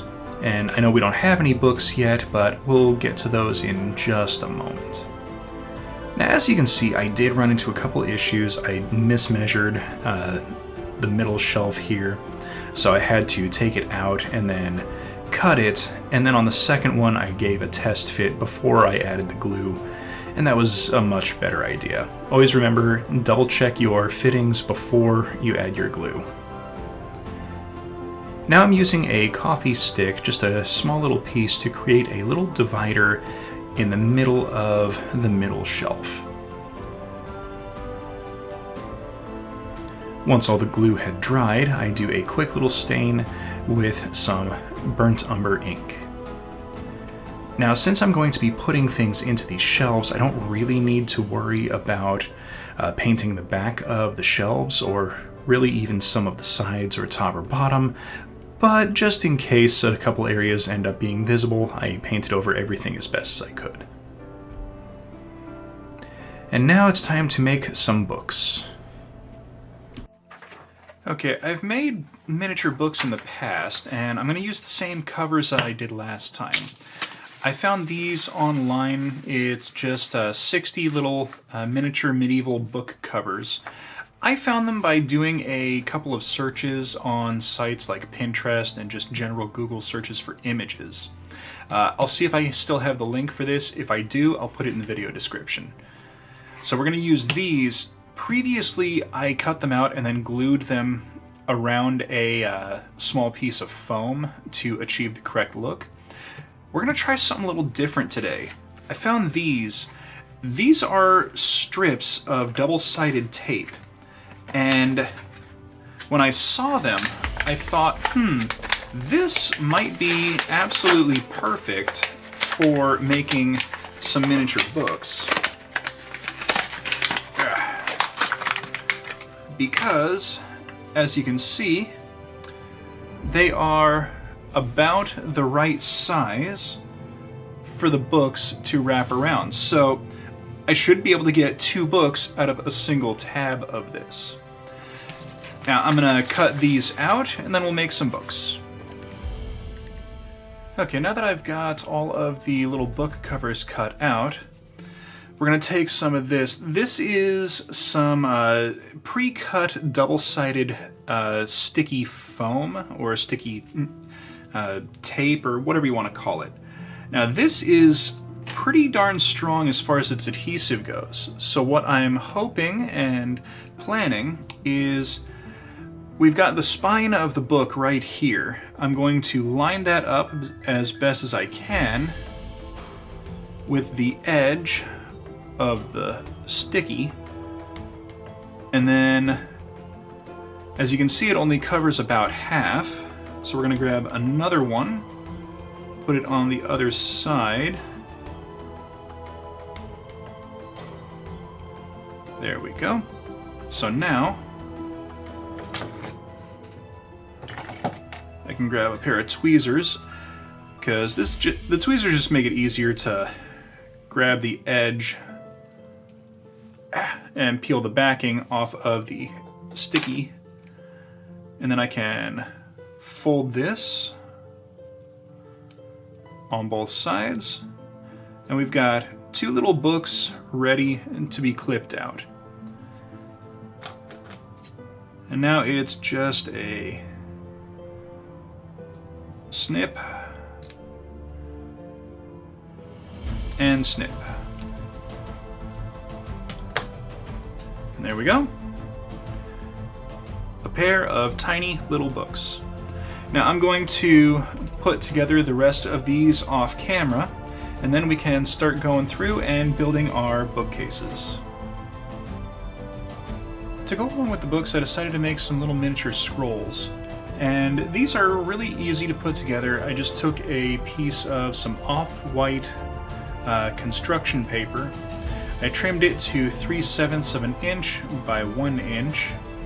And all I'm going to do with this is just kind of very carefully bend one side and then roll it between my fingers until it kind of curls up. Now you don't want these too tight, you want them to kind of unroll just a little bit so that they can really be noticeable as a scroll. And I'm making a few of these just to kind of have little decorative bits to kind of add to various areas inside the library. And as you can see, once you've got the paper cut, or in my case, I tore the edges and just kind of ripped the paper just to kind of create a more handmade, uneven appearance. You can make a bunch of these in very little time and just kind of have them on hand for when you want to add some decorations. Once everything was crafted up, I took a pair of tweezers and a little drip of tacky glue and dipped one side of the books into the tacky glue and then just kind of slid them into place on the shelf. Now I could wedge a 6th book onto each shelf, but 5 looks a little bit more appropriate and they don't look like they're just kind of stuffed in there and packed into place. And then I repeated the process with the scrolls, just stuffing 3 into each side of the middle shelf. And I think that looks rather nice. Alright, we've got our 2 little bookshelves. I think they look rather nice. The combination of the books and the scrolls gives it a little bit of extra depth and a little bit of difference of visual so we don't just have a bunch of books and nothing else. So now it's time to fit them into our window. Now, like I said at the beginning, I didn't want this to kind of block the full view of the window, and I didn't want it to stick out. So, I'll use this one as an example. As you can see, putting them in at a very slight angle means that all the books are going to look like they're easily accessible, but, bring this in here for you, it doesn't really protrude out into the floor, and we still have a pretty good view of the window. So I'm going to do that for both of the shelves. And to hold them in, I think just a little bit of tacky glue will do the trick. Now this one is going to go onto this wall, so I'm going to put the glue along the bottom and along this edge right here, because those are going to be the 2 points that contact the rest of the floor.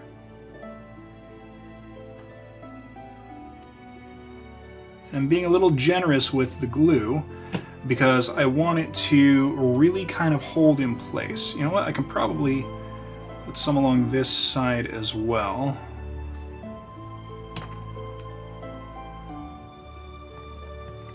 Slot that in. All right.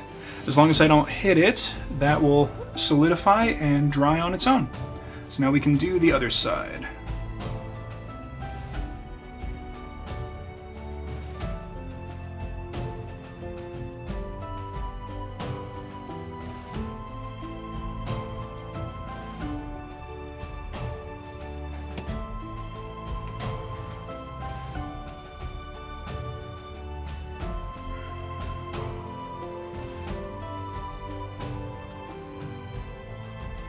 Oh, look at that. That fits really nice. Okay, we still have view of the window, which is good. And as you can see, they barely protrude out even a little. So we have achieved both of the goals for our bookcases. Now, given that we don't have the furnace, I might make another one to fit right here. But I don't know if that will make thematic sense, given that the tube is going to be running heat up and down. Having a bookshelf directly next to it wouldn't really make a whole lot of sense in terms of proper storage of books and things. So we might do something else for this little area, maybe a poster or something hung on the wall. I'm not sure yet, but we'll think of something and I'll see what I've got in my assorted bits of collectibles. So now we need to build our sitting implement. I'm thinking a chair of some kind, or maybe a slightly large kind of maybe a love seat or something like that. We'll see what materials I have and what I can put together, but I've got a couple of ideas for something that might work. And then finally, we need something for the center. We've got a nice open area, but I need to put something in there. This piece, though, is definitely going to be removable, just for the sake of gameplay. Ooh, no, better. Instead of putting it right in the center, we'll build something and then put it right here, in between the bookshelf and the reading nook. Yeah, I think that's going to be the best option for this situation. So let's start with our little seating area, and then we'll move on to the last bits of the room.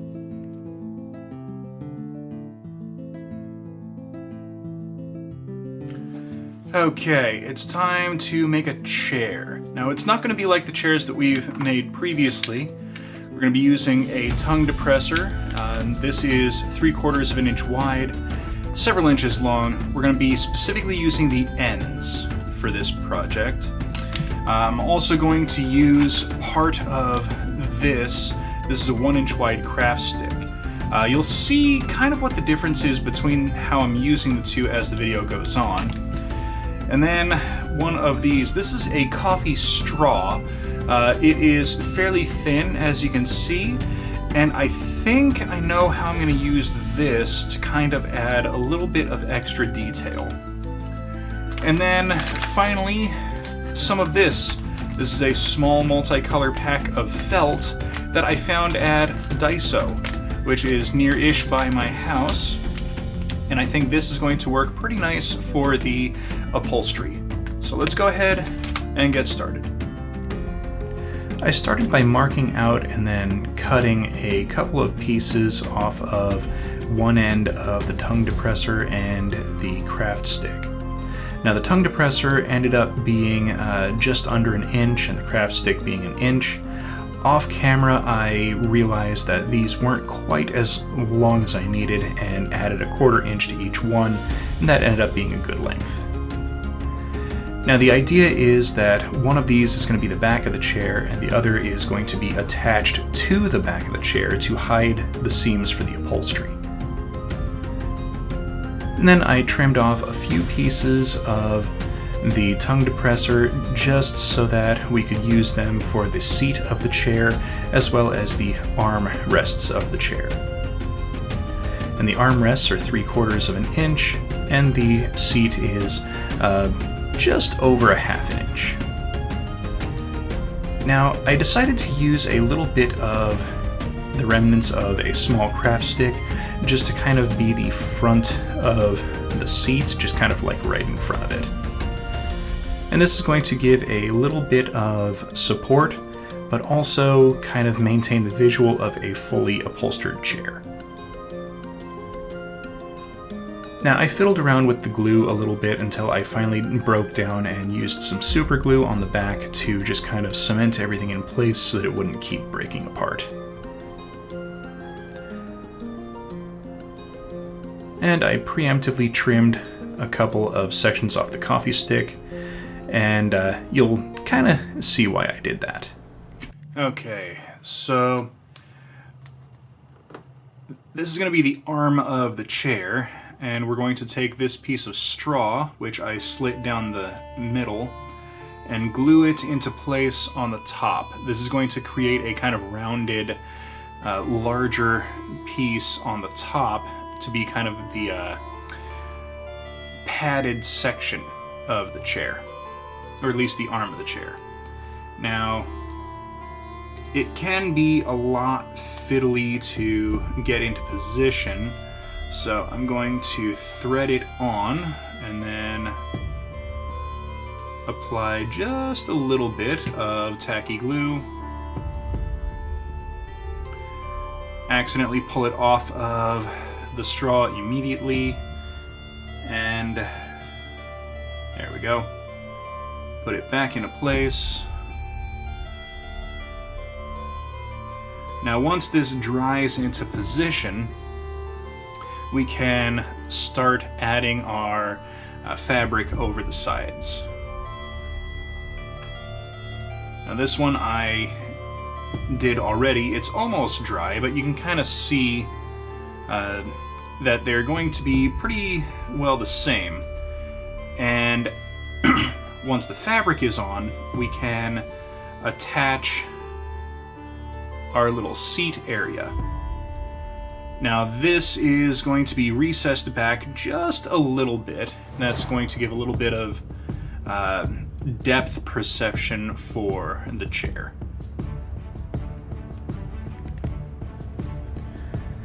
Now for the fabric, I cut a strip off that is a little bit wider than the armrest of the chair. This is going to allow me to kind of fold it over itself in a couple of areas to kind of seal off the side of the armrest. And you'll see what I mean in just a second here once I get everything back into focus. So now that it's wrapped around the top, bottom, and the sides, I can do a couple of little snips and then just kind of fold the end in on itself. And this is going to be the front of the armrest. And this way we can kind of hide the wood and just kind of make everything closed off and kind of seal itself. Now this is the larger piece of the craft stick that I cut off camera. I'm attaching a little piece of the tongue depressor, which I trimmed down just a hair, and then sealed around the edges with some hot glue just to kind of make a little curve. And then, repeating the process for the armrest, I trimmed a rough little, very badly done oval over the top, and it's again kind of bending the craft felt down and kind of folding it in on itself and gluing everything into place until we have a nice little wrapped up backing for our chair.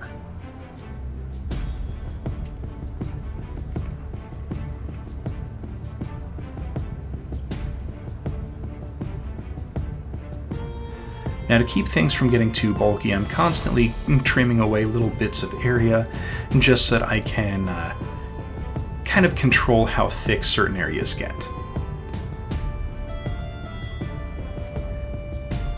And now, assembling the various bits together, we've got our seat with the two armrests, and then we can reinforce it with a little bit of glue and then attach the backing. That looks pretty good, and I made a little seat cushion with a little bit of foam and wrapped it in some felt. Now, to give a little bit more of the impression of a nice, finely made chair, I'm trimming down just a little bit of a coffee stirrer stick and then rounding the two ends, well, the top end, so that we have that nice little curve, and then this will get glued onto the ends of the armrests. Now, I didn't want these to stay, just kind of a unprocessed color, so off camera I paint them up with the same brown ink before I glue them into place. It gives just a little bit more of a visual for the chair and also helps to hide any of the seams that didn't quite get fully folded over. Okay, so let's see how... Alright, I might have made the chair just a hair bit too big, but I think it'll still work. But instead of putting it there, let's put it right here. And this will be kind of more the centerpiece of the room. And then we will put something else inside of the nook here. Maybe I'll make a little bit more of some kind of something. You know what? I think I have an idea. First, let's fix this down.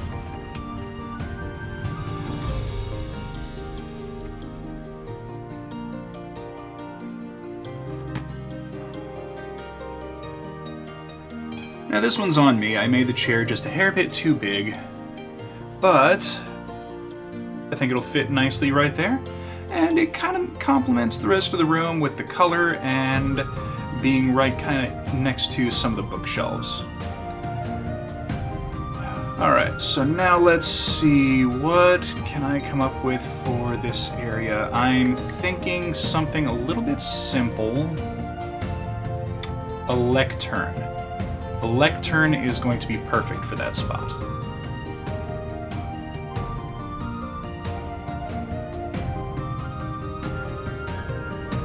Okay, so I'm going to use a little bit more of my tongue depressor remnant for this. I'm cutting this to just over a ½ an inch in length. It's a little bit more towards the 3/4 than the ½ inch. And then I'm trimming off I started with a piece of craft stick, but then switched quickly over to some matches, because I wanted this to kind of look like a little display piece that's just kind of sitting in the little windowed area. So I'm doing a quick little framework on one side of the tongue depressor with the matches. Now, lecterns are kind of like, think of them like a book display, just an area for a book or a scroll or some kind of library item to be displayed for public viewing. That's kind of what a lectern is. Now, trimming down the craft stick just a little bit, I'm going to add in a piece of coffee stick, glue them together to create a little right-angled section. and this will get glued onto the bottom to create a little bit of a angle.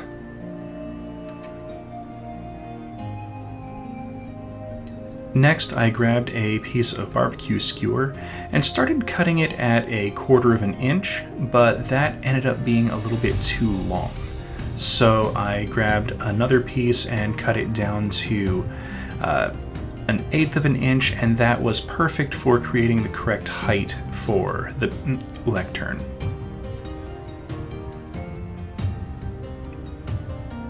Once I had all the pieces cut, I glued them in a roughly indented but centered position, and then put a cap on the bottom to be a little platform that the whole thing is sitting on. Alright, so the lectern turned out pretty nice. We need to put something into it to make it really kind of like a nice display. And I was thinking about putting in 1 or 2 of the books, like in the bookshelf, but we've got a ton of books already. So instead, I made some decorative scrolls.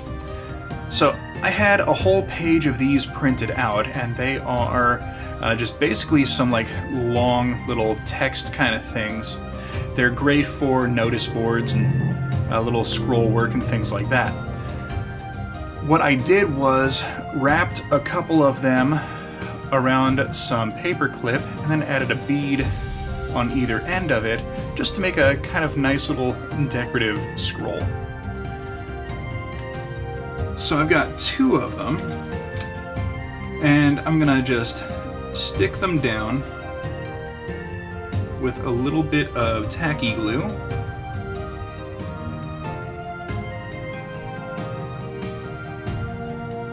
Just to give this a little something extra for the library.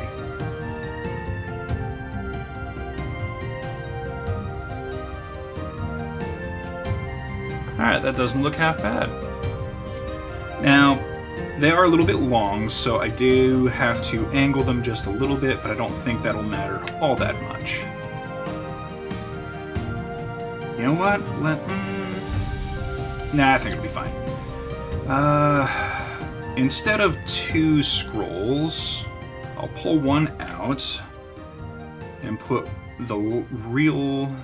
put one directly centered. Now once the glue dries, that'll be clear, so I'm not worried about it. But it gives a nice little visual for our lectern. Not bad. So now it's time to put it in place, and I think I'm going to do just a quick line of super glue, and this will, careful, don't want to drop it, fit right there. Just going to press it down a little. Alright, that is fixed in place, and our library is complete. So here we have the finished library. We've got our nice little bookshelves with some scrolls and books, our little comfy sitting chair, and our lectern. I took the top of the other scroll, ripped it off, and then fixed it into place at the bottom, just to kind of make it look like the scroll is a little bit more ornate. And I think that came out rather well. I do still have to add the lanterns, but I can do that off camera since I went over how they get made in the last video. And like the last video, we're going to have one here, and I think we'll put one here. I'll check it just to make sure it doesn't, like look like it's gonna hit the guy in the head, but it'll either go here or maybe we'll just have 2 on this level. So that's going to be it for today. Thank you everyone so much for watching. Please hit that like button, subscribe for future content, comment down in the comments section, and we will see everyone next episode.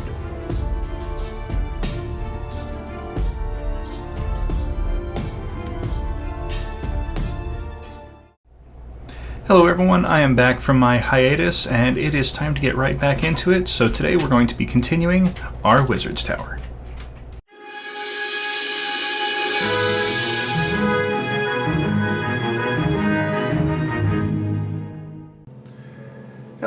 welcome back to the channel. As you can see, I am back from my away trip, and it's time to get back into the Wizard's Tower. So, this is the last level that we made, and the last level that needs to be made is going to be the residential area up above this section. Now, I want that area to be bigger, so we're going to use this larger tin to do it. And as you can see, I'll just kind of flip this here, it is a little bit larger, but we still need to attach a stairwell. And this is going to essentially be 3 parts to this last floor. We're going to make the floor itself, we're going to decorate the floor, and we also need to make a roof to go on top of the whole thing. Now, making the floor is going to be a little bit of an in-depth process. I need to add the staircase, well, I need to add the stairwell section, and then that's going to have its own little roof coming off of it, and it's going to be a little bit shorter. And then we also need to kind of divide this up into 2 separate sections to make it easier to work on the interior. But I think today we're going to make the roof exclusively, and to do that we're going to actually build it onto the lid for the can. Now this is going to make the roof removable so that we can get access to the interior, and we can also have it fairly easily attach to everything. Now, there are 2 things that we need to kind of pay attention to with this. First, I'm going to bring this in. The lip on this one is solid metal, so it's got a lip on the inside which is not sharp, so I can rub my hands on it and that's fine, but that is going to make it impossible to have this separate into 2 pieces to work on. So this top section is going to have to be cut, but that means that we won't have the lip to secure this down snug into position. So that I'm going to have to figure out a way to address when I go to make the rest of the main structure. So I'm not going to worry about that today. Now, as far as the roof goes, what I kind of have in mind is not quite what we've been doing. So previously, I've been attaching little strips of roof shingles and then kind of slowly tapering them up into the top point. Now that could work, but on something this large and this round, that would take forever just going around and around and around and around. So what I think I'm going to do instead is I'm going to raise up a section in the middle here, maybe 1.5 to 2 inches, just a little up from the center. And then we will have spokes coming up to it around the rim. And what I'm thinking will happen is once we've got those spokes in place, I will cut pieces of chipboard to go in between them, and then glue the roof shingles into place on those chipboard pieces, and then we'll put the chipboards into place and kind of have a recessed roof section in between a whole bunch of little rafter beams. So I think it's going to look pretty good, and to do that, move some things aside here, we're going to utilize a couple of different pieces. I'm going to use a bunch of the rectangular barbecue skewers, and these are going to be our rafter pieces. I'm thinking I'll end up using a few matchsticks, kind of to put in a little bit of extra support in between everything as a place to glue the chipboard down onto. Now, all of this is going to get glued directly to this lid, and then the chipboard pieces will get glued onto these. Now for the center support, the post coming up from the middle, I've got a few round chopsticks. I think I'm going to use one of those, probably the very end, the tip, just to kind of have a little point coming off the center, and that'll also give me a place to grab onto and pull to pick up the roof once everything is put together. Now, I've got an idea in mind, but I think it's going to be a little bit easier if I just do a quick little trace out, and then we can kind of mark where the rafter pieces are going to go. and that will give a definitive layout to where everything needs to be. And I can also take a moment and just kind of tack the, maybe even use one of the counting chips, attach the chopstick to this, and then put this down in the center, and then I can build everything on this page and then attach it to the roof here. And I'll probably end up attaching it with tacky glue or hot glue, or maybe a combination of both of those. So yeah, that's going to be the rough plan, so let's go ahead and get started. Alright, let's get started by building the frame. Now the first thing I did was grab the chopstick and then just kind of marked off a 2.5 inch length. I wanted to keep the taper at the very end of the chopstick, so that's going to be the top, and then the wider section is going to be the bottom. Now I'm marking out just a simple little 2-inch high measurement, and this is going to be roughly where I attach all of the kind of roof rafters to. And then to make things a little bit simpler, I'm just going to super glue this to the counting chip, and this is going to give me a fairly stable base to work with. Now I traced out the lid that I'm going to be using for the roof, and what I'm doing now is just kind of marking out a cross section for where all of the rafter pieces are going to line up. And this is also going to give me the dead center, which is where I'm going to stick the central post down to. Now I don't want this to move, so I'm just going to do a single drop of super glue and then tack this to the center of the paper. Then I can kind of eyeball the rough angle that I want for all of the rafter pieces, and then mark out the first one, clip it, and then I'll use this one to mark out all the remaining ones. Once all the rafters were marked and cut, I trimmed the excess away from the circle on the paper, and then just kind of set that down onto the lid. Then, using a little bit more super glue, I went through the slow but careful process of gluing all of the rafters down just to the central post. I'm not gluing it down to the sides of the lid just yet.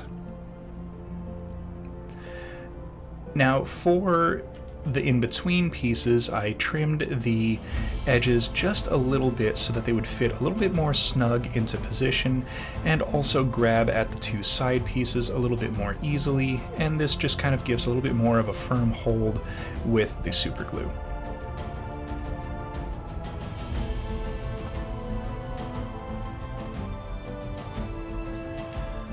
Alright, off camera I added in the various little supports for the, I'm going to call them roof panels, for the roof panels.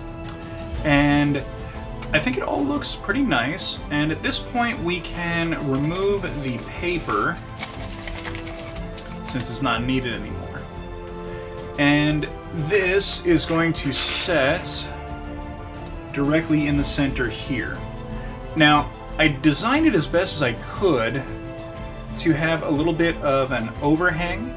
That way we can kind of drape the roof shingles over the edge and help disguise this rim. Now, to help further disguise it and to kind of keep everything from being wobbly and flexible, I'm going to attach a series of bent coffee stirrer stick to the outside of the rim. That will keep this whole piece rigid and also help to disguise it once it's all in place. Now, once I've got the rim wrapped, I'm going to attach this into the center. Now, even if I reinforce this outside edge, this center here is going to be a little flexible and a little wobbly, but that's okay, because once everything is glued in place, that won't matter anymore.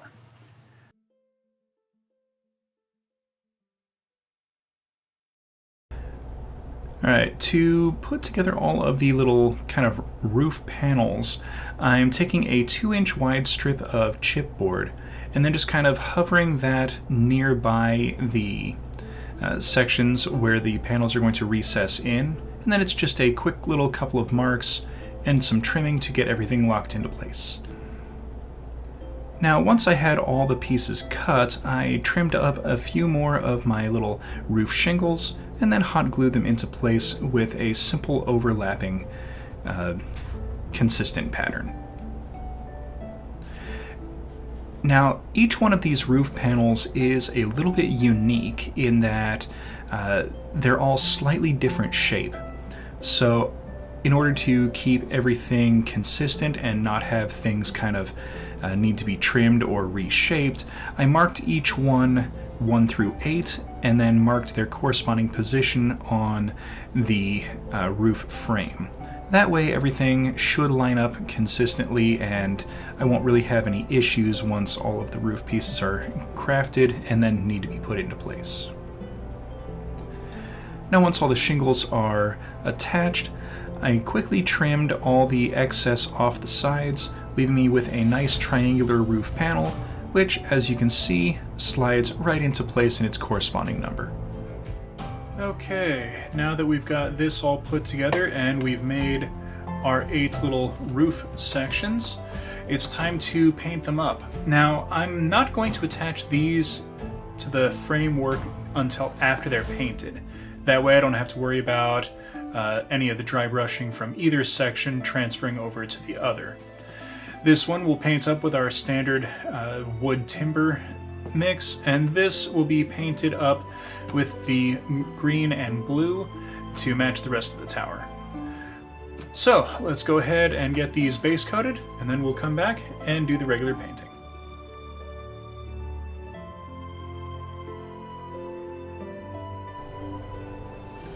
Now once the base primer had dried, I did a double coating of some sap green to give it that nice kind of deep and rich coloration. And this really helps to kind of cover up the darker undertones, but you still kind of get little bits and pieces here or there. Once that was dried, I did a upwards dry brush using some cerulean blue to give some nice edge highlights to all of the shingles. And then once all of that was set off to the side and drying, I grabbed the framework and then did a simple dry brushing of some raw sienna to give it that nice kind of wood undertone, and then followed it up with a dry brushing of some warm gray, and this is going to give it a nice little weathering effect. Now, since the kind of support struts in between aren't really going to be seen, I don't really focus on those, mostly just the main rafters. And then once everything had fully dried, I grabbed some tacky glue and then did a fairly liberal amount fitted around the sides as well as on top of the little support beams, just to kind of ensure a nice, solid, consistent fit. Now, as I'm pressing these in, I'm kind of doing my best to kind of press them down as well to make sure that the glue kind of coats all of the sides of the roof panels and just kind of locks everything into place. And once all the glue dries, it'll be relatively invisible and the roof should be fairly consistently held in place and should look pretty darn good.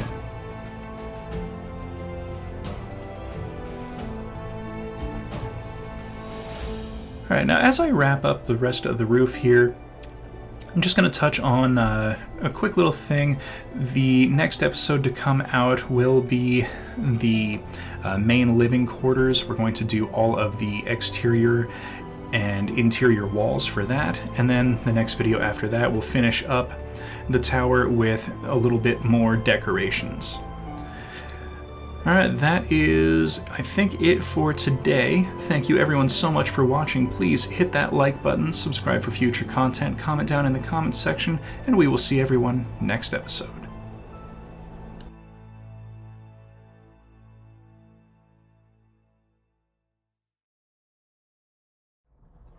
I know it's a day late, but sometimes life gets a little bit weird.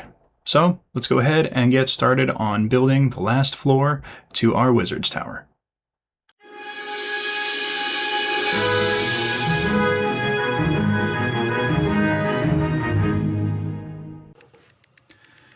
So last time we built up our roof and today we need to build the floor to attach the roof to. Now, I did a quick test of this off camera and noticed something. The roof doesn't really clip onto the can anymore. Now, there is a lip on the can, so it's a little too snug for that. It won't fit over the lip. Now, I think that's because it's become rigid, and that is causing it to not, have enough give to slip over it. So that's an important thing to learn now at the beginning, because I was originally thinking of putting a strap of coffee stick around the rim to replicate the lip that's on the can. I'm not going to do that now, and it's better to learn that now than it is to learn it partway through the video. So what we need to do is determine two things. I already know I'm going to cut the top and bottom off, and then we're going to make the floor and all of that. But one thing we need to determine is how tall of a section do we want. All of the previous floors have been made to 2.5 inches, and that's actually served pretty well so far. I'm curious though on what it would look like if I made it a 3-inch tall section, just to kind of give the impression that the top floor is a little bit extra large. But we also have the roof, which would be sitting on top of it, and that'll also give the impression that the roof is extra tall. So, not sure. Maybe we'll still go with the 2.5 inches. But either way, I think we should start by cutting the rim off the top and the bottom.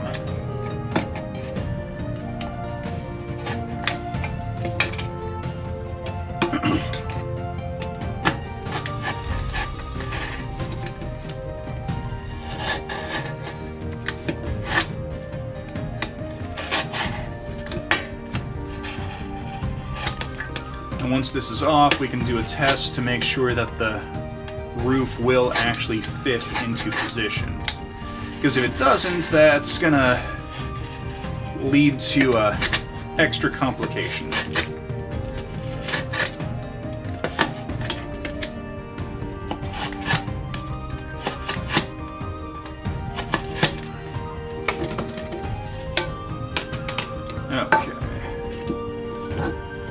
Okay, it does fit. So, okay, I know what I'm gonna do. I'm going to still put a wooden strip around the edge, but I'm gonna do it below the strip that's right here. So the strip will kind of be where the roof line will match up to. And then we will paint the other section above it to kind of match everything. All right, let's get started. Now, off camera, I trimmed the container down to be a 2.5 inch length, and then I marked out where the roof was going to kind of set. Now it's just kind of a matter of figuring out how deep the stairwell is going to be, because as you can see, the stairs aren't going to be the same size, and since I don't have to put an actual stairwell in, that's going to kind of influence where things need to go. So I started by just cutting a simple little almost 2-inch section off of the Pringles can. It took me a moment to figure the best way to mark the line. My little jig wasn't quite cooperating. But once I had the line, it was pretty quick to cut everything free.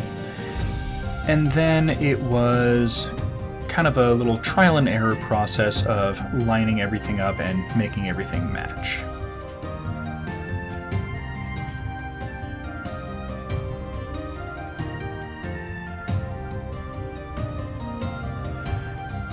Once I knew the rough dimensions, I clipped the Pringles can off and then decided to just start by gluing it onto the rest of the main cylinder.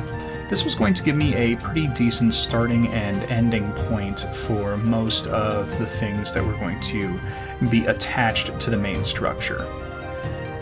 In a lot of cases, having something to use as a reference point just for where things are going to end up lining against really makes this kind of build a lot faster and a lot easier. Now, I did end up trimming the stairs down a little bit. I believe they ended up being roughly 1.5 inches tall.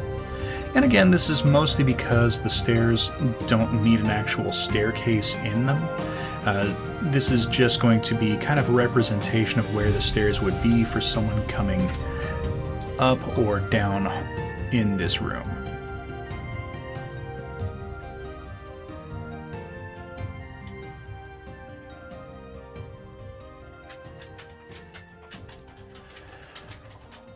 Now, once the can had been glued into position, I started marking out some barbecue skewers that were going to be attached in as our now kind of normal support struts.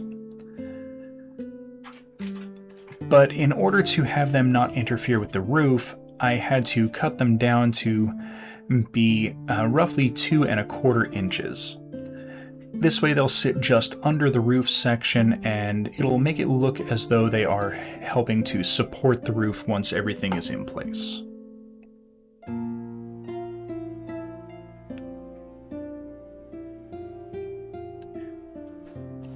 I did want multiple supports and just kind of eyeballed rough spacing around the outside.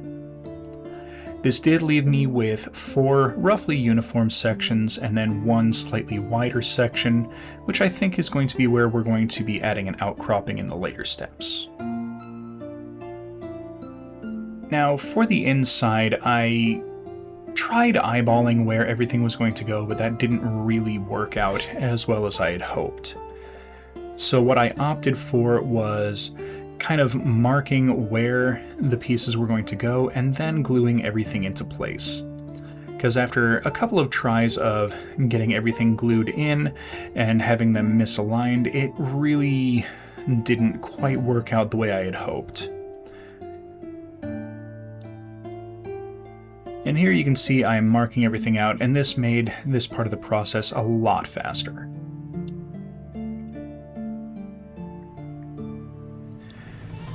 Now, since the inside support beams don't have to worry about coming in contact with the roof, they go all the way up to the top of the tube.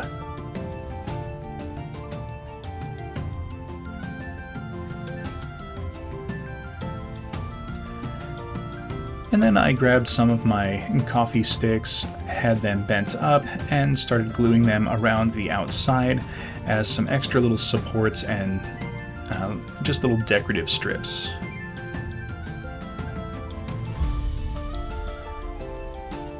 Now, I am keeping this relatively uniform to the rest of the tower, so we have the coffee sticks at the top of every part of the floor, but not at the bottom. And I do kind of take into account the need for a little bit of reinforcements here and there, so I am kind of spreading on a fairly generous amount of hot glue just to ensure nothing kind of breaks free. Because for whatever reason, it might have been the temperature in my work area, the hot glue really didn't quite want to hold everything in place on the first try.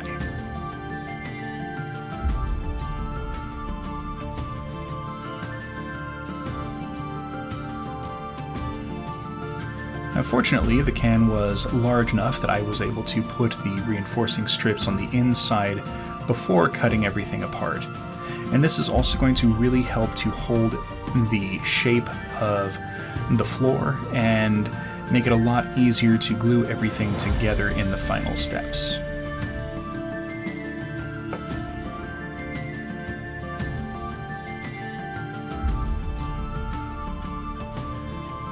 Now it's time to separate the walls just to make all the interior work a lot easier. With the walls kind of held in place and reinforced, it was time to cut out the opening for the stairwell.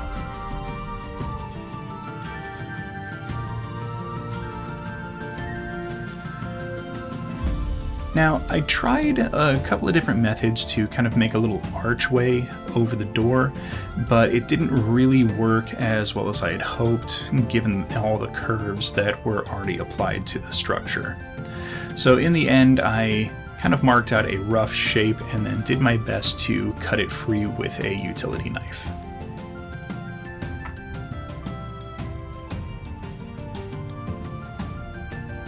Now, I do want some kind of roof work to go over the outside of the stairwell just to kind of help disguise everything and make it mesh with the rest of the tower, but we're going to end up doing that off camera, I think, just to save a little bit of time. Alright, we are at a pretty decent point right now. So I added in some extra supports and strapping. I added in the straw, which is going to kind of be our little hinge point. And I added in this little reinforcement here. These two sides were kind of flexing out, and this will hold them in position a little bit easier. And once the floor gets attached, that won't be an issue anymore. Now, looking at everything, I have decided on a couple of things. We do want our furnace to go in right here, and it'll be roughly the same style as the other floors, just kind of pressed up against the wall here. The difference is that the exhaust tube will go up on the inside, but not necessarily on the outside. And that is because this is going to be overhanging where the exhaust would be on the previous floors. So instead of right here, as you can see, it's going to be on the inside. So we won't have to worry about putting it on the outside to kind of have it match up with the other floors. We can have it on the inside, and that won't be any real big issue. Now, one thing I'm going to do is we need windows, and I want to add a balcony onto this. Now, for the balcony, I've decided this is going to be the best option right here. This is the widest section of all the pieces going around. So I preemptively trimmed this. This is from a small cardboard tube. And as you can see, it should fit quite nicely. Now, I'm not going to keep this as the balcony. We're going to use this as kind of a guide for the size of the balcony. I'll trim off a smaller section of this to use as kind of a railing. But otherwise, this is just going to be the thing that will let us make the floor where someone could stand on the balcony. So, let's see here. What do we want to start with first? I think the best option is going to be starting with the balcony. So let's tackle that next. Alright, it's time to start building the balcony. Now, for this, I have a little tube section here that I've got cut out, and this is going to be the main kind of shape, not necessarily the structure of the balcony.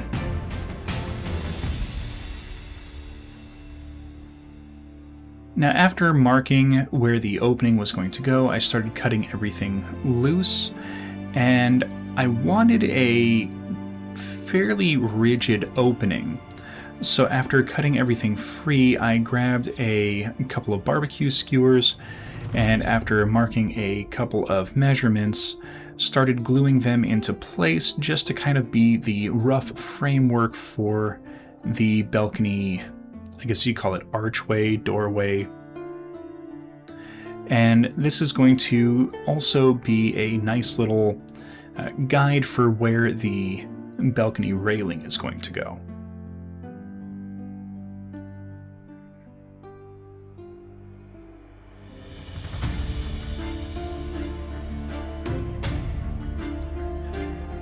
Now, given the size of the tube, I had to do quite a bit of reinforcing with some hot glue just to make sure that everything kind of held into position. And as you can see, the door frame does kind of protrude outward a little bit, and that's kind of what I want, because the balcony railing, it needs to go on the outside of the door frame, and that's just kind of going to help hold everything into place as well.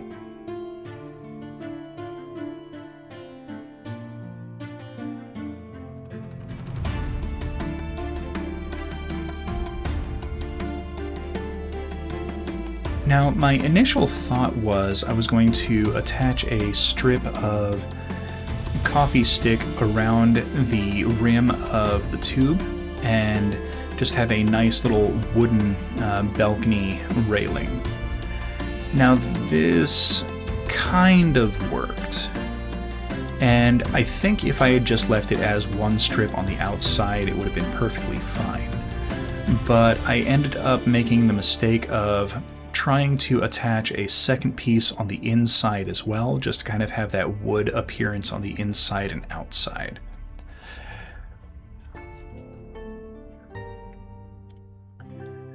Now here I'm just kind of trimming everything loose so that we have a strip that is roughly the size of our coffee stick.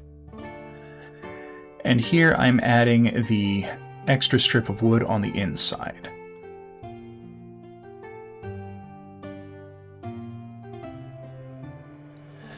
Now this ended up having two problems with it. The first is that the interior strip did not want to glue in place very well, and the second is that the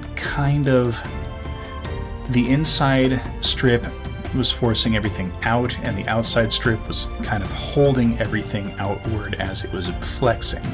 So it was just constantly pulling everything apart and distorting not just the shape of the railing, but also the balcony opening itself, kind of distorting the actual floor.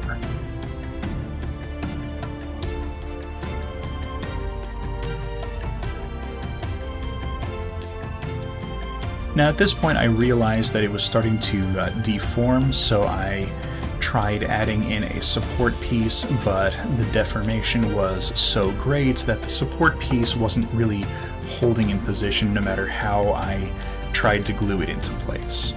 It might have worked if I had used super glue, but even then it still wasn't going to be an easy task to hold everything into place and get it all secured.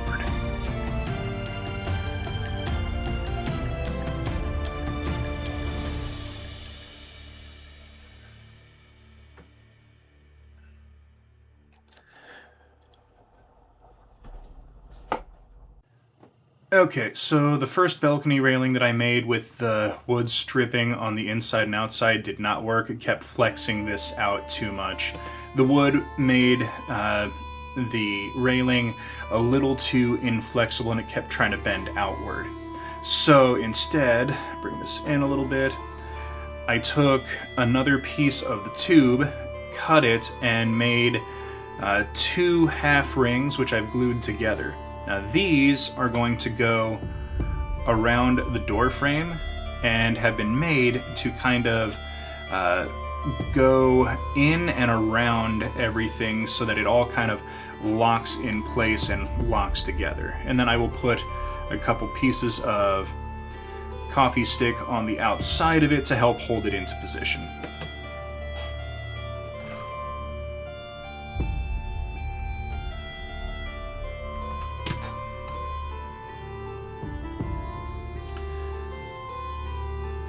Now the cardboard on this is a lot less rigid than the wood, but doing a double layer like this will make it strong enough that I don't have to worry about it getting damaged. And once everything is locked in place, I'll do some hot glue around the top and the bottom of it, just add a little bit of extra rigidity. Okay, that looks like it's firm in place.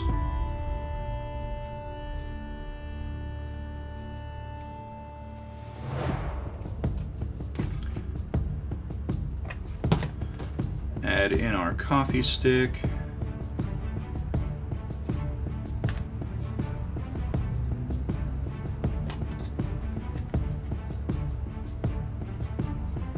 There we go. And then again on the other side.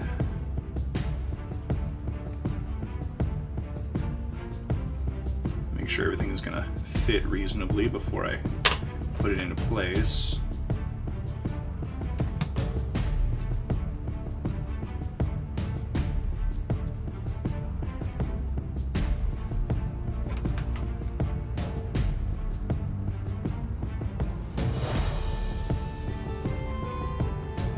knock everything down. There we go. Nice little railing for our balcony. Now I do need to make a floor for the balcony, and I added this little extra reinforcing piece. I'm thinking what I'm going to do is set the floor on top of it, just so that it's raised up just a little bit from the floor on the inside. It'll give it a little bit of a distinctive extra feature without adding too much extra height, and that will still allow a model to stand in the doorway or on the balcony. And then we need to add something around here to kind of be little balcony railings. And I have an idea on that, so we'll address that once we get to it. I'm going to build the floor off camera, we'll get it attached, and then we will tackle the railings. Once the floor was attached, I dug these out of my little bits box. These are just some little, like, miniature clothespins that I got at the Dollar Tree. Now, as you can see, taking them apart, they can be used for a lot of little detail texture without any real effort. So I'm using them as kind of the little support railings to go with the balcony. And I played around with a couple of different positions of them and decided that having the larger end facing downward kind of made everything blend a little bit nicer. And there's nothing really tricky about putting these in place. It's all just a little bit of hot glue, some clipping and shaping in select areas. And I used a couple more of them to kind of disguise the connection point of the sides of the balcony with the sides of the tower.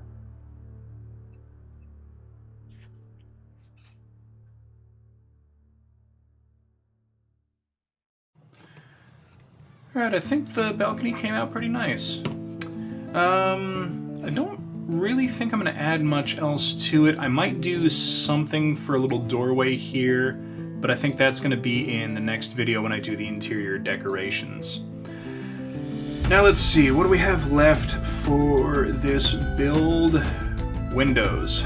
We need to put in some windows, and I'm thinking, since this floor is a little bit larger and we've already added an extension as part of the balcony, we're just going to keep the windows simple and just put 1 or 2 windows in each of these little sections here.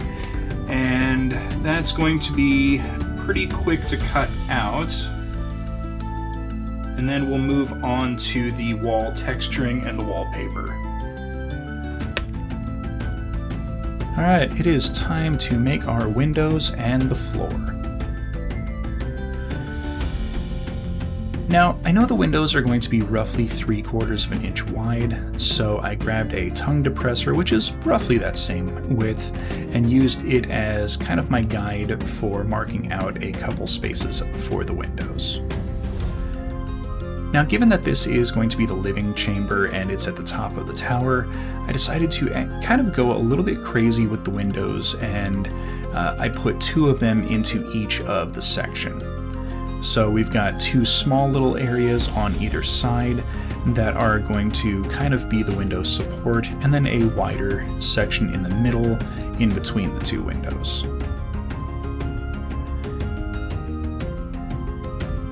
Now, had I been thinking about this from the start, I would have done a little bit less hot glue around the coffee sticks and just made my life a little bit easier, but you know, that's the kind of thing that you learn as you go and then remember, or at least try to remember for the next time you build something.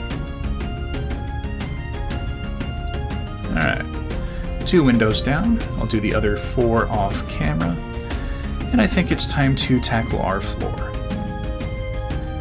Now, I did a quick simple trace out and then marked out a quick little set of lines. Each one of these lines is 1 inch apart, and that's just there to kind of help me stay with a consistent pattern on all of the little floor planks here. And these are just a series of repeating 2-inch or 1-inch pieces just to kind of make it look as though there's a nice, simple laid out floor.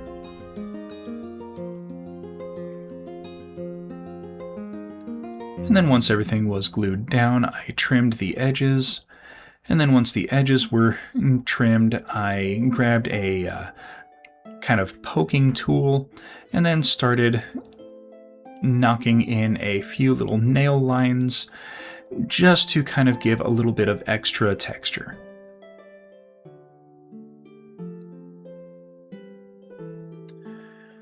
Alright, now that our floor is made and our windows are cut, let's get painting. Now, I started with a little bit of raw sienna, and this is just going to go over all of the areas that are going to be exposed wood.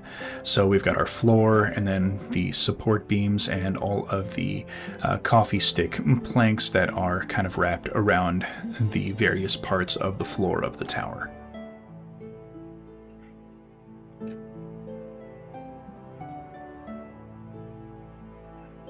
And then once that was all dried, I grabbed some warm gray from Master's Touch, and then did a dry brushing over all of the planks again, just to kind of give that nice weathered appearance.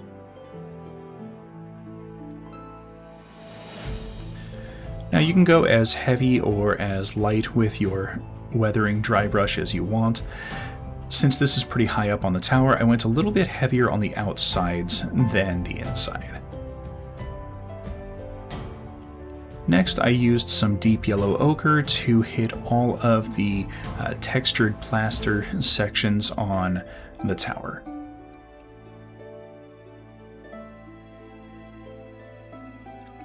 And again, this texture is achieved by applying some Mod Podge or tacky glue and then pouring some very fine sand over the areas. And then once it dries, it looks a lot like a nice little plaster coating.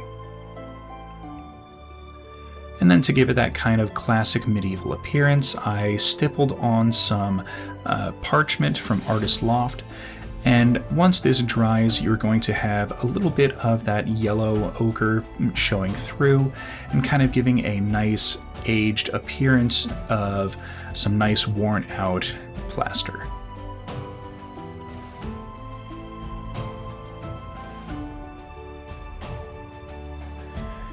Now for the inside, I grabbed a little bit of metallic black and painted over our furnace, which I built off camera because I already went over how to put this together in a different video.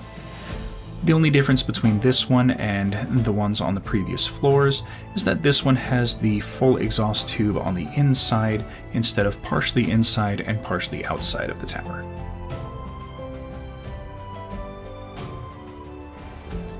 And once that was dry, I used some tacky glue to fit some playing cards into position to act as wallpaper.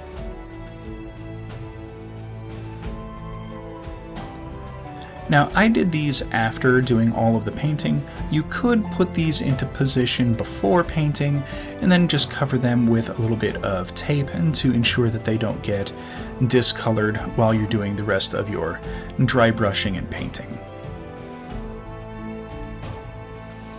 Just be a little cautious when removing the tape so you don't damage the cards. With the wallpaper in place, I grabbed some orange and then filled in the graded area of the furnace, and then touched up all of the lines with some more metallic black just to kind of finish things out and give a nice uniform appearance with the other floors.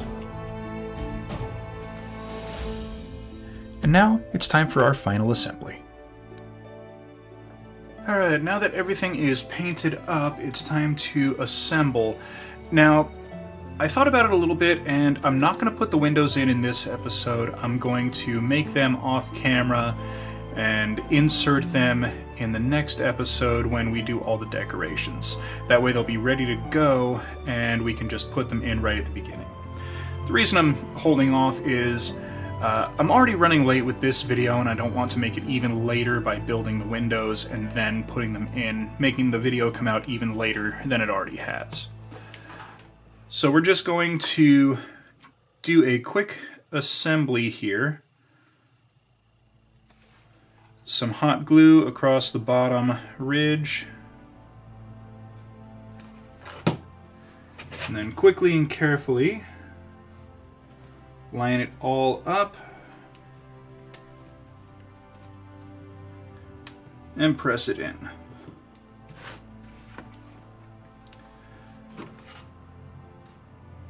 Then I can smooth out and apply a little bit of extra hot glue to kind of reinforce things as needed. Alright, that looks okay.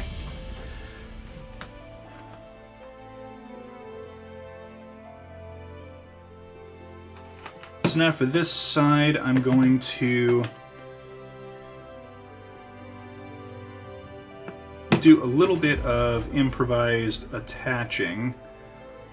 Since this side will be a little bit more flexible, I'm just gluing a section, holding it in place, and then I will kind of manipulate things to attach as needed.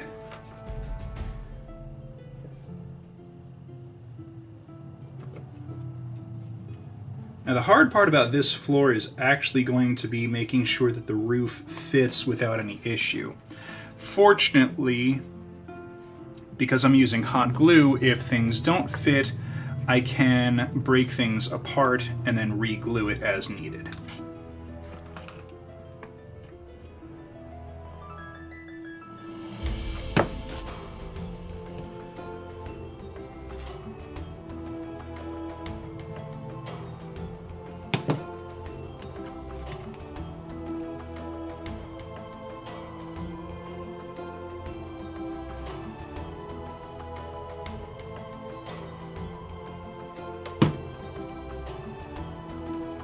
Alright, there we go.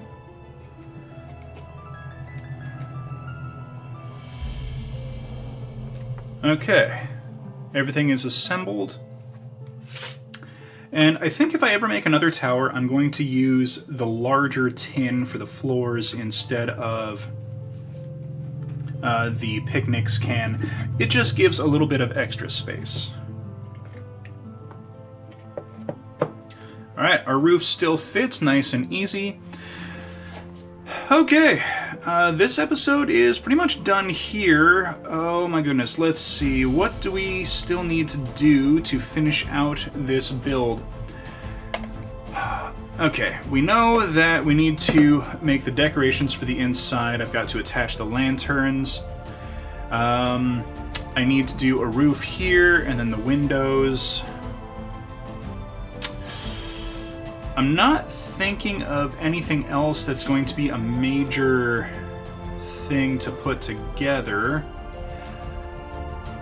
You know what? I haven't made any yet, but I think in the next episode we're going to try some curtains and a couple of other things. Just add a little bit of extra element to this, because I'm only really seeing a couple of small things that would go into here.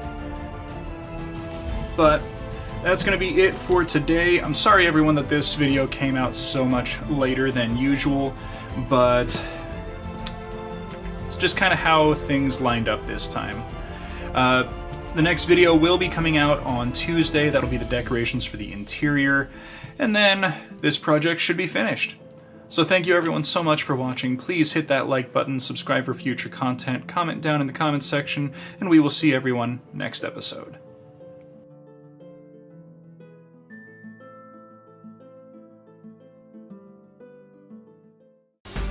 It's time to finish out the last floor of the Wizard's Tower by decorating the interior of our living chambers.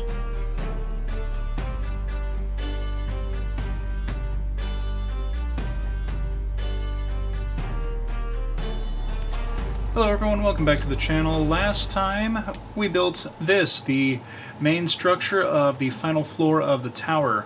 Today we're going to finish it. We need to add a few different things. We've got to add in our roof covering for the stairwell, our windows, and that's going to finish out the main structure. Then we need to decide what we want to do for all the interior decorations. I do know that I want to add in some of the lanterns that I've made in the past. I've got them pre-built and ready to go. But we need to decide what else we want to add in, and I'm thinking of just some of the basics that would go into a build like this for a living kind of area.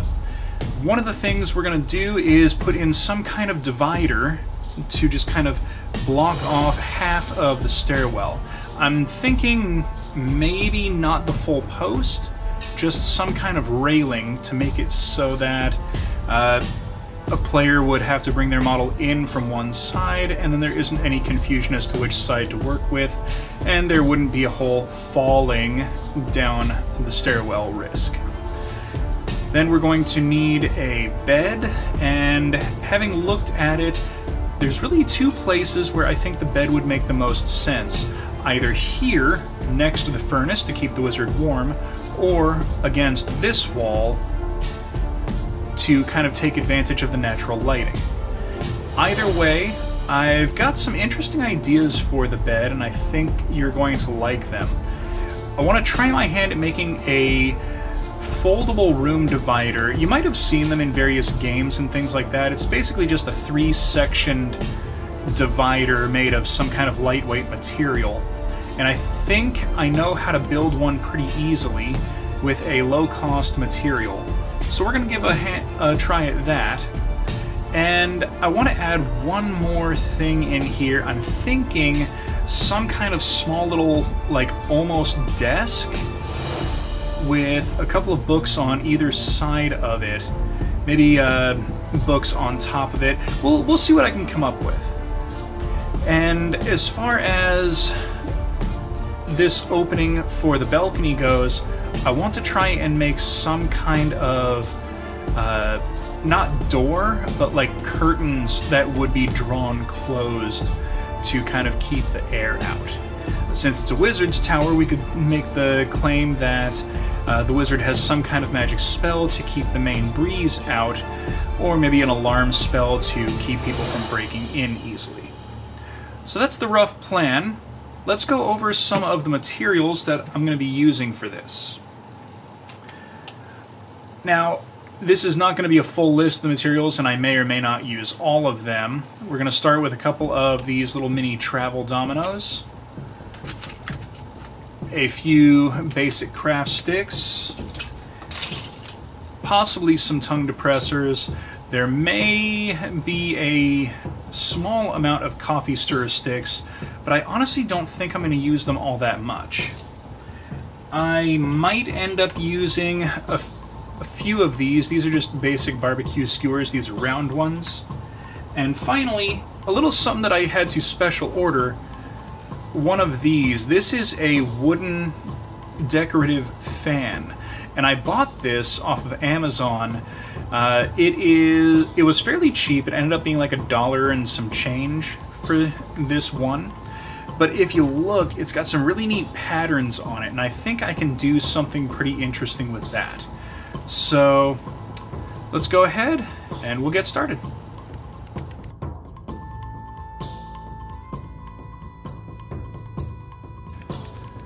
Alright, so I think to start with I'm going to put in the easiest thing to work with, and that's going to be the windows. Now, I did make them off camera, and these are pretty simple. Now, this is going to be the outside, and it's just got a support beam on either side. But for the inside, it's got supports on the sides and then at the top, but not the bottom. And I'll show you why I did it that way. So, the idea is that this will slide into position, and then on the outside, it'll look like the top and bottom support is the little wooden strap. And then on the inside, because there's a wooden strap right here, but not at the top, it'll look as though it's got the top support from the piece attached to the window.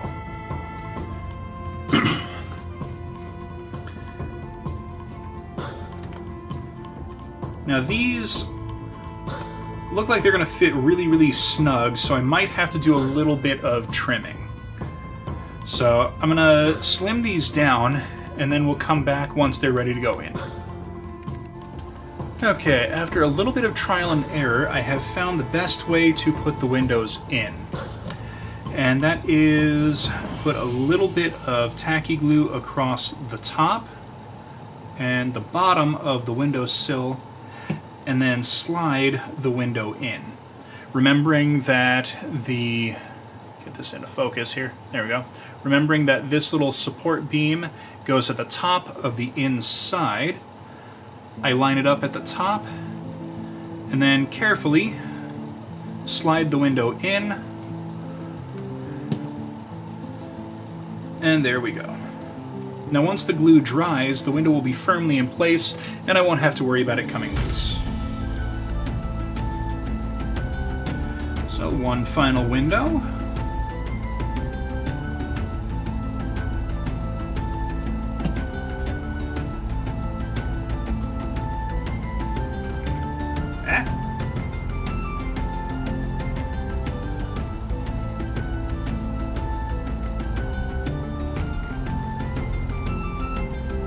There we go.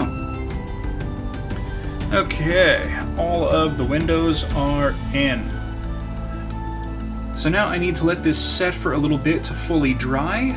I did run into a little bit of an issue. I've already fixed it off camera. You can see some glue right here, and you can also see it a little bit right here. While I was putting in the first couple of windows, this whole wall section broke free, and instead of trying to hot glue it back in, I used some tacky glue and just kind of fit it into place until the glue started to set. Now that the windows are in, I can attach the roof, and this will hold everything in place while the glue dries, and then I won't need to worry about it. Because once that tacky glue sets, this will be perfectly stable and shouldn't come apart again. Now while that is curing, I can get started on the next piece, which I think is going to be part of the stairwell.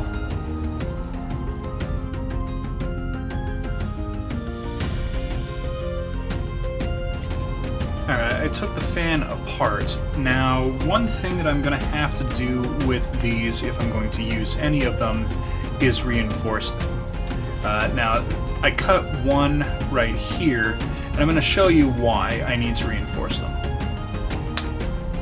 They are extremely thin. They are almost a millimeter, and that's it. So these, while really neat looking, are very delicate and won't survive a whole lot of gameplay. So I'm thinking what I'm going to do, because they're laser cut, they all match identically. So I'm going to take two of them and then glue them together to make them a little bit thicker, and that'll give me a lot more to work with when it comes to their rigidity and overall durability. So I think I'm going to do that with just some simple Mod Podge, and I'm going to brush it on and then stick the two of them together, and then I'll clip them with a binder clip.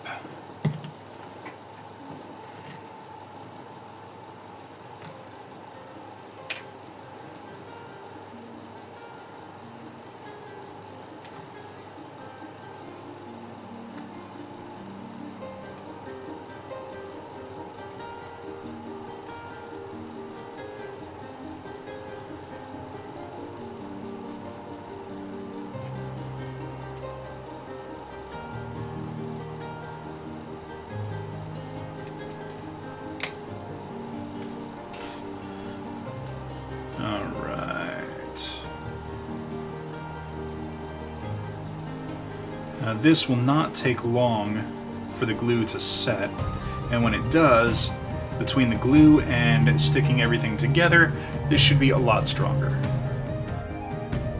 Okay, so I have now put two of these together. I don't know if you can easily see it, but I actually laminated three together to make this, and it is, as you can tell, pretty strong. This is the section that was glued, and this up here I didn't, and you can see how much more bendable it is. Now this is soft wood, so I should be able to cut it pretty easily, so the thickness won't really matter all that much. Now, what am I going to do with these? These are going to be used to make the kind of entrance into the upper floor a little bit more decorative.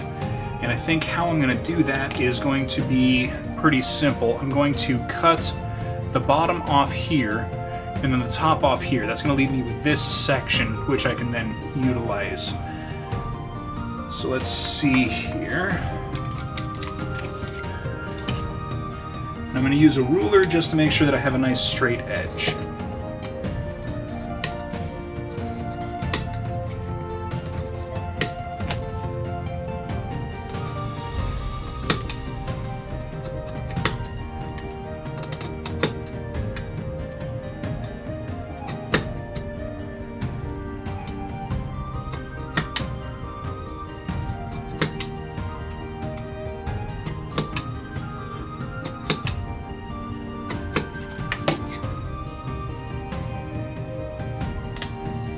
There we go. Now my plan is going to be pretty simple. What I'm going to do is cut this down the middle on one side, and essentially I'm going to cut it like this so that I only have this half of the pattern. Then I'll glue the skewer to the other side, and then this will go into the stairwell kind of as a nice little decorative piece that will be the top of the stairs. And I'll do the same with this one, and that way we will have a nice little decorative side-by-side thing at the top of the stairs. Once I had the pieces cut in half, I did my best to kind of clean up and make sure that all of the patterns that I wanted were still intact. I did have to do a little bit of trimming to remove a couple pieces though. Now, because of this little arch being recessed into the curve of the tower, I do have to take into account a couple of different things. One thing is I can't just have a straight up and down support beam like I did on the previous levels. If I was going to do that, I would have to redesign and reshape quite a bit of the interior to kind of match it. So what I'm going to do is trim the piece at this height, and that will give me just up to the bottom of the archway. And this extra piece I'm going to attach to the side. Then I'm going to take this piece of barbecue skewer, trim it to match the height of the column, and then attach the two together with a little bit of tacky glue. Once they were together, I just clipped them into place with a binder clip just to let the glue set and dry. Once the glue is dry and I've attached the other piece, I can then put them into position and glue them at a slight angle, just reaching underneath the archway. Now, the door frame to the balcony had me pondering a little bit, and what I ended up doing was taking this leftover piece of the lower section of the fan that I glued together, and then trimmed it at a rough kind of angle, just to kind of maintain some of the pattern. And then I cleaned it up again with a combination of a utility knife and a jeweler's file. And then once I had the rough edges cleaned, I slimmed down the overall profile by trimming away some of the excess material. This leaves me with a fairly nice patterned piece that I can kind of put into the corners of the top of the archway into the balcony.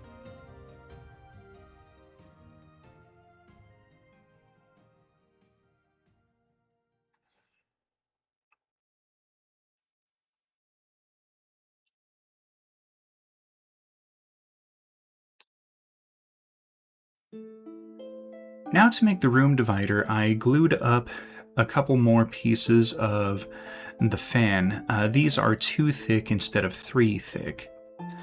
and I trimmed them to a rough height of 1¼ inches, and then trimmed some toothpicks to be slightly longer than that. Then using a little bit of super glue, I started tacking them together. Now, initially I thought, hey, I can use some of these little beads to create some feet for the room divider, but they wouldn't quite glue into place the way I wanted, so I abandoned that idea. Now, my initial plan for the divider was to just kind of glue them together in a rough, partially folded pattern. And this was going to be a pretty simple super glue build. Now, the downside to this is anywhere where the super glue is, it's not going to be easy to paint with a stain type of material like ink, but I can work around that. Alright, and there we go, simple room divider.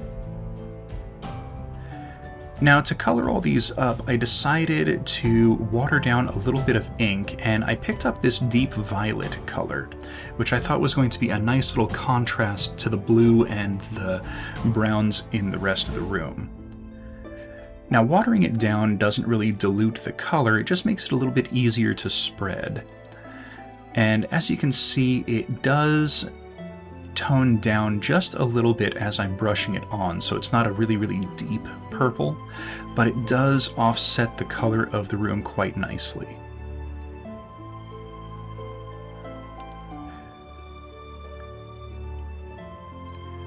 Now, getting all of the little crevices of the bits of the fan is not easy, but it is worth it in the long run to just kind of oversaturate the various pieces and just kind of let it soak into the recesses.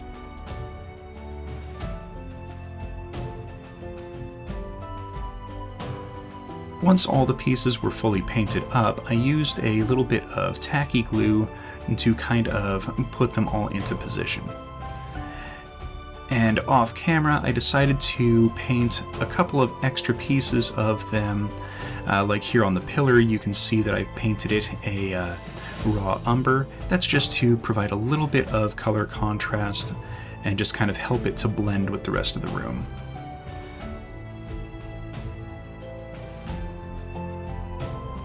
And here we go, putting in the last of the little archway panels. And I think these came out really nice, and they just kind of add a little bit of extra pop into the archway while also slimming it down. And the room divider, I decided to glue it into position just because why not, and this will also keep it from kind of falling around and getting damaged.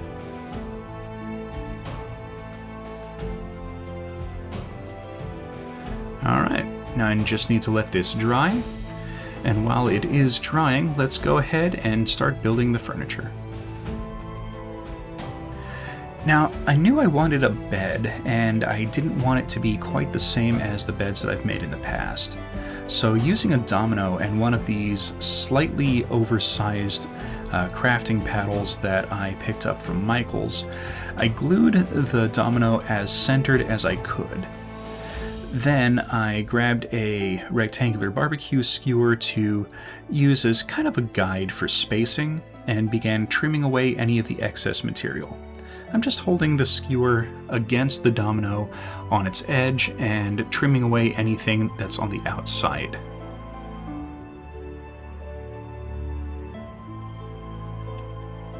What this will do is give me a nice little elevated platform that a mattress, or in this case the domino, would be resting on top of.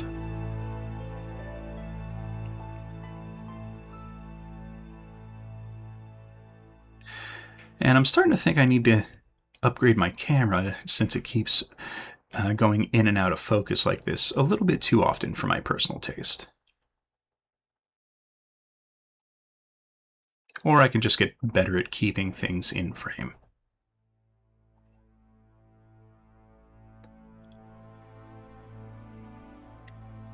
Alright, now that all the pieces are trimmed away, we can start thinking about how it is that we want to add in our bedding. Alright, now off screen I made this. This is, let me back this out a little bit here. This is a moist towelette that I got from the Dollar Tree. It is quite large, as you can see. I dyed it just a little bit with the purple ink, and I think this is going to work great for like bed sheets. So what I'm going to do is, you know, I should have done this before gluing this on here, but I'm going to wrap this around the block here. And then this is going to kind of be like the sheet for the bed, and then I'll cut another piece and then kind of drape it over, and then we'll do probably another one for like the actual blanket. We'll see how, you know what? I might be able to pry this off, then we'll wrap it and then glue it back on. Using a utility knife, I pried the domino away and then trimmed a strip of the towel to kind of wrap around and just kind of fix into place. I superglued it on the bottom so that the seams wouldn't really be visible, and was reminded that superglue plus cotton means a very hot surface, so I don't recommend doing this. I would say if you are going to do this, use some tacky glue or some heavy-duty PVA glue, let it dry, and then come back and keep working on it.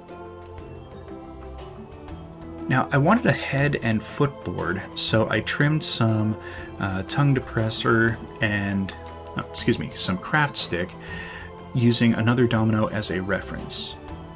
Then I attached a full piece to the top as a headboard, and then trimmed a little bit away from the other and glued it into place as a footboard. This gives a slightly raised area at the top and bottom, and just kind of looks a little bit nicer. Next, I trimmed a little bit more of the fabric and put it into place, and I didn't glue this down just yet. I just wanted to kind of get a feel of where everything was going to go. Then, using a little bit more of the felt fabric that I made the chair out of in a previous video, I cut that out to be kind of the mattress or comforter. And then a quick little bit of extra fabric was folded together and then glued into place to be kind of a pillow. Now, the edges aren't going to be seen, so I wasn't really worried about doing a whole lot of extra fitting or folding. And then, having learned from my superglue mistakes, I used some tacky glue to kind of fix the sheets into place and hold them into position. Now, this would take quite a bit of time to dry, so I'm going to have to set this aside before doing any kind of coloring for all of the wooden sections. Then I attached a couple pieces of barbecue skewer to the bottom just to add a little bit of extra height and represent some feet. And there we go, nice little bed.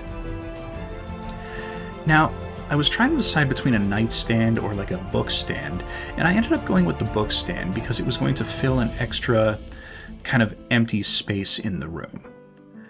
So I took a tongue depressor and cut it to a roughly 1.5 inch length, and then cut a couple of craft stick pieces to match that same length. And these are going to be the tops and bottoms of the bookshelf, and the tongue depressor is going to be the back. Now, I completely forgot to measure the height of the books, ignore these little pieces that I'm cutting out here. I quickly realized that they were the wrong size and discarded them.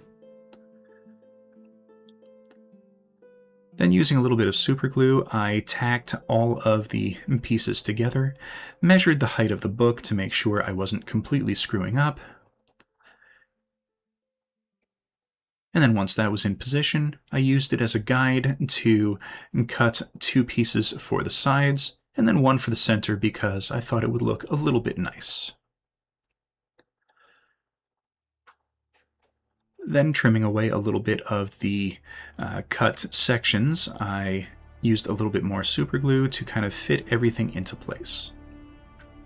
Now, I'm only gluing it on 2 sides because this isn't really going to be handled all that much, so I'm not worried about it falling apart.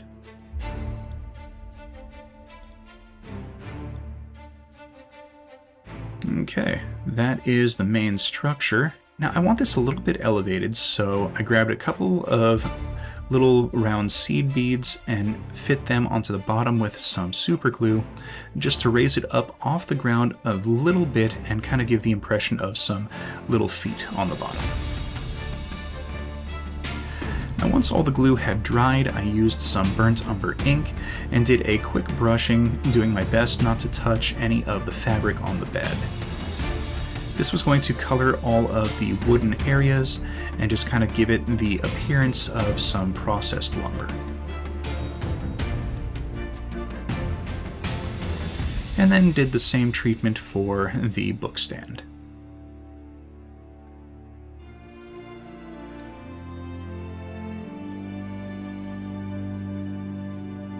Now for the inside, I'm not overly worried about full coverage. I'm just really doing the bottoms and the sides and the back, just in case something gets seen. But since this is so low to the ground, I'm not worried about the top being noticed. Then using a little bit of Mod Podge, I dipped the books in and just kind of slid them into position so that they would tack into place, and once the glue dries, they're not going to come out.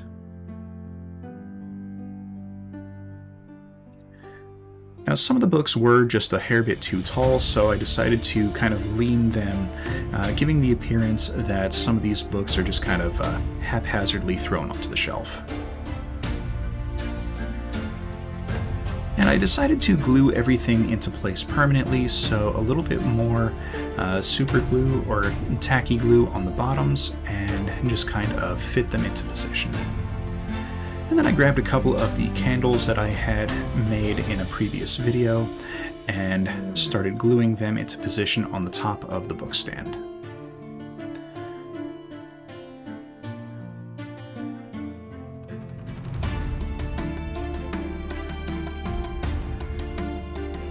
And then fit the bed into position as well.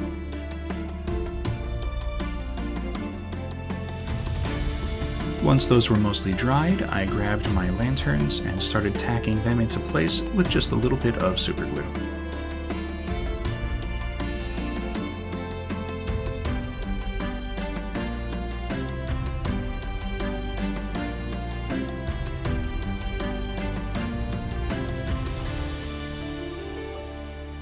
And there we go, 4 lanterns for the top floor. And now we have it, the living quarters are finished. So here we've got the finished piece. I added in the roof covering for the stairs off camera, and I think it all lines up quite nicely with the rest of the roof sections that I've already made.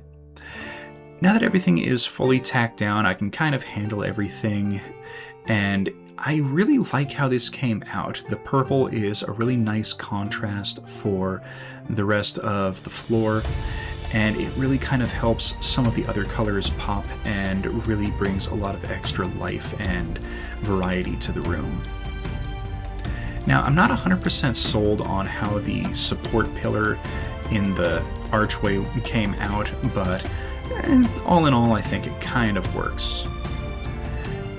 I am really happy with how the bed came out though. This is definitely better than some of the beds that I've made in the past.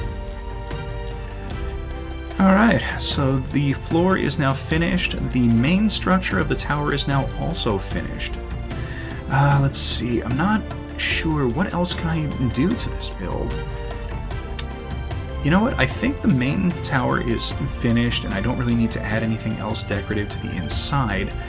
So what I'm going to do now is ponder a couple of different things that I can do to the outside just to kind of help disguise some areas that might be a little bit weird, or maybe just cover up a little blemishes that I made during the crafting process.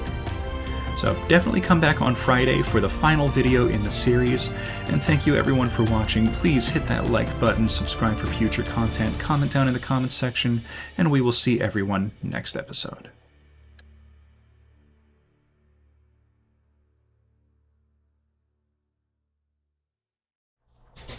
Today we finish up the last bits of the tower by adding in a few final touches to the exterior.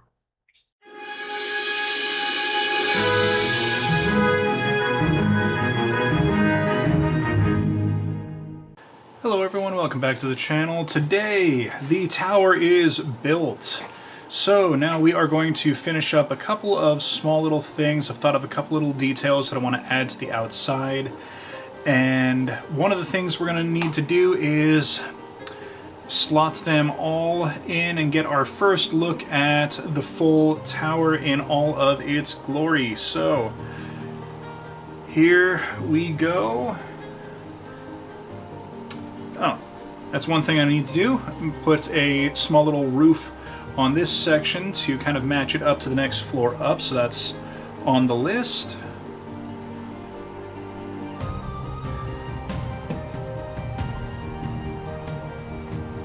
Now I tapered the top of the stick, see if I can get this. There we go. I tapered the top of the stick so that it makes it a little bit easier to slide everything into position.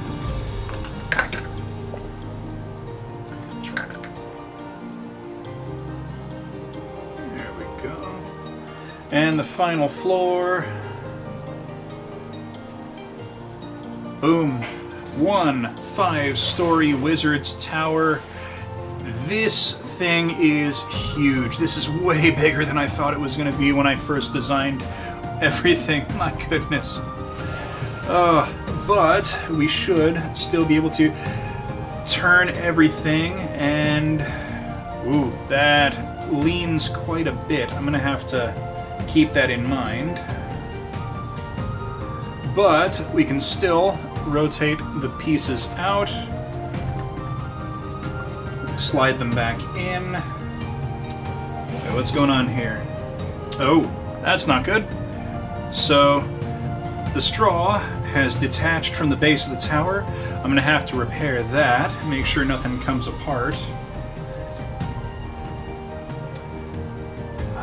All in all, though, I think this has come out amazingly well, and I am loving this end result. This is amazing.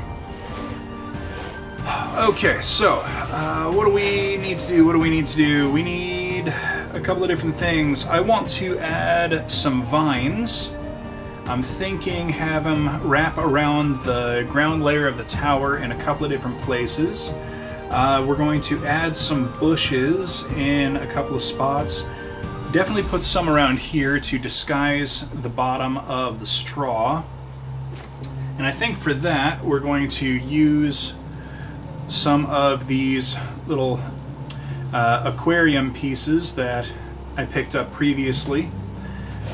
I need to find where I put the tree to put that back in, and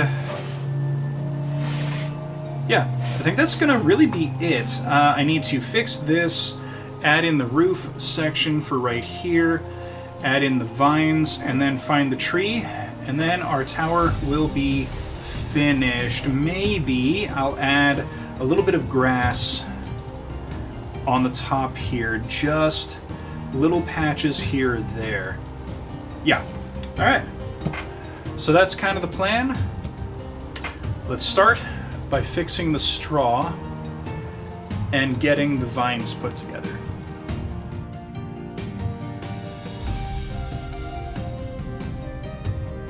Okay, so I've been looking at this, and it looks like the glue that I was using just kind of separated from the Pringles can on the inside. How do I want to go about this? I think a two-tiered approach is going to be best. I'm going to put some glue on the inside and just kind of put that back together. And I'm also going to use one of my little pin reamer drill bits here and punch 2 holes, one on either side, and then I will, there we go, use some of this wire to thread it in, and so I'll go in, around, and then drill another hole and then come back out this side. Then I'll twist it together and glue it into position. Alright, cool. Alright, that fit through nice and easy.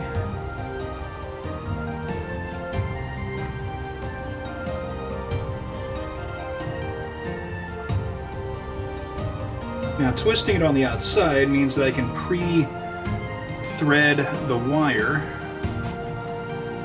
and should be able to...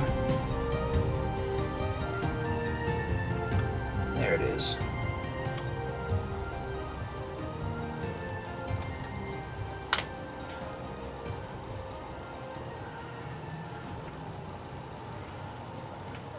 Let's see. So by putting the wire in first, I can preset everything and then add the glue.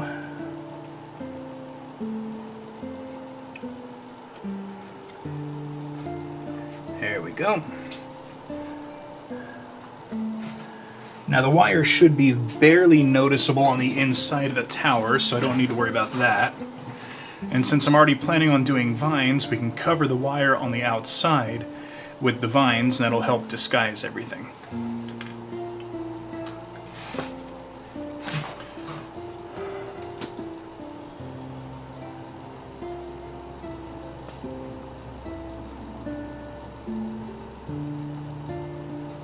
Okay, fairly generous amount of glue.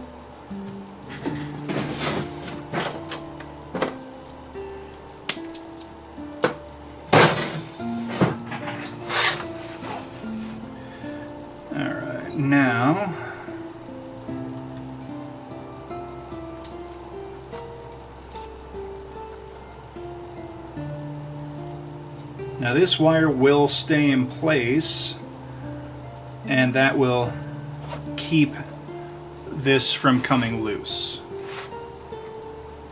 Okay. Alright, that is the first bit fixed. Next, let's look into making some of the vines.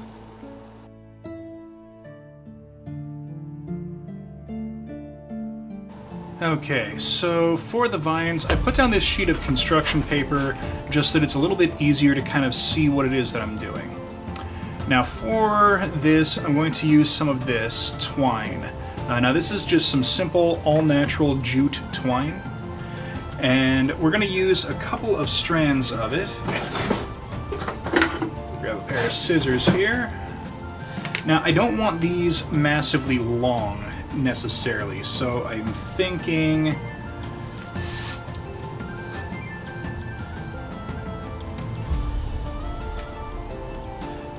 just a couple of 6-inch lengths will be plenty.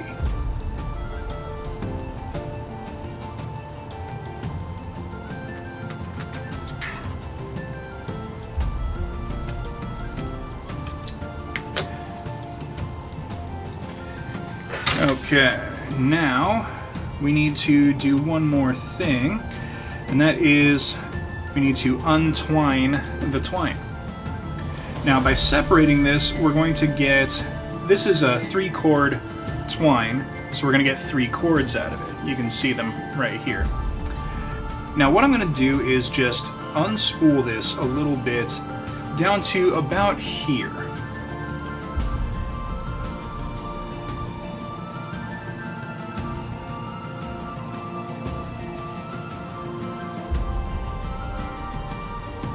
There we go.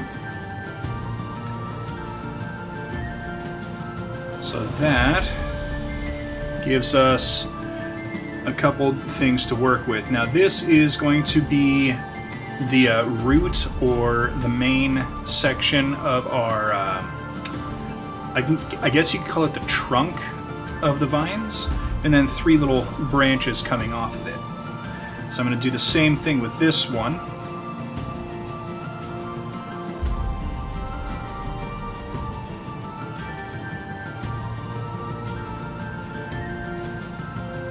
Now you can make these a couple of different ways. I'm opting for this method just because it's going to give me the most to work with.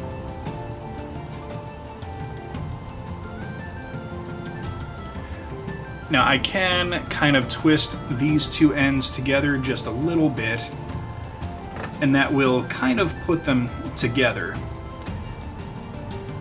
Now in order to do that, I can twist like so.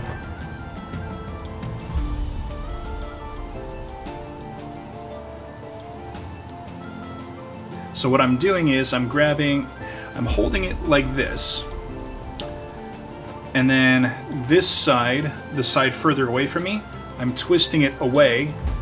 And then I grab the other side and pull it around. And then I just keep repeating that process. Now what this is doing is kind of wrapping it all together. So instead of one piece of twine, well, instead of two pieces of twine, I've got one. Now this is not going to hold together forever. This is just to let me kind of work with everything, and then it will be a little bit easier to work with and kind of glue into place. And then we'll trim it as needed. Now I'm going to just kind of re-separate my little strands.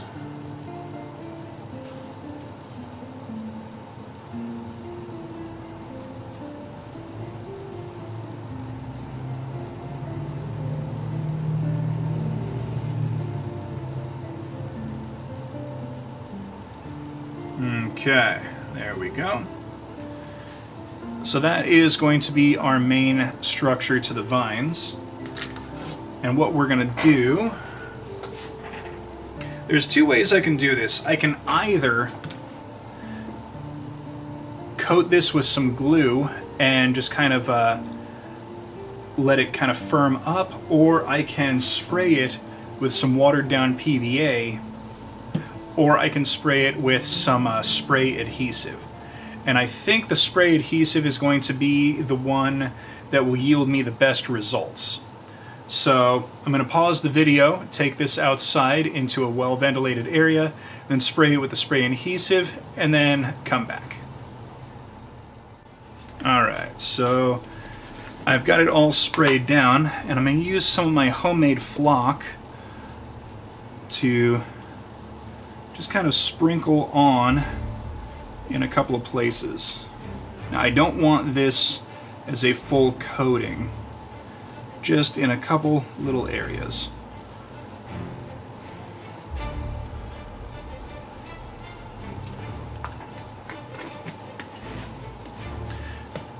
Alright, so now what I can do is take this back out, spray it again, and then add more flocking as needed to kind of get the level of coverage that I want.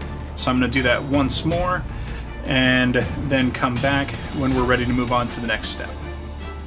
Okay, so I've got an idea to just kind of add a little bit of something extra, and this is a kind of a brown and yellow mix of flock, and I'm just going to lightly sprinkle this on just to add a little bit of contrast.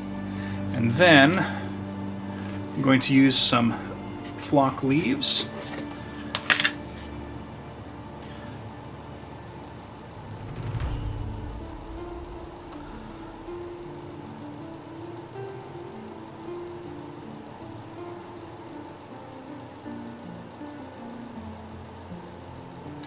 All right.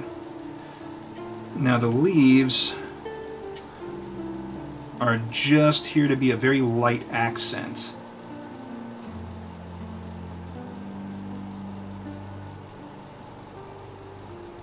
Okay.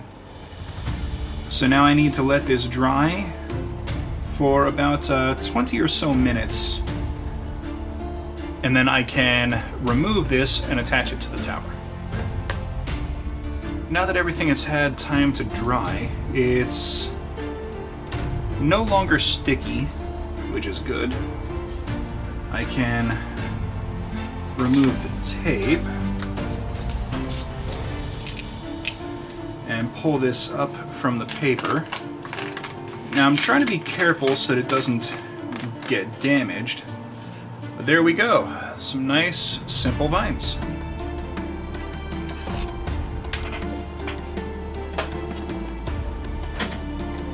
And now I'm just going to grab the tower.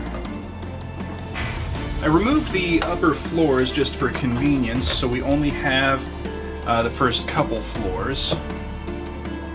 So now I get to decide how it is that I want to attach this. And I'm thinking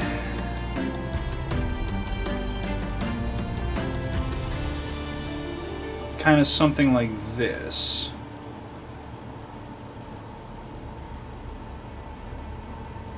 Is going to look pretty nice. Now, for the branches that are coming up onto the other floors and onto the roof here, I can cut them so that it looks as though they're still going to be attached, but it won't really appear. It'll all kind of look like it's connected without having to have it forcibly connected to everything. So now I'm going to clip that there, and I'm going to need my tacky glue. Let's see, let's start with it kind of right down here.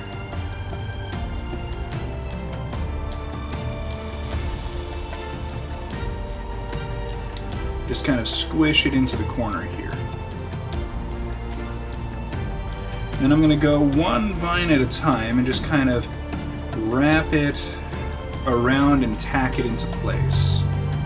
Now I don't need a whole lot of glue for this, which is nice. And some bits of the vine are still a little bit sticky, so that's just going to help kind of hold everything into place.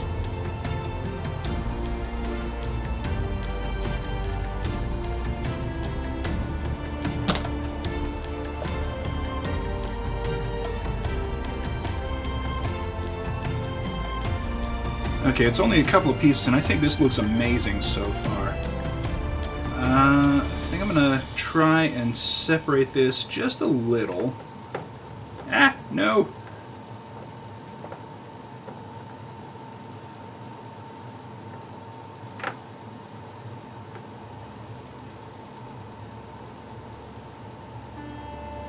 Okay, there we go.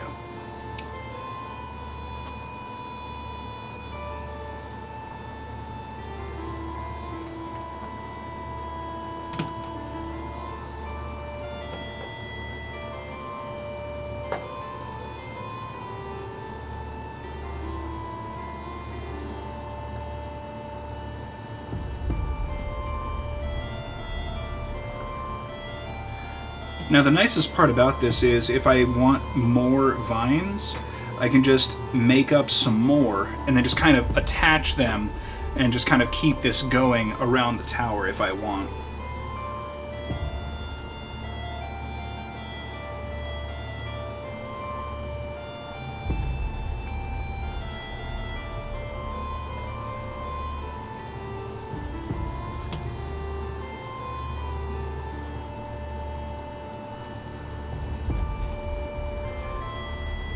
Alright, I think I'm going to speed up the footage and get the rest of this attached, and then we'll come back once it's in place.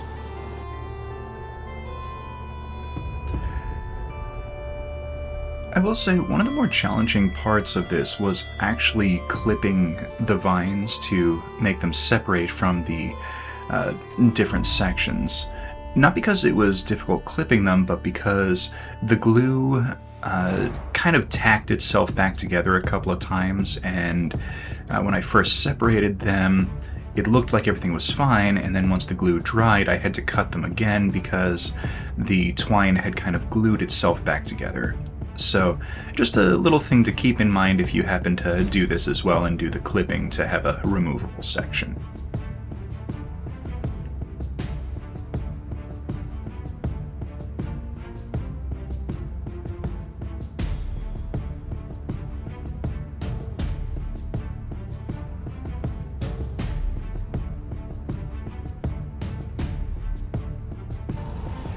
Alright, so now everything is tacked down. Once again, I'm going to leave this set for a few minutes to make sure everything is fully attached and all the glue can dry. But I think this came out rather well. I've cut the vines in a couple of places.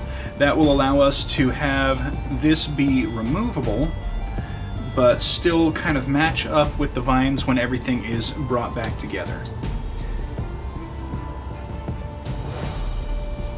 And same with our roof section here. Okay, with the vines completed, I think we can add a couple of other bits of decorative plant. Let's take a couple of these, and we will snip a couple bits off. And I'm thinking just putting a couple down right here, kind of around the base of the tower.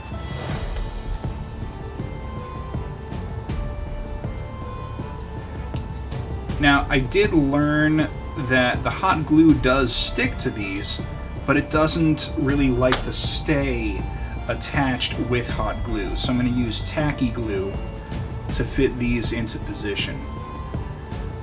And I'm going to put down a somewhat generous pool of it to kind of stuff these into.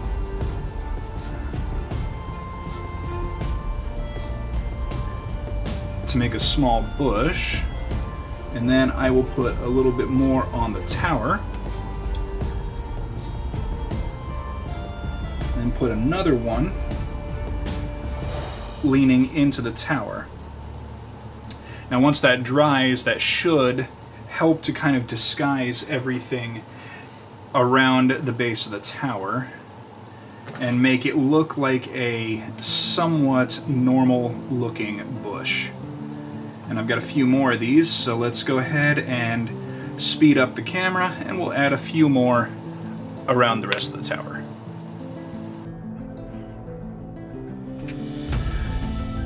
Now, I'm trying not to go crazy adding in a ton of these all over the place, but I absolutely could if I wanted to, just completely coat a whole lot of different areas with the little bushy bits. In this instance, I think a little bit less is more when it comes to the decoration. I will say, if you want a little bit more realistic appearance for these kind of bushes, just a simple little brown or even green wash will kind of remove the plastic tint from them. I'm not overly worried about it since I'm using so few of them, but if that's something that kind of concerns you if you put these together yourself, it's an easy way to just kind of get rid of the artificial feel for them. So I found the tree, and having given it some thought, I think what I'm gonna do is follow a suggestion that one of my commenters gave, and that is I'm going to put some glue into the hole and then put the tree in position. That's going to coat the inside of the hole with the glue as well as coat the stick with the glue. And then when I pull it out, once the glue dries, it will be a much more firm connection, both on the inside and the outside of the hole. So I'm going to set that aside, and I'm going to leave this as is. Maybe just clean up the top and nothing else.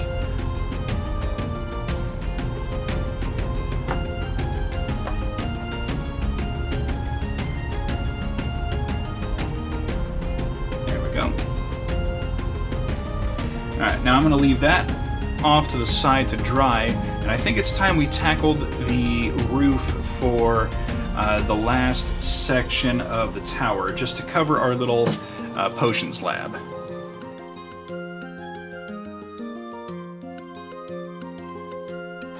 Okay, so this is our laboratory level. And here is our potions area.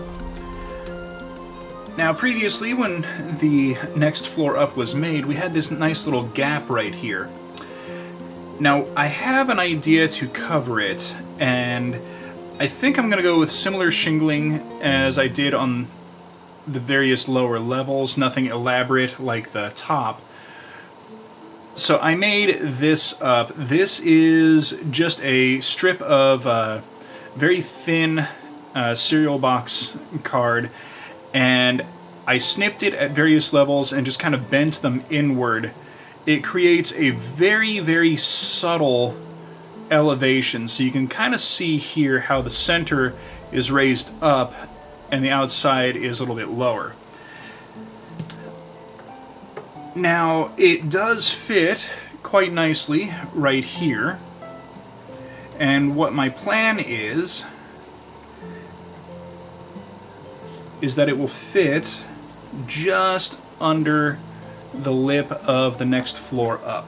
This will give the appearance that this floor kind of matches up with this wall and everything lines up nicely. Now what I'm going to do is very carefully use 2 little blobs of hot glue to tack it in place on the 2 outside points right here.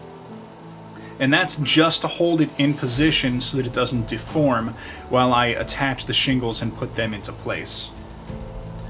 So once my hot glue gun is heated up, I'll tack this in place, and then we can attach the shingles. Now once the shingles are on, I'm going to pull it up off, and then it can get spray primed and base coated and painted up.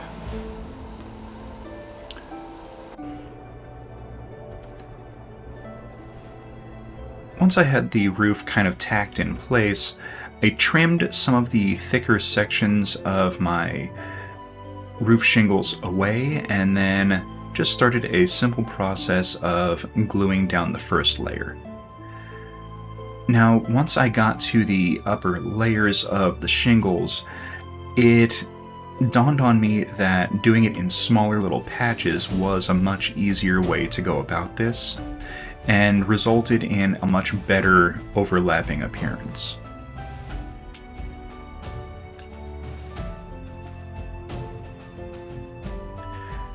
And once I got to the top 2 layers, it was actually pretty simple to just do 1 or 2 shingles at a time, and it ended up having a very nice, well-organized result that I kind of wish I had thought of on the previous couple of roofs that I did this way. But again, it's a live and learn kind of situation, and I'll remember it next time I decide to layer shingles like this.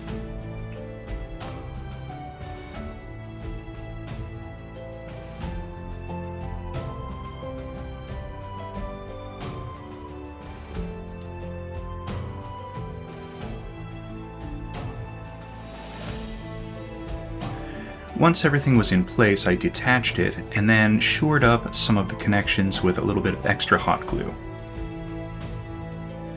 And then after base coating it, I did the green and blue two-toned paint job, and now it's just a simple matter of a line of hot glue around the rim of the ridge line and tack it down into place.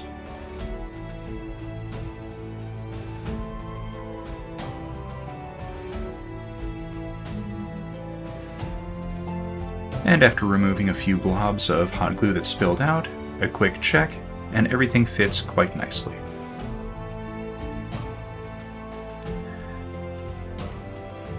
And there we have it. The final touches are completed.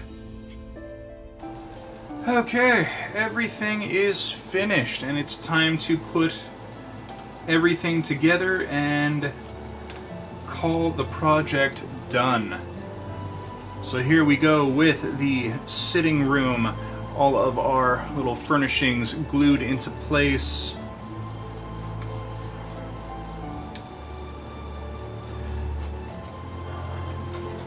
And as you can see, the vines came out really, really nice wrapping around the building. I liked it so much that I created some more, a little bit longer, and wrapped them around the back of the building as well, just to add a little bit more foliage.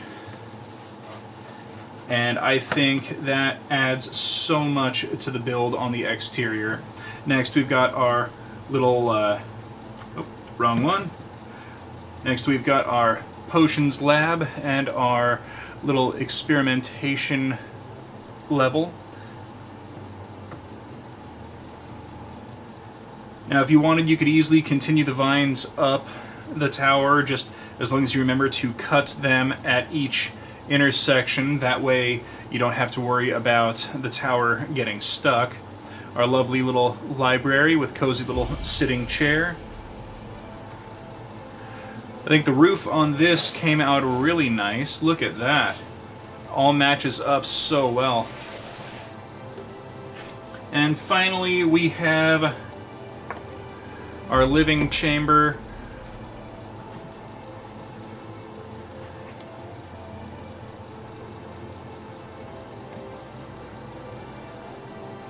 And the roof to complete the wizard's tower. Oh my goodness, this has been an incredible project to work on. This is quite literally the first tower I have made in this fashion. I have not done anything like this before. There are a couple of gaps in between each of the floors at the stair level. Honestly, I don't think that's a bad thing. I mean, I could go back and add in some extra pieces to just kind of fill out this area, but given the fact that I'm going to be using this a little rarely in my gameplay, I don't think it's going to be all that necessary, and my players won't really see that and go, oh my gosh, the tower is terrible, so I'm not worried about it. I think that this has been an incredible learning experience and an amazing journey of crafting. There's something to building something this size and then finally having it all finished and then just being able to look at the finished product and realize that it came from a bunch of assorted bits and scraps of material that I had just kind of laying around collecting dust waiting to be used. Alright, that is it for this whole project. Thank you everyone for watching. Yeah, I'll have a full showcase of the tower out next week along with the Supercut, and then we will start digging straight into the next major project. I asked and you voted. We are going to be starting a modular war camp in 2 weeks. I'm going to be sticking to my 2 video a week schedule. I don't know how many of those videos are going to be directly for the war camp. That's going to depend on how swiftly I can craft things and how quickly the ideas for parts of the project come to me.